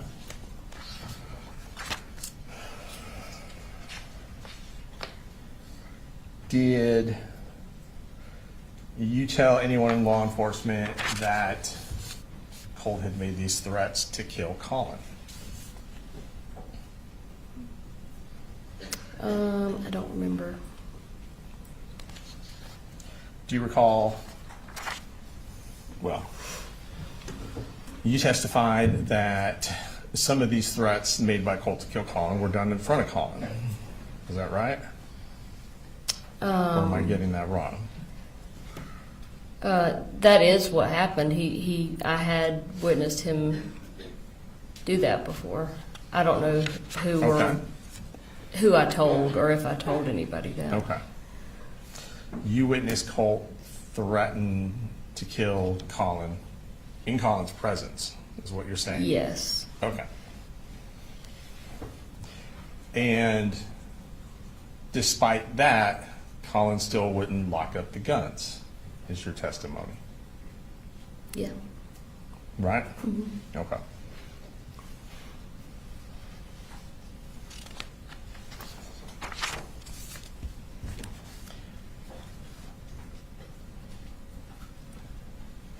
You talked about Colt wanting to complete his school shooter uniform or costume, however you phrased it.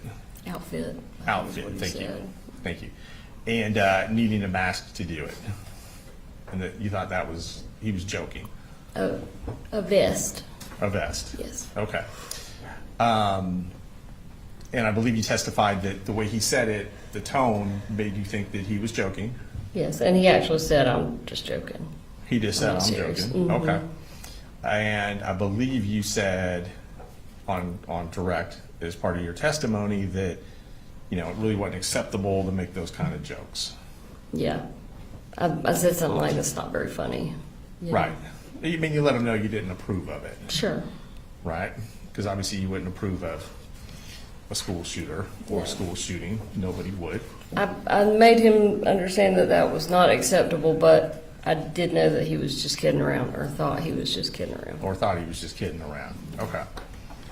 And that's obviously, as you said, not something that you would approve of, right? Have,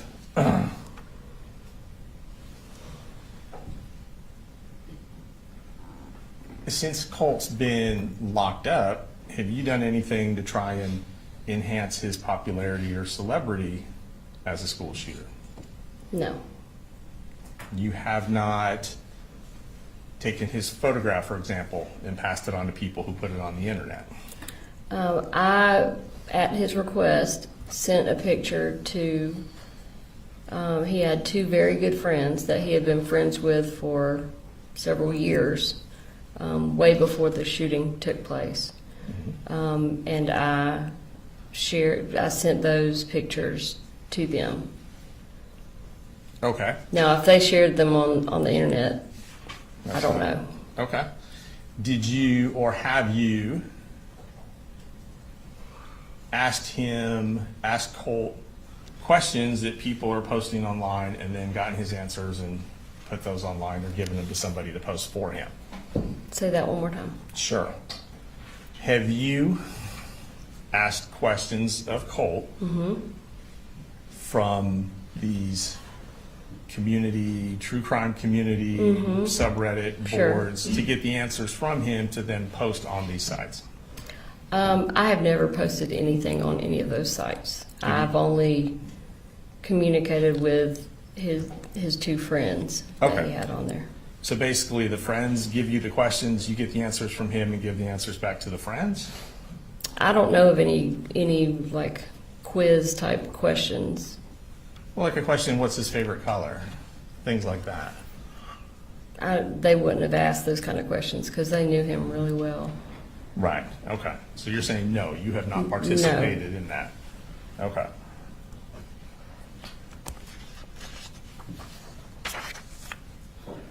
And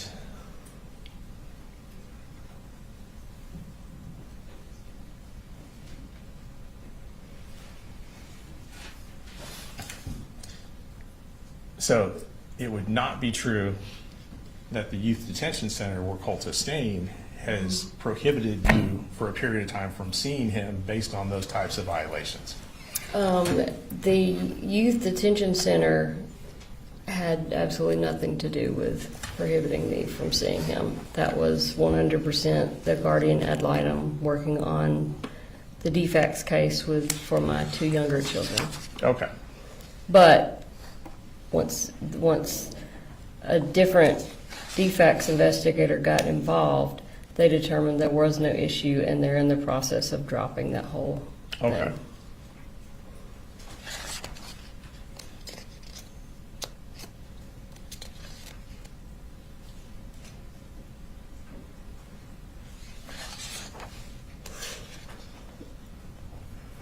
Now, you were aware that Colin, Gray, and Colt had gone hunting. Yes, Is that correct? yes. And it sounds like that would have been in 2023? Yeah, that sounds about right. About right. Did you ever voice disapproval of that pastime to Colin or to Colt? No. I believe you described it as a way that they were bonding. Yeah. Is that accurate? Yeah, I did not disapprove of that. Okay. And that also included going to shooting ranges, gun ranges, things like that? Yes. And you didn't have a problem with that either? No.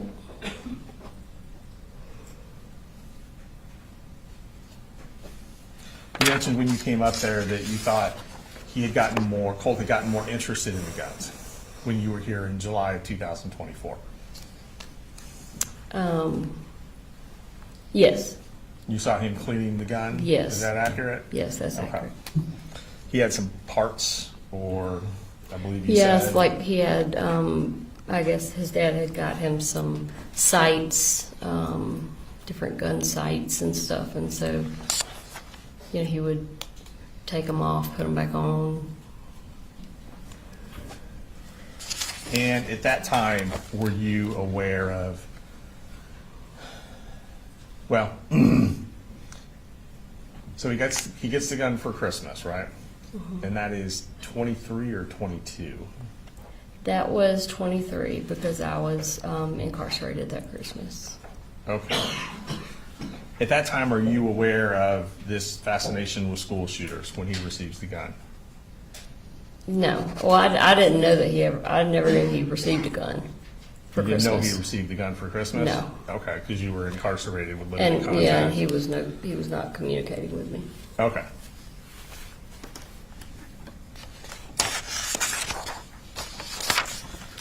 When did you become aware of the fascination with the school shooter?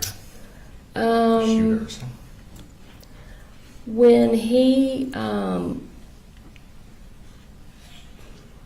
would say when he came down to stay with me for that month, right before all three of them went to live with their dad, Okay. while he was down in Fitzgerald for that month, he talked about one certain school shooter. He had done some research on him and talked about just some quirky things that he did, different video games he liked to play. Just basically showed like a general interest in the individual, not necessarily the act of shooting. So that would have been late summer, early fall of 2023. Yes, And Colt was down with you for approximately how long? about a month. About 30 days? Mm-hmm. Okay.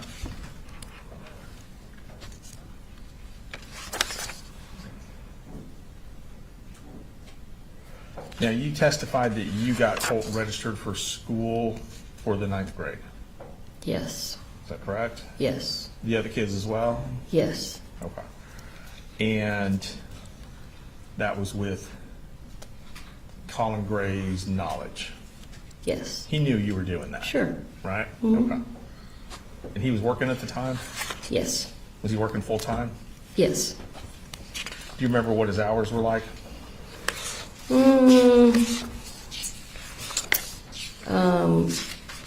It depended on the day, but in general, you know, and it may have changed after I went to stay with them because, you know, I was at the house all the time. But I don't know, like 7 in the morning to anywhere from 4 in the afternoon to more later in the evening, just depending on what he had going on. Okay. And at that time, it sounds like you did not have a car? No. So you would have been home during the day Yes. with the kids? Yep. During the summer, because school hadn't started yet, Yes. fair to say? Yes. Okay. And so it sounds like it made sense for you to do things like get the insurance started Sure. or to get the kids registered. I had always done all of those things. even when I was working full-time and he wasn't. Okay, all right. And did he do anything, Colin, to get the kids registered for school? For that school year, Yes, ma'am.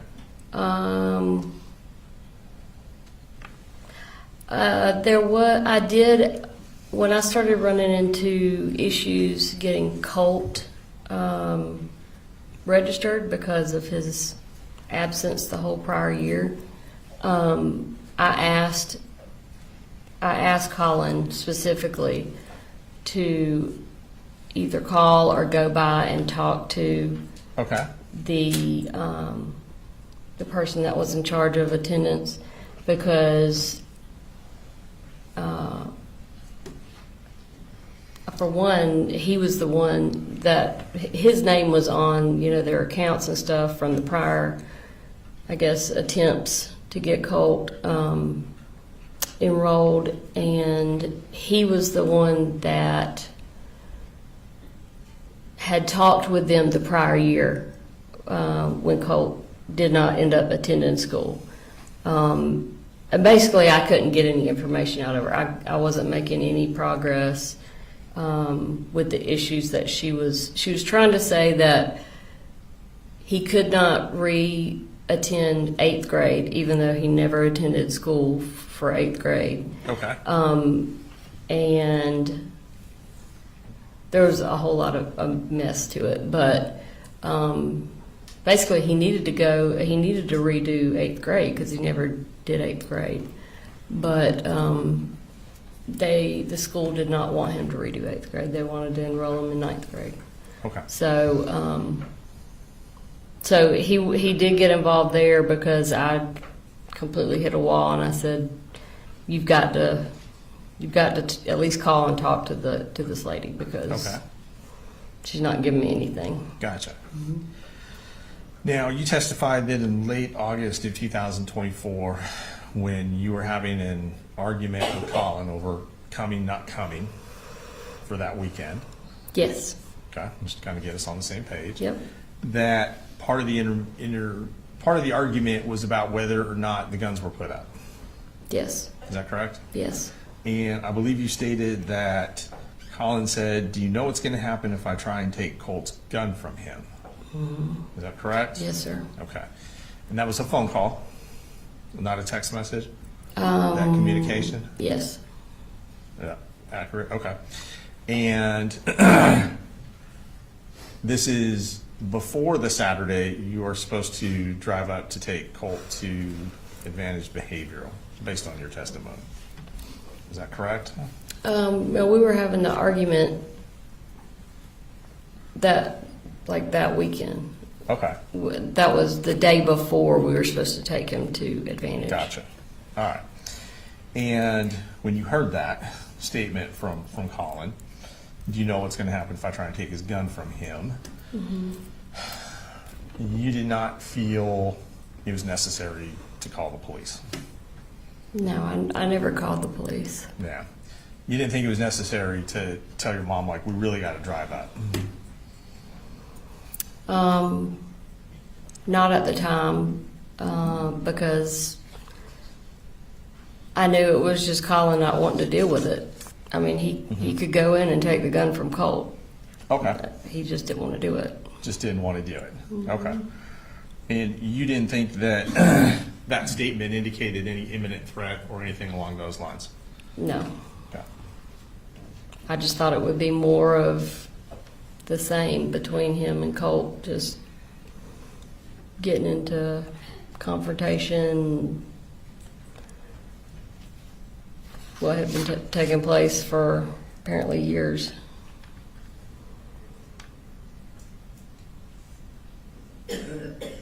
Now, if you can, trying to orient this. In 2024, you would have lived with Colt for about 5 weeks. In Winder or in up here? In Winder in 2024. Yes. Going to work backwards. Yes. In 2023, you would have lived with Colt for about 30 days. Yes. Is that correct? Okay.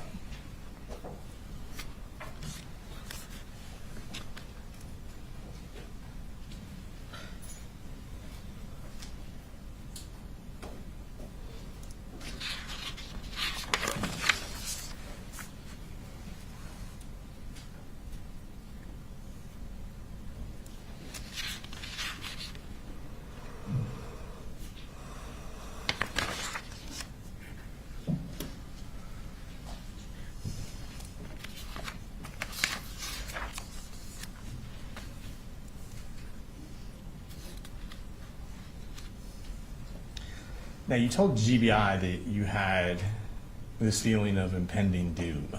Do you recall that? Yeah. Was that after you received the text messages on the 4th from Colin?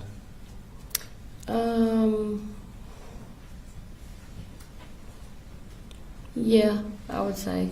Not before. No,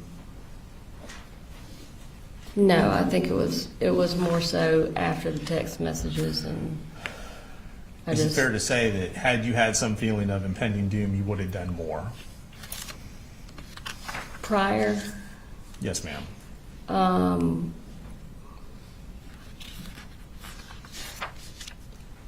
Oh, I can't say what I would have done or would not have done. I mean, I felt like I was doing everything that I could, other than call the police. Or the school and tell them that you were afraid something like this was going to happen? Well, I called the school several times. But you never told them you were concerned that Colt was going to do something violent? Or did you? I had a whole list of things that I told Lisa. I think I said, I don't know what he's going to do. He may hurt himself. He may hurt somebody else. I don't know, but it's Okay. something bad's going to So happen. you did tell Lisa that? And that would be Lisa Butler? Yes. Okay.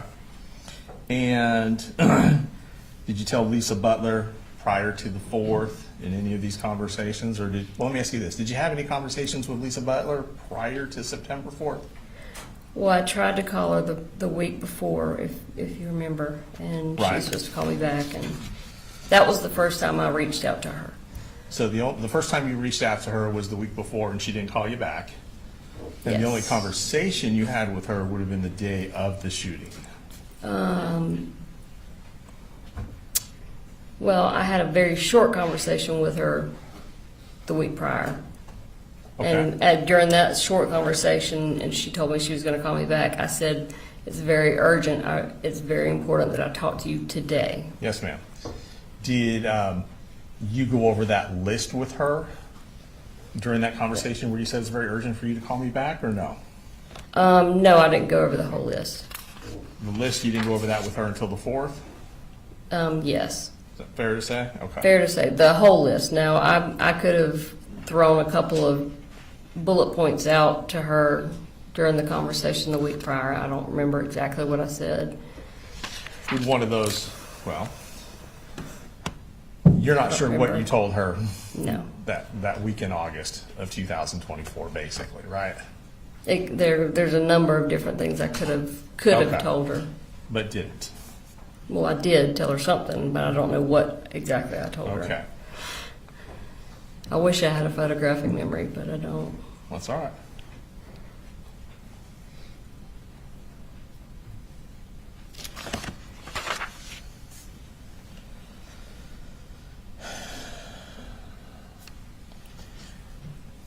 So you're not here today telling the jury or anyone that you saw this coming?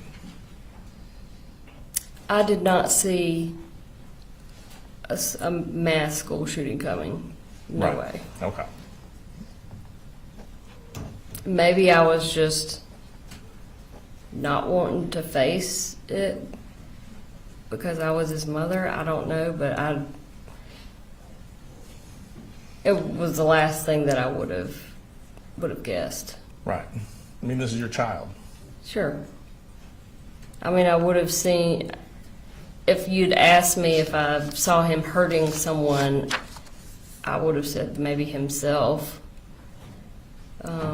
But you can't picture him doing something like this to someone else, No, nor could you have in 2024, there's no prior way. to September 4th. Yeah, that's correct.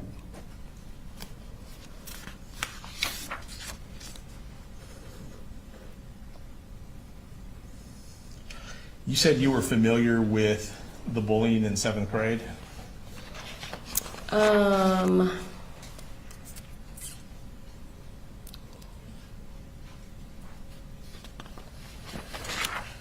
Can you elaborate Sure. the bullying? Sure. There was testimony earlier about Colt being bullied in the 7th grade, right? Do you recall being aware of any of that? Or is that something you learned later? Would you have known at the time it was going on? I'm just trying to remember what school he was at.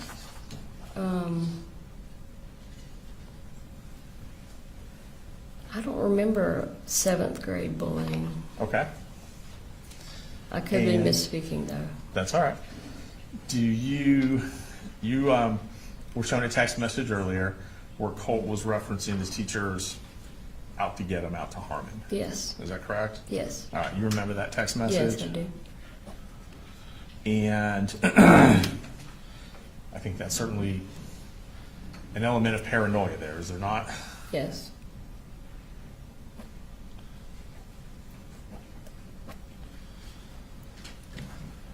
And that did not, that text message didn't make you think, I need to get involved and call the police. it did not make me think I needed to call the police. It made me think we've really got to get him into the crisis center. Mental health treatment. Yes, Okay. I remember saying that's not normal.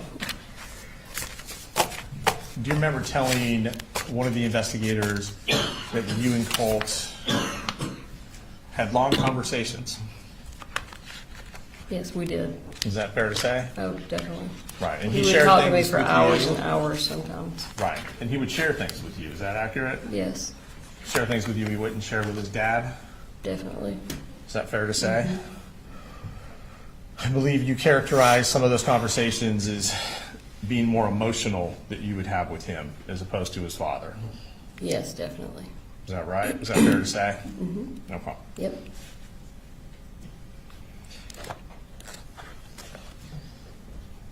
Your and Colin's relationship in July, August of 24.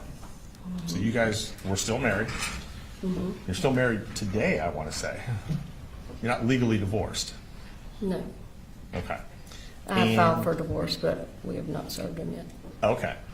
And so in July and August of 2024, you guys were still married. Yes. And when you moved into the house for that 30-day period, 5-week period, it was like you said, only temporary. Yes. You guys weren't looking to get back together or anything like that. He was looking to get back together. You think he was, Yes. in your opinion. Well, I mean, he said it. He said many it. times. Okay. Yeah. Okay. And you were, it sounds like, not of the same mind, correct? I knew that I had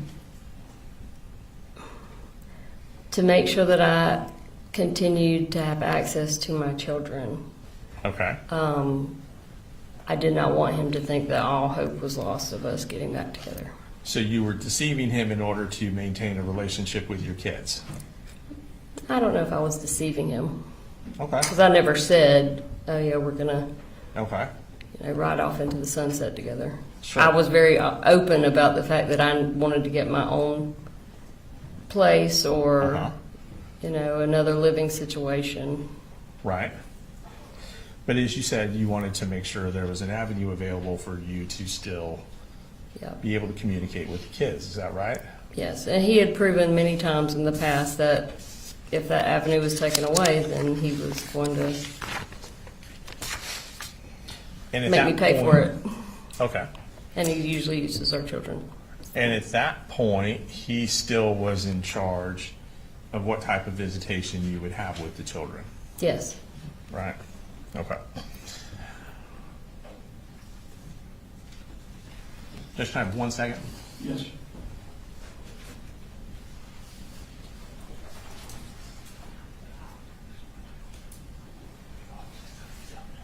You guys doing okay? Thumbs up.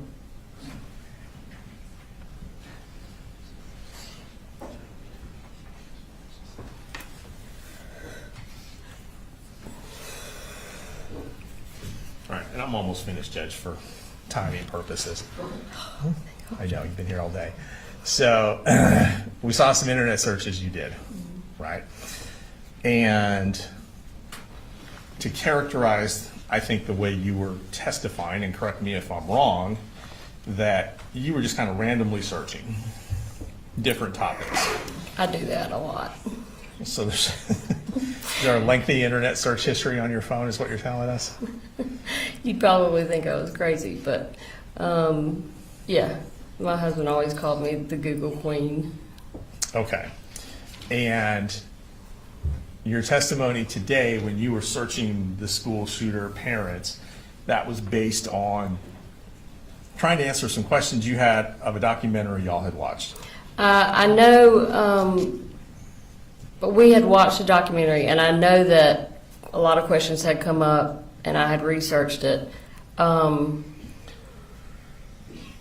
You know, in hindsight, as far as the timing goes, it may have been that day when I was doing those Google searches. It may have been a different day. I may have looked up Right. those same Google searches 10 other times. Okay. You know, at I see what you're different saying. times for different Right. reasons. And same thing with the gun safety. That could have been Yes. something you'd searched previously 3 or 4 times. It just happened to be on your mind that day after the conversation.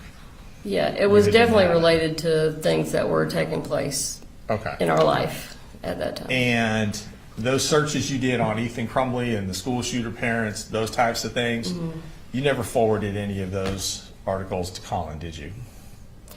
I typically didn't forward anything that required reading to him. I would just read it to him. Okay. But no, I wouldn't. I don't think I would have sent any of that to him. If there was something that I read in any of those articles that I wanted to share with him, I would have just verbally or didn't? via text. Okay. And you didn't text Sure. him anything about any of those articles?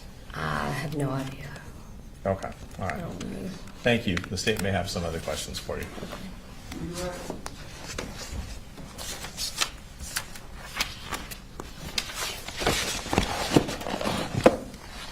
Just briefly, Your Honor.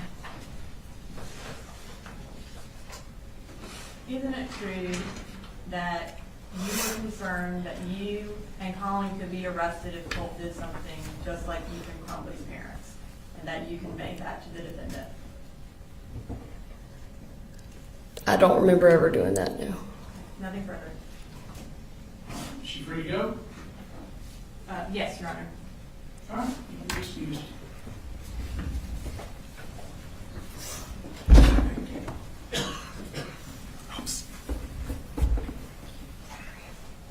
Ladies and gentlemen, let me give you all a break. I'm gonna check in with them by our witnesses look like balance of the day.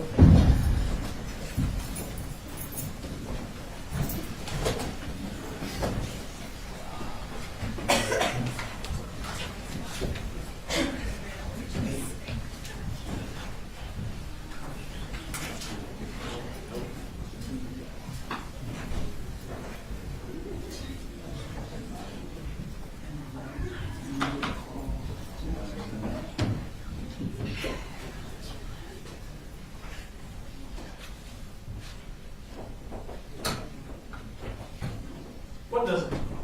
Your Honor, we have 2 witnesses that we would definitely like to get done today. Okay. Lisa Butler would be a medium-ish witness, and then. Did she want it to? Or a Yes, third? yes, and then George Clackham? George Clackham. George Clackham, he's from out of town, he'll be short. Okay. Mr. Clapham here. I'm gonna do Lisa Butler. I think she may be a little longer than they think. Okay. May want to get their witness from out of town first, and then we get started on this. Yeah. We approach. We approach. Yes. Yeah.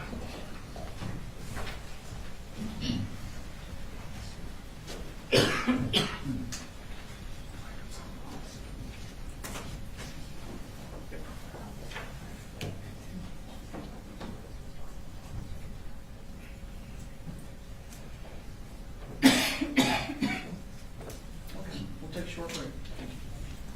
We'll be in a short recess.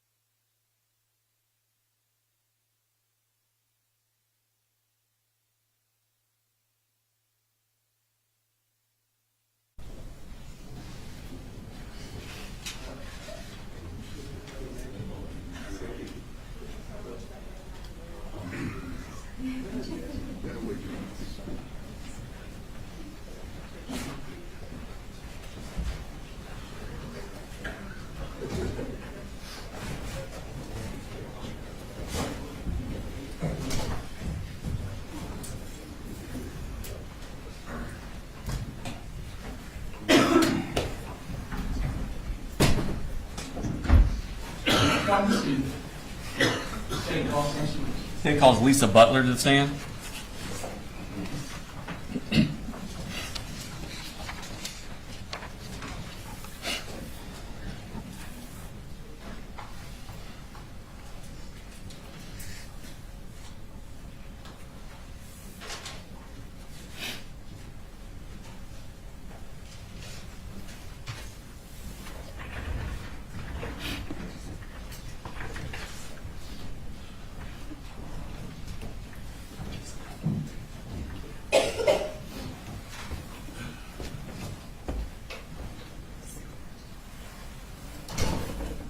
Can you raise your right hand for me?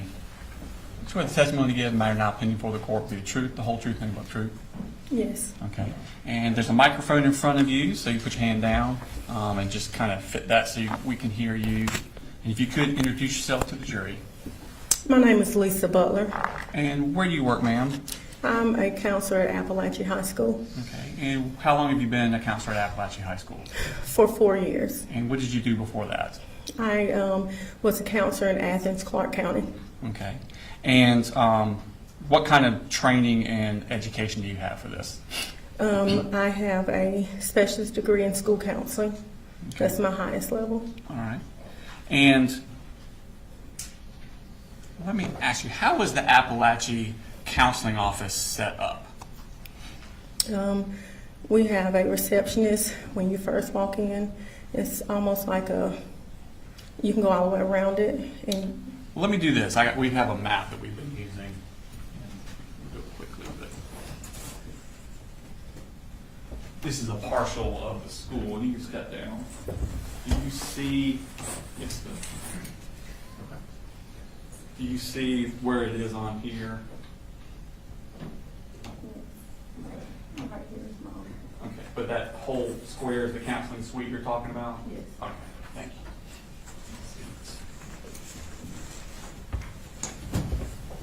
you. So I think you were describing how it's set up. Tell me about that. So when you first enter, we have the receptionist, and you go around. We have a vault, and that's where the public, not all of our education records are at. And then we have a couple offices where we have the registrar, and then we have one of the assistant principals over curriculum and instruction, and then you'll go around, and that's when you get to all of the counseling offices. And how many counselors are at Apalachee High School? We have 4 full-time and 1 part-time. Okay, and how do y'all divvy up the workload? We have it based on different letters in the alphabet. Okay, and what basically do you do as a counselor there? Counselor, I assist kids with making sure that number one thing is graduating with their education plan. We look at transcripts, different things like that. Also make sure, if the kid have any types of, mental health needs, we make sure that we make referrals and do different things like that for them as well. Okay. And so you said you had certain letters of the alphabet would be yours. Would one of your letters back in 2024 been G? Yes, that's correct. Okay. Did you have a student in Apalachee High School in the school year 2024 of a Colt Gray? Yes, that's correct. Okay. When did you first become aware of the existence of Colt Gray? When a new student enrolls, like when they register at the board office, we will get a notification, and that student's name come across our email. All of the counselors emails and tell us that this new student has arrived. Okay. So everybody got the email. You recognize the letter as one of your letters? That's correct. Okay. Was there anything about it that caught your attention? Yes, because I also had Colton Gray on my caseload as well. And so when I saw Colt's name, the names were very similar, so I actually thought it was Colton Gray. Okay. And you knew who he was already? Yes, Okay. Because he also had your letter, right? yes, and I had him before. Okay. When did you first meet Colt Gray? When he came for enrollment, when I was helping him with his registration. Okay. Was that August the 13th? I think so, yes. Okay. And so what was the purpose of him coming to the school that day? So that I can help him develop a schedule so that we can get him started for classes. Okay, and did someone come with him? Yes, Who came with him? his father. Okay, and did you introduce yourself to them? Yes, Okay, and did you tell them what your title was? yes. What did you tell them? That I'm his school counselor. Okay, and what did you do at that point? I sat down and talked with him. He was a freshman. We did not have his records, so basically I scheduled him for just regular freshman classes. Okay, when you say you didn't have his records, were you aware that he had not been in school the year before? No. Okay. Did you make a comment about not having his records? Yes, I had already made a comment with Dad over the phone. Dad had called maybe a few days before, and then when Dad had called, I said we don't have his records, and he said that he's a freshman, so yeah. What was the purpose of Dad calling before? To try to get him like for school, like registered for school, so he could start school. Okay. Did he call in order to get Colt counseling? No, Okay. When he met with you that day to go over Colt's classes, did he say anything about Colt needing counseling? no. Okay. What happened after you got Colt his schedule situated? I went over with Dad how he could register him for, like, sign up for Infinite Campus, like for the parent portal, things like that.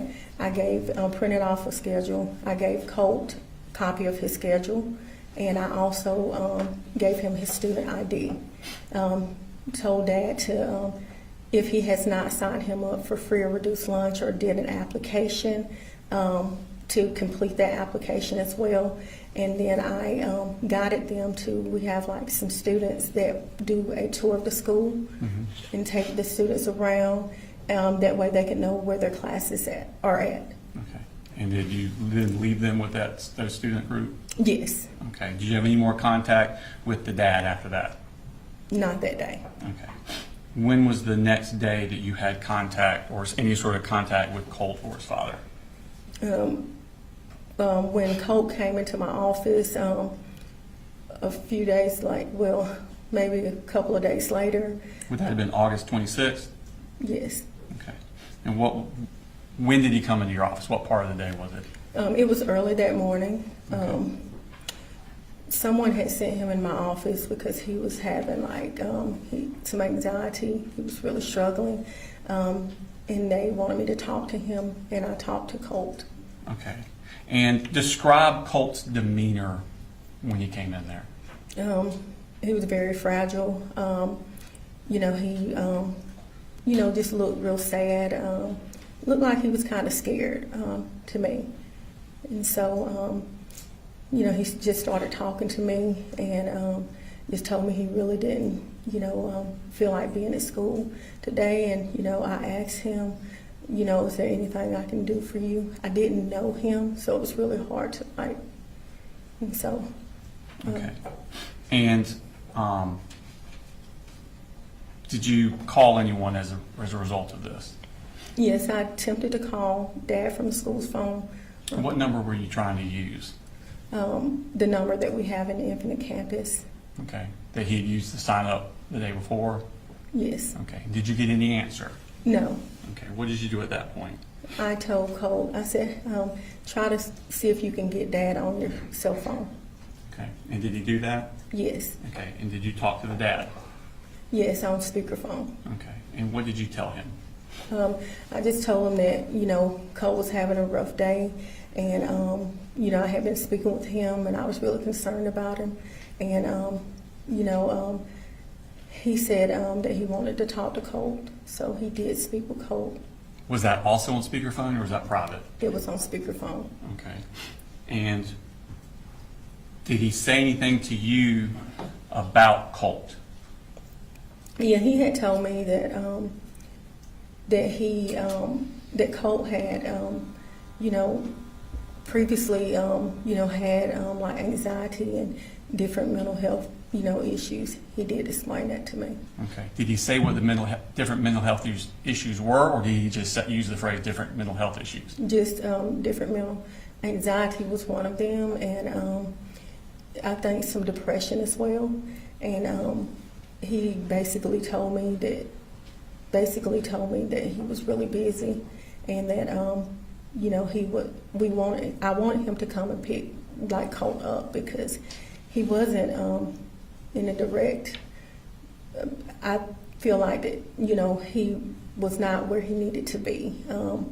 I was just really concerned about him. I asked him, could he please come and pick him up? Colt wanted him to pick him up as well. And what did he say?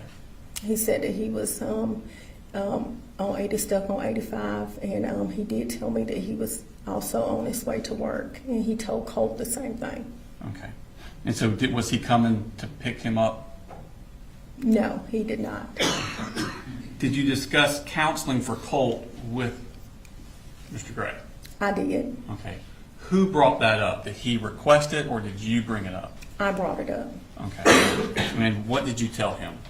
I told him that we had a new counseling service called Project Aware, in which the student can receive counseling in our school, and the counselor would come out once a week. And I asked him if that was something he was interested in, and he said yes. Okay. And what did you do about that? Well, tell me first, what is Project Aware? Project Aware is a grant-funded program that only, I think, 3 counties in the state of Georgia, and Barrow County is one of them that got it. Got that program. I think it's like $5 million over, I think it's 3 or 5 year period. And basically, we have therapists that are in our, that's employed by the school district in this partnership, and they go out to the school, and they meet with the students and provide counseling, or they'll make a referral maybe to an outside agency if the student needs additional support. Okay. And what does a parent have to do for a child to be in this program? It can go a couple of ways. We can reach out to the parent, in which I did, or the parent can request it as well. Okay. And did he request it, or did you reach out to him? I reached out to him in reference to it. And so this form, how did you communicate it to him? I got his email, and I actually emailed it to him. Okay. I'm going to show you what's from Mark Stakes number 172. If you recognize this.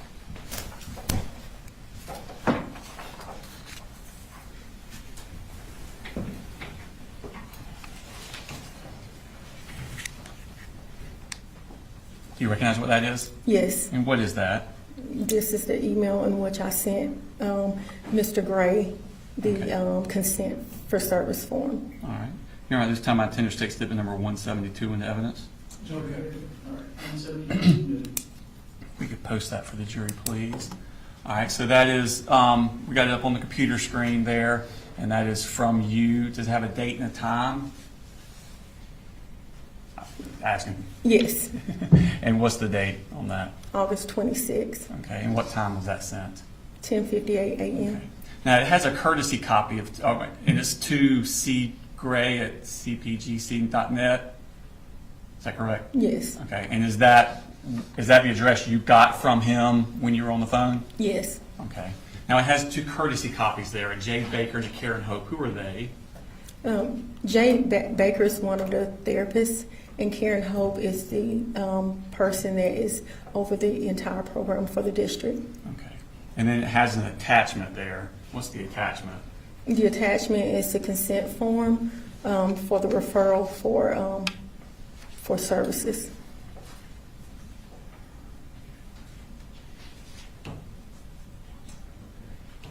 Okay.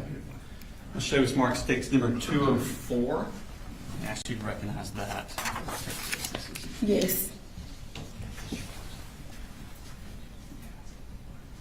And what is that? this is the consent form. And is that what the attachment is? Yes, that's correct. You're right. This time I tender state number 204 in the evidence. He submitted one question. Post that for us there. So this is a 1-page document. Is that the document you gave? Yes, Okay. And is this the form that Mr. Gray would have to fill out for Colt to be in there? Yes. And are there any other pages? No. This is the entirety of what he would have to do? Yes. Okay. And you sent that to him in that email? Yes. Okay. Now let's turn to, I want to show you next what is marked state exhibit number 173.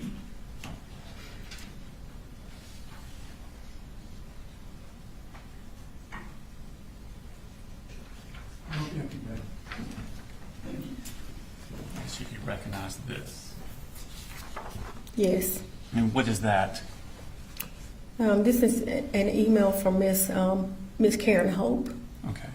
And so Ms. Hope was courtesy copied on the email you sent to Colin Gray. Is she responding to that email? Yes. Okay. And is that an accurate copy of the email that she sent to Colin Gray? Does it courtesy copy anyone? Yes. Who's a courtesy copy? To Miss Baker. Okay. And are you also on there? Yes. Okay. And so you saw that email? Yes. And is it accurate to what you saw? Yes. You're on Interstate Exhibit number 173 in this evidence. It's admitted without objection. So we'll pull this up. So, all right, so this is from Karen Hope, and the date on this is also August 26th? Yes. Okay, so this would have been about not quite 2 hours after the first email? Yes. Okay. And it's to Lisa Butler, Mr. Gray, and then courtesy copy Jade Baker. And who's Jade Baker again? She's a therapist. Okay. And she says, she points out that the counseling sessions are at the school. Is that right? Yes. Okay. Does she also attach her email? Yes. And does she attach a phone number? Yes. And are those there if he has any questions or concerns? Yes. Okay. Now, on this day that Colt's having this anxiety attack, so this is all happening on that day while this is going on, Colt's in your office. Yes. Does he ever go back to class? Maybe about 30 minutes before school ended. Okay, so I know you didn't have a clock, like a timer, but about how long did he stay in the counseling office? For over 6 hours. Okay, and what did y'all do with him for those 6 hours? We have a calming room, and we provided that room to him. For the first maybe hour and a half, he sat in my office, and I talked to him and just tried to comfort and soothe him. And then after that, I started getting busy with other students, and so I told him that he could go into our calming area, and he agreed to that. And so I let the receptionist know it's a window where she can see students at that point. And so I let him sit down into the area, and he stayed there for a while. We repeatedly asked him if he wanted something to drink or anything to eat. Did he want to go get lunch or any of that? And he said no every time that we checked on him. Okay. Did he have instructions as to how long he could stay in there? No. Okay. Did he ever feel like he could leave at some point? Yes. And did he say anything before he left? He said that he was ready to go back to class. Okay. Now, what did you do after this in relation to this situation? Just based on the conversation I had with Colt, I did a swarm referral. Okay. What is a swarm referral? That is a referral in which it goes directly to the school social worker, and at that point, the social worker can look further into, things that might be going on with the student.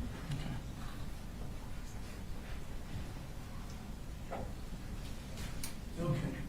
It shows marked state exhibit number 174. I should recognize that. Yes, And what is that? the swarm referral that I completed. Okay. Your Honor, we tend to take statement number 174 into evidence. It's admitted without objection. So that there at the top, that picture of Colt, is that what was in, where did that come from? That was in the infant campus from when he was enrolled in Barrow County Schools when he was younger. Okay. And then coming down, That's the referral. I was trying to, sorry. Coming down to the bottom there. So the summary, where is this information? Did you fill out this form? Yes, I did. Okay, so the summary you filled out. Yes, Where are you getting the information that you put into the summary? based on what Colt and his dad told me. Okay. And so the student suffers from severe anxiety and depression. Father said he has several other diagnoses he would like to discuss at a later time. That's the only detail you got from them? That's correct. Did he ever call you, email you, or text you to follow up on those other diagnoses he would like to discuss? No. Okay. Now I'll take your attention to on that. So that's on August the 27th. Did you also get a response from Colin Gray? Yes.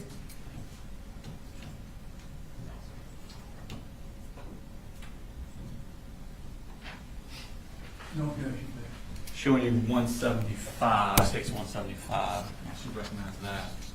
Yes. And what is that? This is an email from Mr. Gray. Okay. And is that in response to the email you had sent with the attachment of the Project Aware consent form? Yes, that's correct. Okay. Your Honor, this time I intend to state statement number 175 in evidence. It's admitted without objection. Okay. So is this, he says, this is from Colin Gray, and it has the email address that you would send it to. And this, again, this is on August 27th at 7:40 that night? Yes. Okay, so this is, if Colt had the anxiety attack on Monday, the 26th, this is the night of the Tuesday. A full- Yes. 20 more than 24 hours later. Yes. And this is when he sent back in that consent form to you. Yes. All right. And again, he's courtesy copying Jade Baker, Karen Hope, and D. Polhamus at Hotmail. Do you know who D. Polhamus at Hotmail.com is? I think it's the grandmother. Did you know that at the time? Or is that something you found out later? No, I did not know it was the grandmother. Okay. So at that time, you don't know who that is? Mm-mm. Okay. But again, we talked about who Jade Baker and Karen Hope are. Now, on August 28th, the next day, in response to this email, does Jade Baker send an email also to Colin Gray? Yes.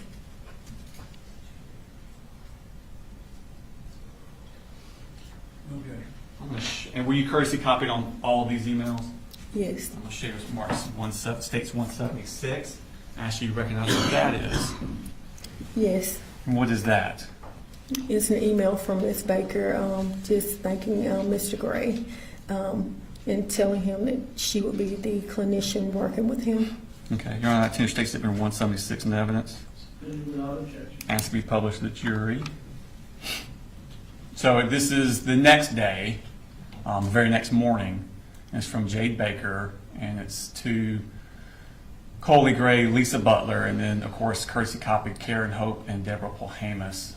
And she's just basically saying that she's the clinician who's going to be working with Colt, and I plan to work with him early next week. So this is August the 28th on a Wednesday. So you're going to talk about, that's the Labor Day weekend, isn't it, coming up?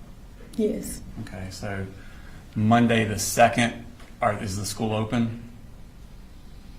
I think the Holiday? second. The 2nd is a holiday I think. on Monday, Labor Day is Monday? Okay. So the first day she could would have been September 3rd. It would have been the earliest of early next week. Yes. Okay. So it was not going to be before Saturday, 31st. No. Okay.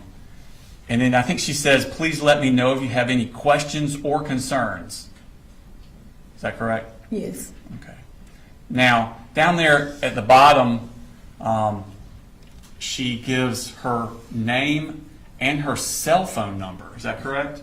yes, Okay. Now, the day or so after Colt's panic attack,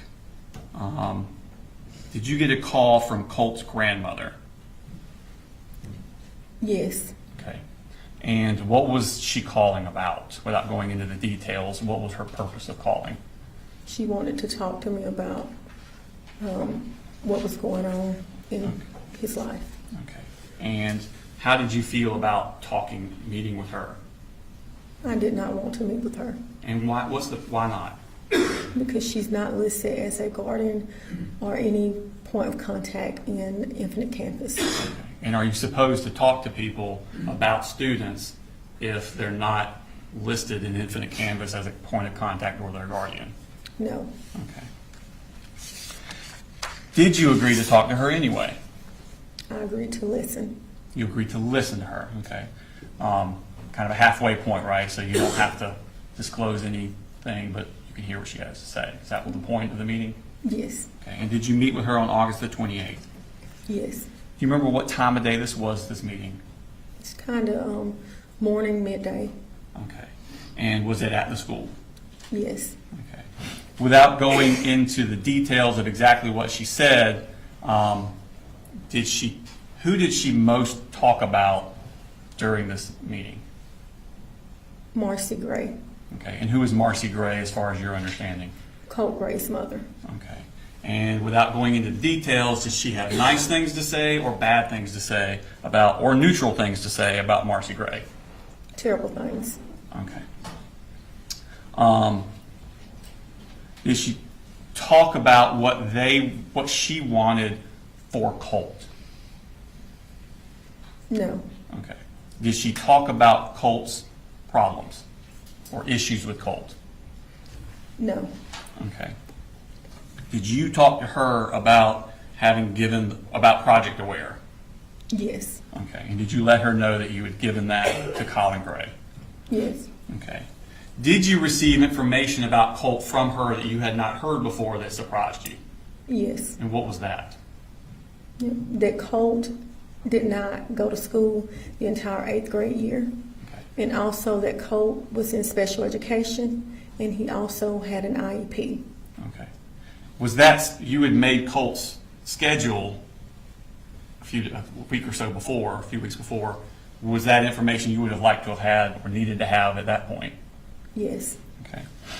Had Dad ever mentioned that, or had Mr. Gray had ever mentioned that to you, that Colt had not gone to 8th grade the year before? no, Okay.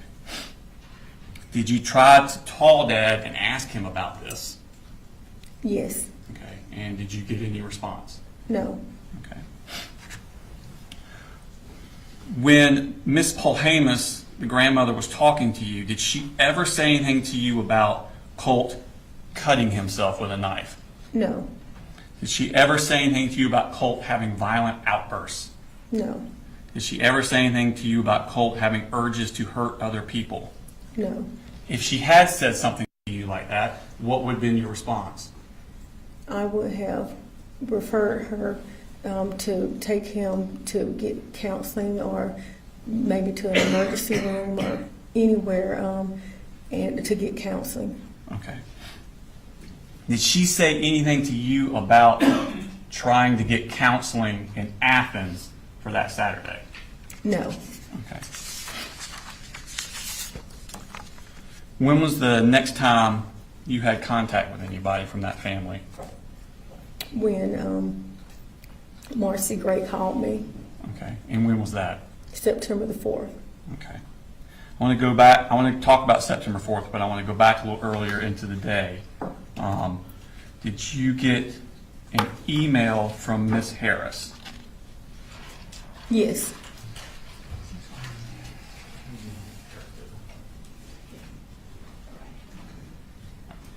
I'm showing you what's marked in State Exhibit 177. Your Honor, I believe this is already in evidence with Miss Harris under States 32. That's what I was thinking. But I don't have that one in front of me, so I'm going to hand her this one because it's in front of me. I think we were duplicating a little bit. So I'm showing you that. It states 177. It's already in evidence. It states 32. Ms. Harris has already testified a few days ago. Do you recognize that? Yes, And is that the email you got from Ms. Harris? yes, Okay, we can pull that up. All right, so when you got this email, did you remember Colt? yes. Okay, and what did you remember? What about this email? What did you think about when you thought of Colt? When he had been in my office and, that he was, I guess anxious and just the way that he was, that's what made me remember him. Okay, and when you read this email, how did you take it as far as Colt?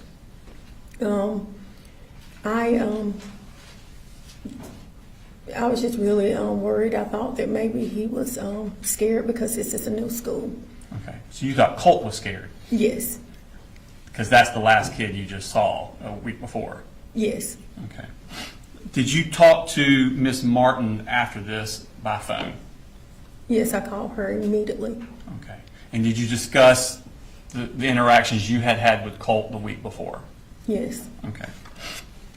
Now, you said that you got a call from Marcy Gray. Do you have in your office, tell me about the school phone system, I guess is the best way to put it. Does it record, or is it, not record, that's a bad word, does it show when a call comes in on your phone? yes. Once the call is transferred to us, it will show the time frame of when the call is transferred to us from the front office. Okay. And you can go back and retrieve this information later? Yes, Okay. And does the phone store this information just as a matter of course? yes, Okay. Your Honor, I'm going to show you what Mark states that you 178. Actually, you recognize what that is. yes. And what is that? It's my my phone log. It's a picture of the phone calls that was received on September the 4th. Okay. And did you take these pictures? Yes, And do they accurately reflect what your phone log looked like? yes, Okay, Your Honor, attention state statement 178 in evidence. Okay. All right, 178 submitted. Pull that up. So, at the very top, it says wireless caller. Is that the phone call you got from Marcy Gray? yes, Okay. And so it says that you received that at 9:50 a.m. Is that correct? yes. Okay.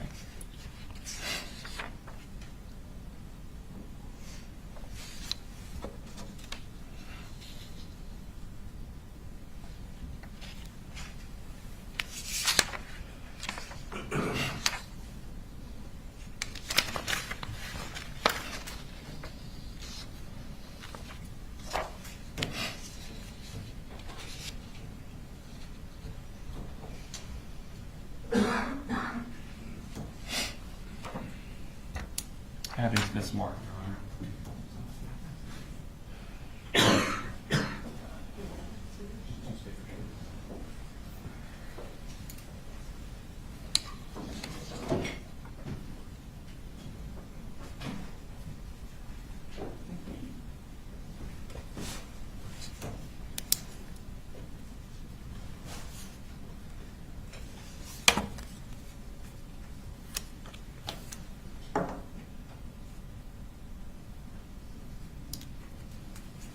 Sorry, I had two things and they're the opposite to which was which.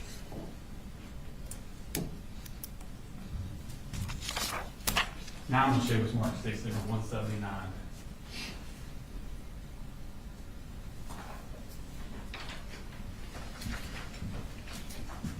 Do you recognize that? Yes, And what is that? the phone number from Miss Gray. Okay.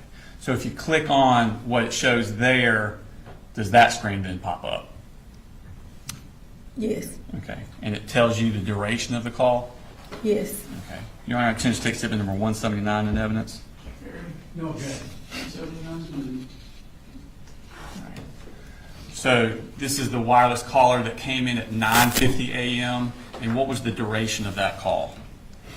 8 minutes and 29 seconds. So basically 8.5 minutes. Yes. Now, during Miss Marcy Gray's conversation with you, without going too much into the details, what did she talk about? Basically, that she was really concerned about her son. Okay. And did she tell you why she was concerned about her son? Yes. What did she say? She said that he had been texting her and that she could not get him to respond, and that she just started talking about past tense and things like that. What do you mean by past tense? She was talking about, like she was saying, I wanted him to go to Athens to receive counseling and things like that. And we discussed the sworn referral and the Project Aware form that I had completed. And she goes to tell me that the Project Aware form had already been completed. We talked about counseling for him. And we just talked about different things. Did she give you any further, I guess for a better term, diagnosis of Colt than you had already gotten about the anxiety and the depression? No. Did she give you any details about Colt's behavior that was disturbing? Yes. When was that? Towards the end of the phone call. Okay. And what did she say? She said that she was concerned about him because he had access to multiple guns through his dad, Okay. and that he had became obsessed with school shootings. Okay. And was this at the end of that 8.5 minute phone call? Yes. What did you do when you heard that? I took her number down. I told her I needed to get her number, and I wrote her number down, and I told her that I would give her a call back. Let me go back. I told her that I was really concerned. I told her about the conversation that Ms. Harris had sent in the email. Let me ask you this. When you're telling her about the information Ms. Harris had sent, was that before or after she had said what she said? Before. Okay, so this is before she says about access to guns and stuff, okay. Yes. So you told her about the email earlier with Ms. Harris. Did she immediately respond with the access to guns, or was it even further into the conversation after that? Further into the conversation. Okay. So her saying he has access to guns and school shooter, how'd she say it about the school shooter? That he had became obsessed with school shootings. Okay. How close to the 8.5 minute mark was that? Right. It was at the end of it. Okay. What do you do at that point? I got her number. I told her that I needed to get an administrator, and that I would give her a call back. I was really worried. Okay. And what did you hang up? I assume you hung up. Yes, I did. I hung up. Okay. And what did you do when you hung up? I immediately called the head counselor just to tell her about it, and then within that same minute, I called Miss Martin. Okay. And so the head counselor, do you know her name? Whitney Hardegree. Okay. I want to show you Smart Sticks number 180.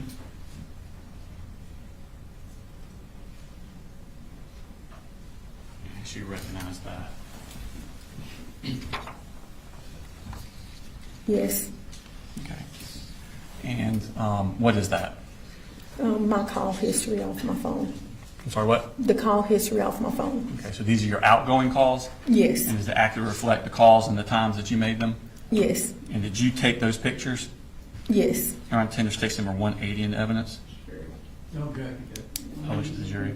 All right, so this is your outgoing, and it says there Whitney Hardegree at 9:59. Is that correct? Yes. Okay, so if the other call came in at 9:50, duration 8.5 minutes, you're hitting at 9:59 or 9:58.5, I guess.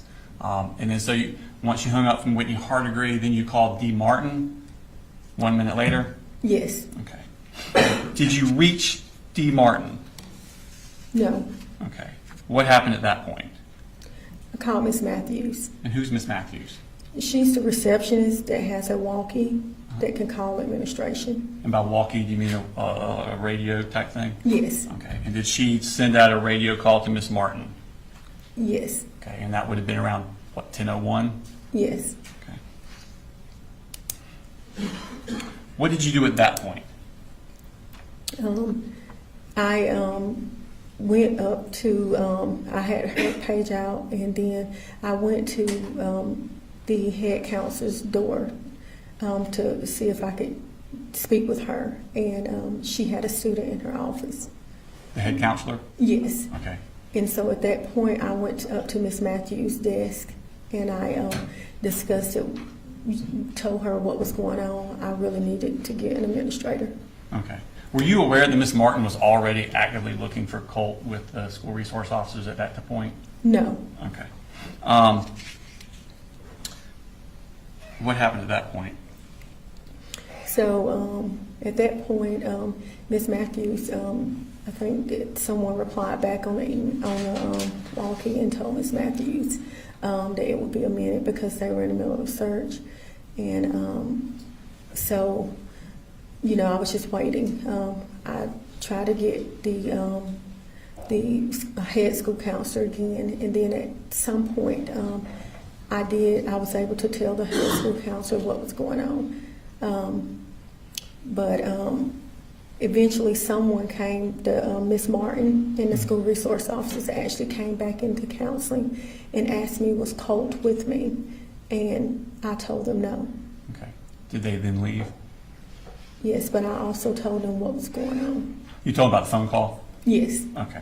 And did they go then to Miss Martin? Did you know where they were going when they left? No, they took off running. Took off running? Okay. And what happened at that point? And so I was just like waiting. I talked to the head school counselor about what was going on. One of the officers came back and asked me to give them a description of Colt, and I did. Okay. And then what happened? So when I gave them a description of Colt, Miss Matthews someone called her on the phone. It was Miss Rayburn, and she wanted me to give her a call. So I went back into my office, and I proceeded to call from the head counselor's cell phone, Miss Rayburn. And as I was discussing with her about the phone call, that's when we heard shots fired. Okay. And did the school go in lockdown at that point? Yes, it went in lockdown. Okay. Just a second, please.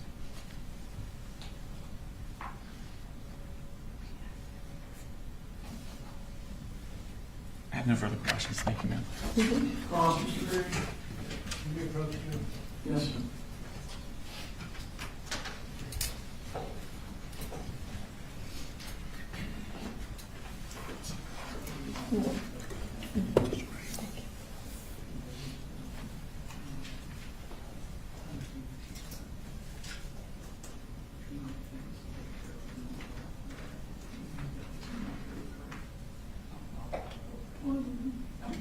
Do what you need to do. Thank you.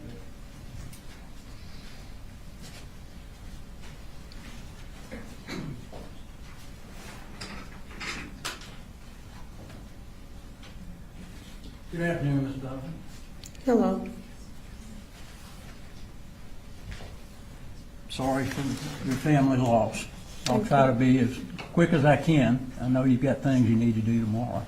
I just want to go through a few things with you so that I'm clear, okay?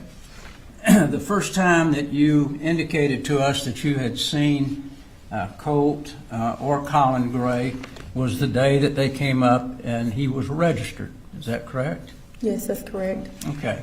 And when he registered, did he sit down with you and talk with you about any issues at all, or was he just trying to get information about the classes that Colt would be in?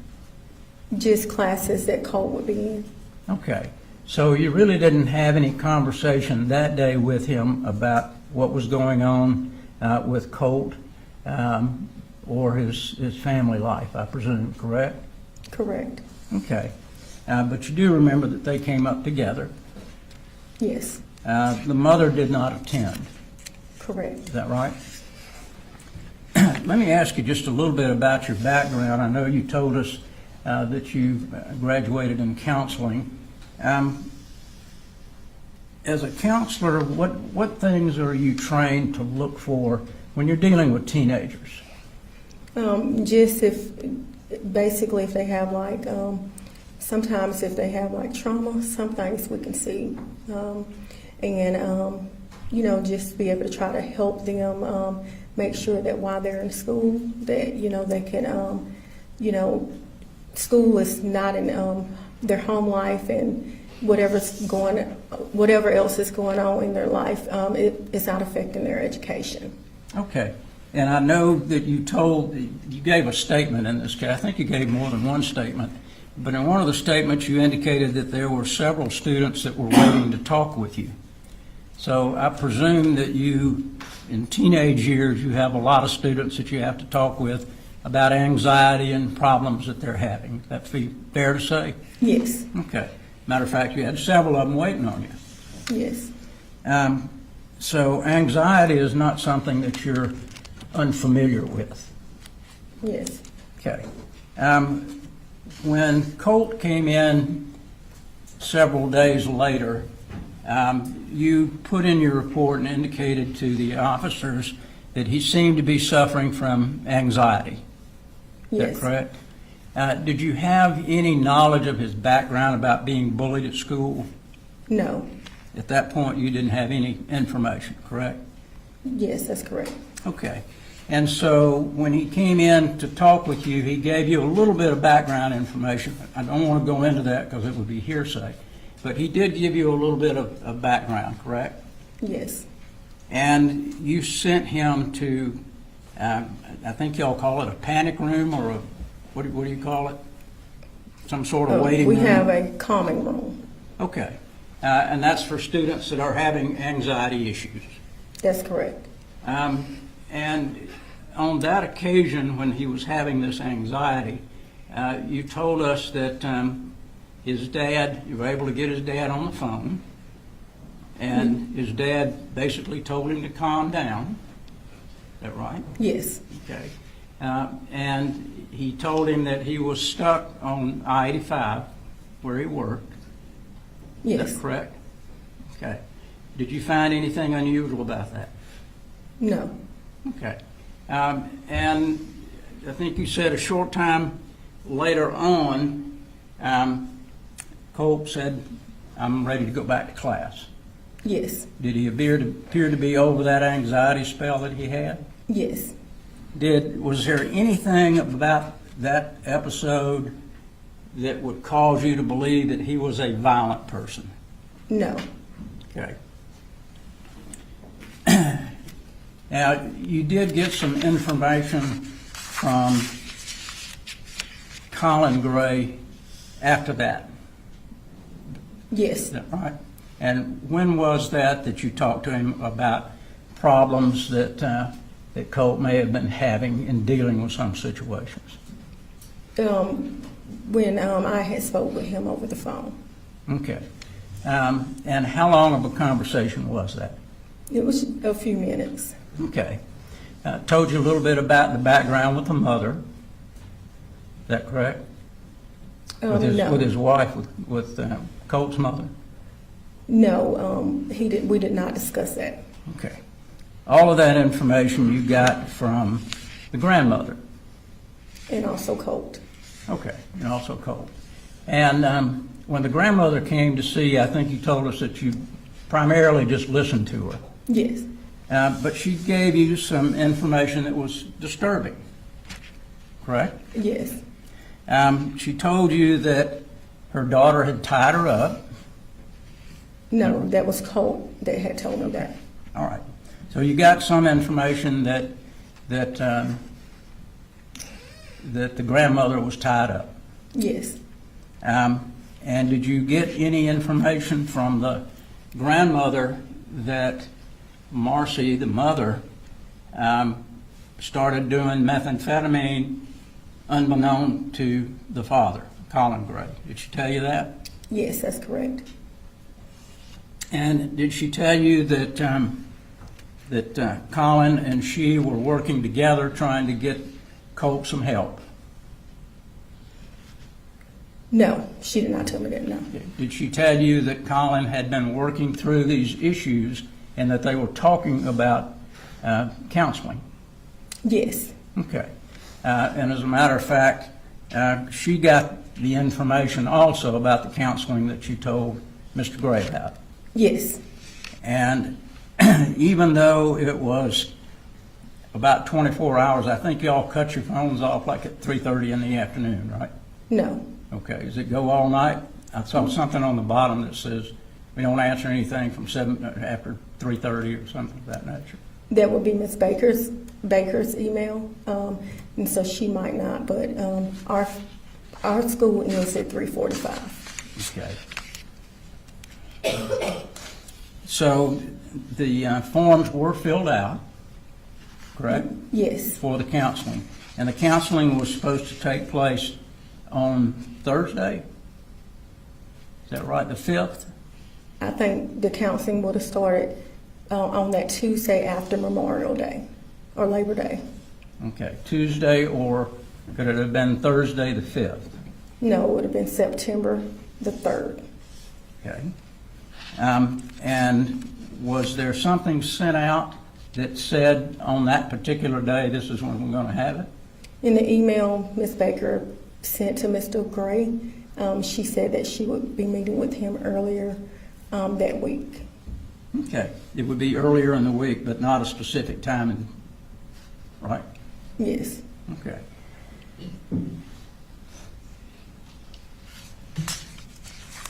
I want to talk a little bit about the telephone call that you had from Marcy Gray. And that was, I think you said, at 9:50. Yes. Is that right? You received this call from Ms. Harris, this email from Ms. Harris about 8:46 in the morning Yes. about her concerns. Did you know that Ms. Harris had gone to Ms. Martin's office and said she thought that she may have seen a gun in that bag? No. Nobody ever told you that? No. Okay. Did you ever tell Ms. Martin there's two Colin Gray or Colt Grays with two Grays with different names that are in the same class? No, I would not have known. You wouldn't have had known that. Okay.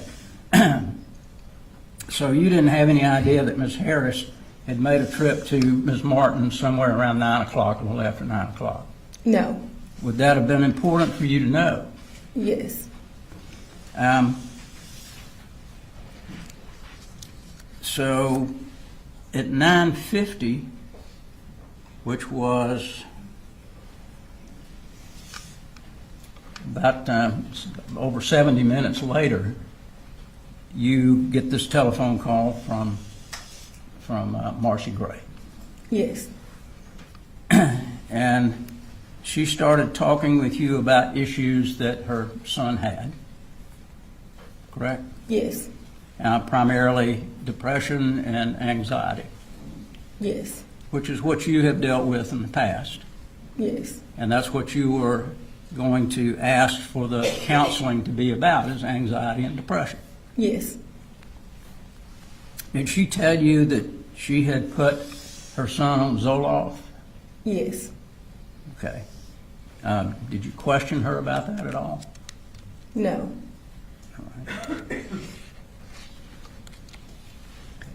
And then at the end of that conversation, 8-minute conversation where she was telling you different things, she indicated that he had access to a gun. Did she tell you he had access to ammunition as well? No, but she actually stated that he had access to multiple guns. Multiple guns. Yes. And said that he had some sort of obsession with shooters. With school shootings. Okay. And I'm sure that raised a red flag. Yes. Okay. Because y'all have had, I'm sure, in your counseling, you've had a number of classes on school shooters, what to do. Matter of fact, I think you had a drill just a short time before this, correct? Yes. Okay. So when those red flags went up about shooting, you immediately turned around and tried to get a hold of an administrator. Yes. And were you able to get a hold of anybody to tell them they needed to shut the school down immediately? No. Okay.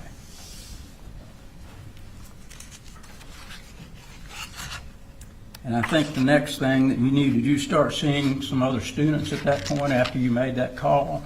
No, sir. Okay. I think that you started maybe hearing gunfire shortly thereafter. Yes.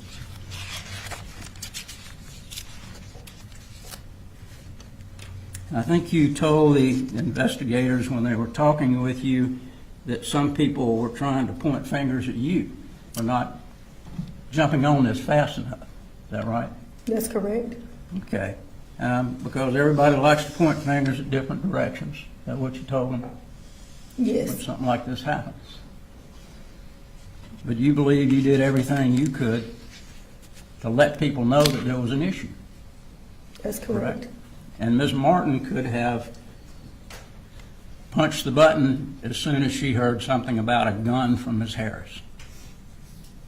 She had the authority. Ms. Martin had the authority to lock down the school, did she not? Yes. Okay.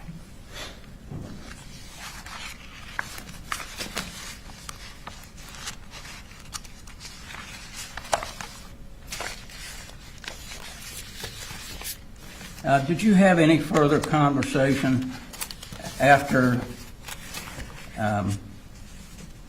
your conversation with Colin Gray on the telephone? Did you talk with him again before the shooting? No. You had his email address, is that Yes. right? Yes, that's correct. Did you email him any issues or concerns that you had? No. All right, now. Thank you. Thank you. Any regret? When Colt was in your office on the 26th, the day of the panic attack, and he's on the phone with his father, what was Colt's demeanor like during that conversation? I'm sorry, I didn't hear that. Sorry? Yes, but what Colt's demeanor was. While he was talking to his father? He was very upset with his father. Okay. Was he crying? Yes. Nothing further. Any regrets? Just one thing. He was upset. Do you know why he was upset? Because he wanted his dad to come and pick him up. Okay. He was upset because his dad was working and he couldn't get there. Right? That's not what he said. He was just very upset because his dad did not come and pick him up. Okay. Nothing further, Judge. All right. Thank you, man. You're free to go.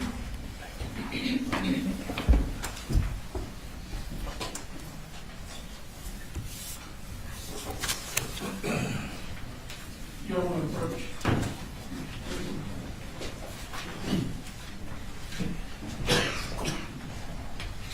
I don't know that needs everybody.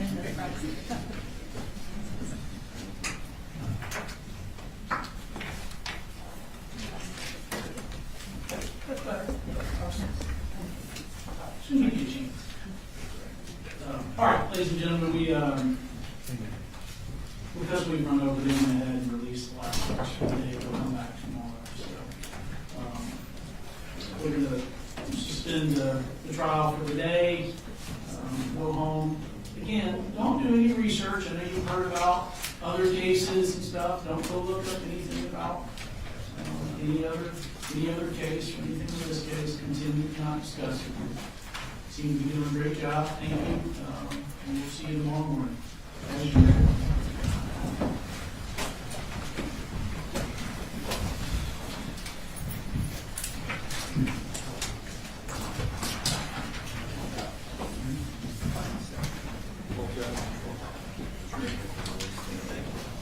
They have to go back, they normally go back to the room.